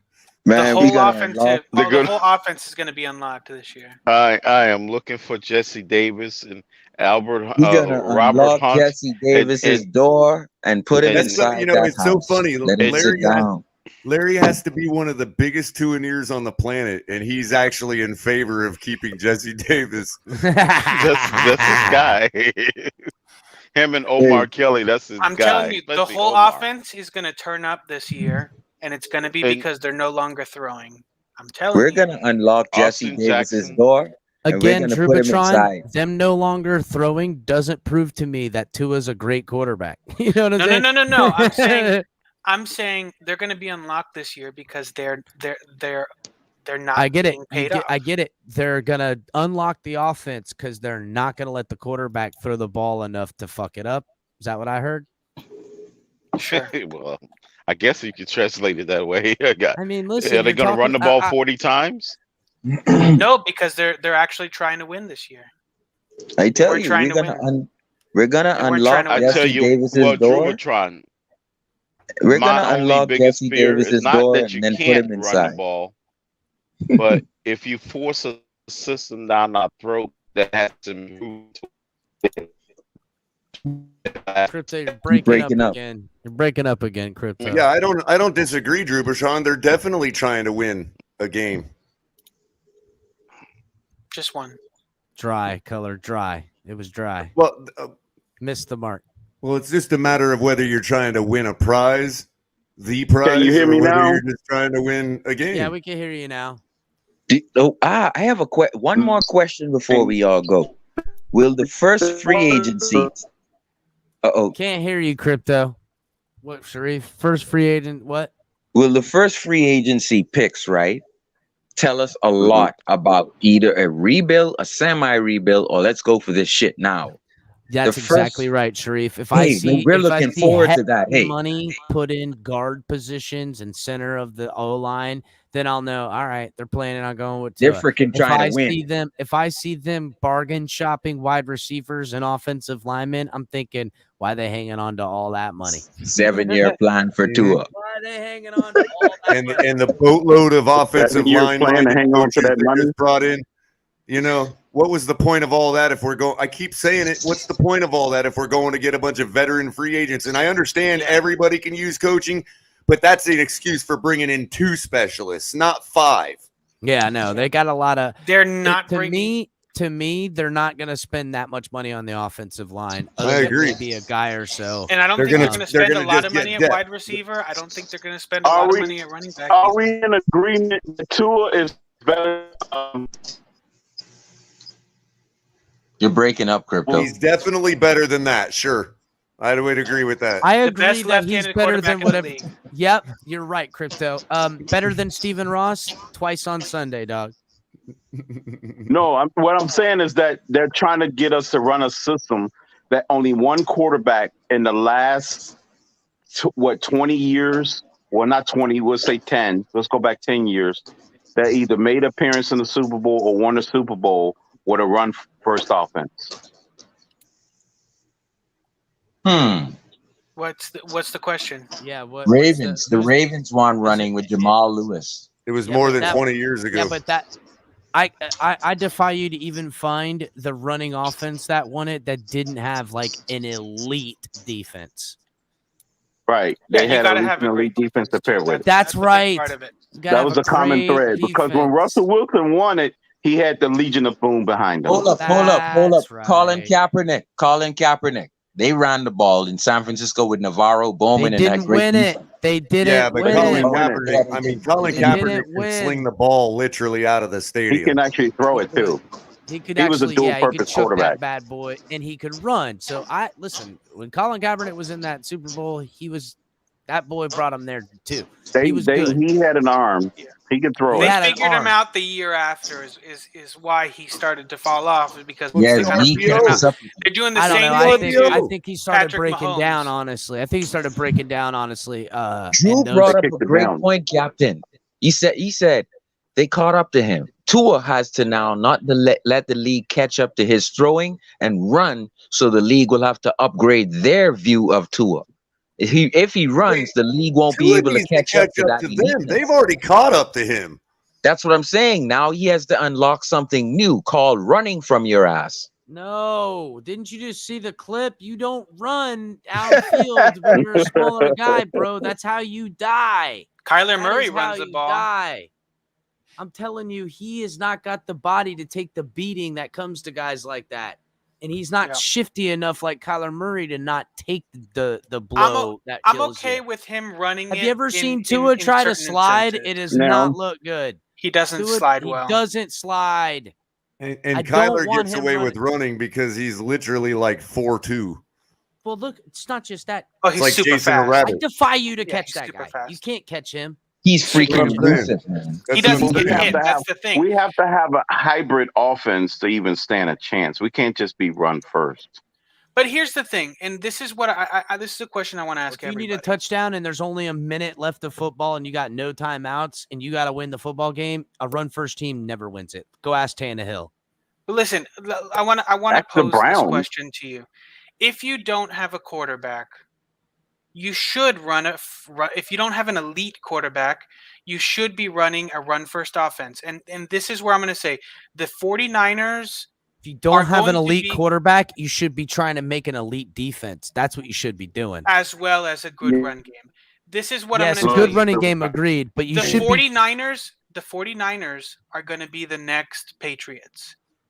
I'm telling you this now. Show me them win one first before you even. Exactly. Listen, I'm going to tell you why. I'm going to tell you why. The Rams are going to be the next Patriots or anything. No, the Rams are going to be out after a couple of years. They have nobody. Everybody's gone next year. Listen, I'm going to tell you why the 49ers. Until that happens, I don't believe it either. I agree. I'm going to tell you why the 49ers. They could all restructure. Cap could go up. Before you know it, they're there freaking 7 years, and you didn't even know it. The Rams got 2 more Super Bowls. They could be the Patriots right now. Do you want to know why? I agree with John. Can I ask you, before you say all that, can I ask you when the last time the 49ers were considered a dynasty? They're going to Who be was the their next quarterback? dynasty. I'm going to tell you. Who was their quarterback? Joe Culler, Montana. Listen. Shh. Go. Deep breaths. Drew. I'm going to tell you why the 49ers are going to be the next dynasty. Because they're doing it the smart way. And we're doing it the dumb way that all the other dumb teams have been doing it for the last 30 years. It's trying to win the stupid elite quarterback lottery every 3 years, nuking your team, and then being shit forever. He's you want not to know wrong. what the 49ers are doing? They're building a winning team. They're building a winning formula. And you know what? The 49ers barely made the playoffs this year. Crypto, hold on. Yeah, but Do you he's want to saying know? now they can go buy a quarterback, or they can go and they can Chris, still get they lucky. can do anything. They could draft They a were quarterback fortunate every just to even year. make it. Crypto. They had the same record we was. Crypto. They have a winning formula. They were just in the NFC Championship game. They're every year. Every year. Hold These on. aren't baseball players, bro. They don't go 20 years, man. Yeah, they don't. That's what I was getting ready to say. Jubatron. I watched us have everything but the quarterback for 20 years. I watched us have everything but there's no consistent. Even when we have consistently their top 10 coaches, they have the defenses, consistency top in 10 running coaching. games, elite talent. It's always damn if we just had a quarterback. Yes, but Damn, we if don't we just have had a quarterback. you don't have an Look elite at quarterback. all the teams in the playoffs. They all got Chris, quarterbacks. If you're, but we don't have. You don't have an elite quarterback. Stop. This is Because they're what going this to is keep the getting problem that I leapfrogged by that have. one team with that great quarterback that's going to That's always exactly supersede right. If you don't have This it, is- you're done. It's That- only a you're matter done of time. anyway. You have to Hey, go to would go to the playoffs and face an elite quarterback sometime. Drewatron, you're right. They're built for the regular season, San Francisco. They'll So be a is regular what you're season telling dynasty. me is that you would That's about rather it. be a shit team forever and try to win the quarterback lottery every 4 years and then nuke your team, or you would rather No. We want to go get a quarterback now. Okay, other We than wanna buy I one. agree. Get Watson, sure, get Watson, but you don't always get to get Watson. If we don't get Watson, we don't get Watson, Well, I and already that's said why I that. If we believe don't get Watson, then we stay with Tua. If you don't, okay, He's if you definitely don't have available. He's to me, Watson's worth whatever the Texans want. I'm saying go get Watson. I'm saying go get Watson. But I'm saying if you don't get Watson, if something happens with Watson, if you don't do anything, you need to build like the 49ers, because the number one thing Eagles over are more anything is closer to being a consistency. dynasty Because than the there's nothing else to 49ers. do.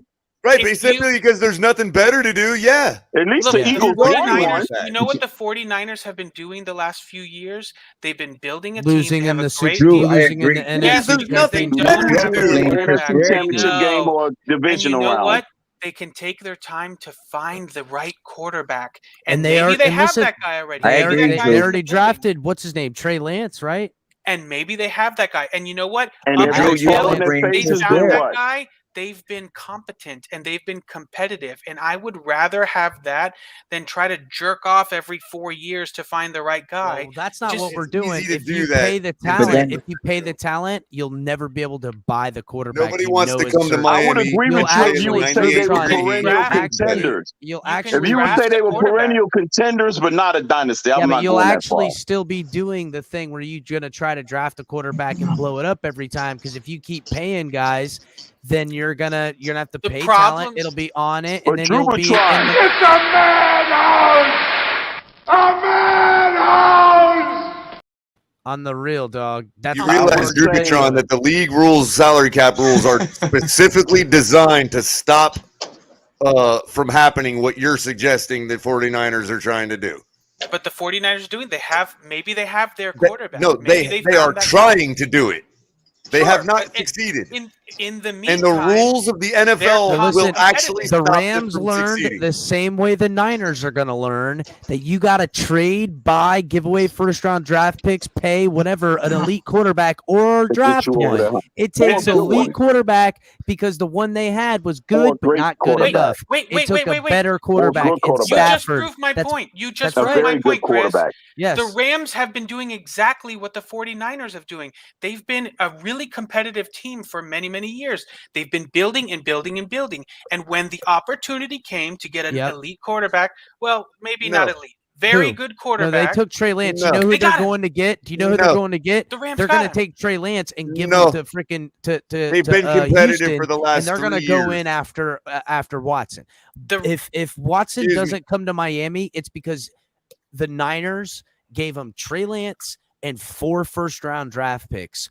Mark my Excuse words. me, but the Rams have only been competitive for the last 3 to 4 years. Okay, and if you're going to presume to tell me that the Rams have been competitive, Just remember this beyond show, that, boys. then you don't understand fundamentally why St. Louis lost their football team. Just remember this show. If Watson doesn't come to Miami, it's because he's going to San Francisco for Trey Lance. They don't have enough and firepower.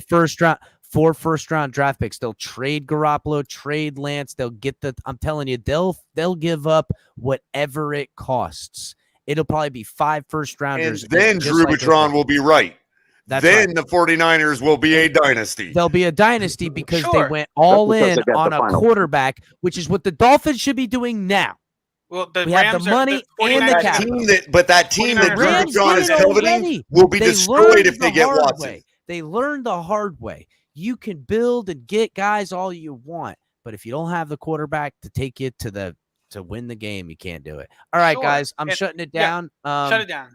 Let's come back tomorrow. Also, make sure to check out all the great shows. Like the channel on the way out, guys. Subscribe to the network. And It's gonna be a busy week. Fanatics. Hit Fanatics. Thank you, guys. God bless.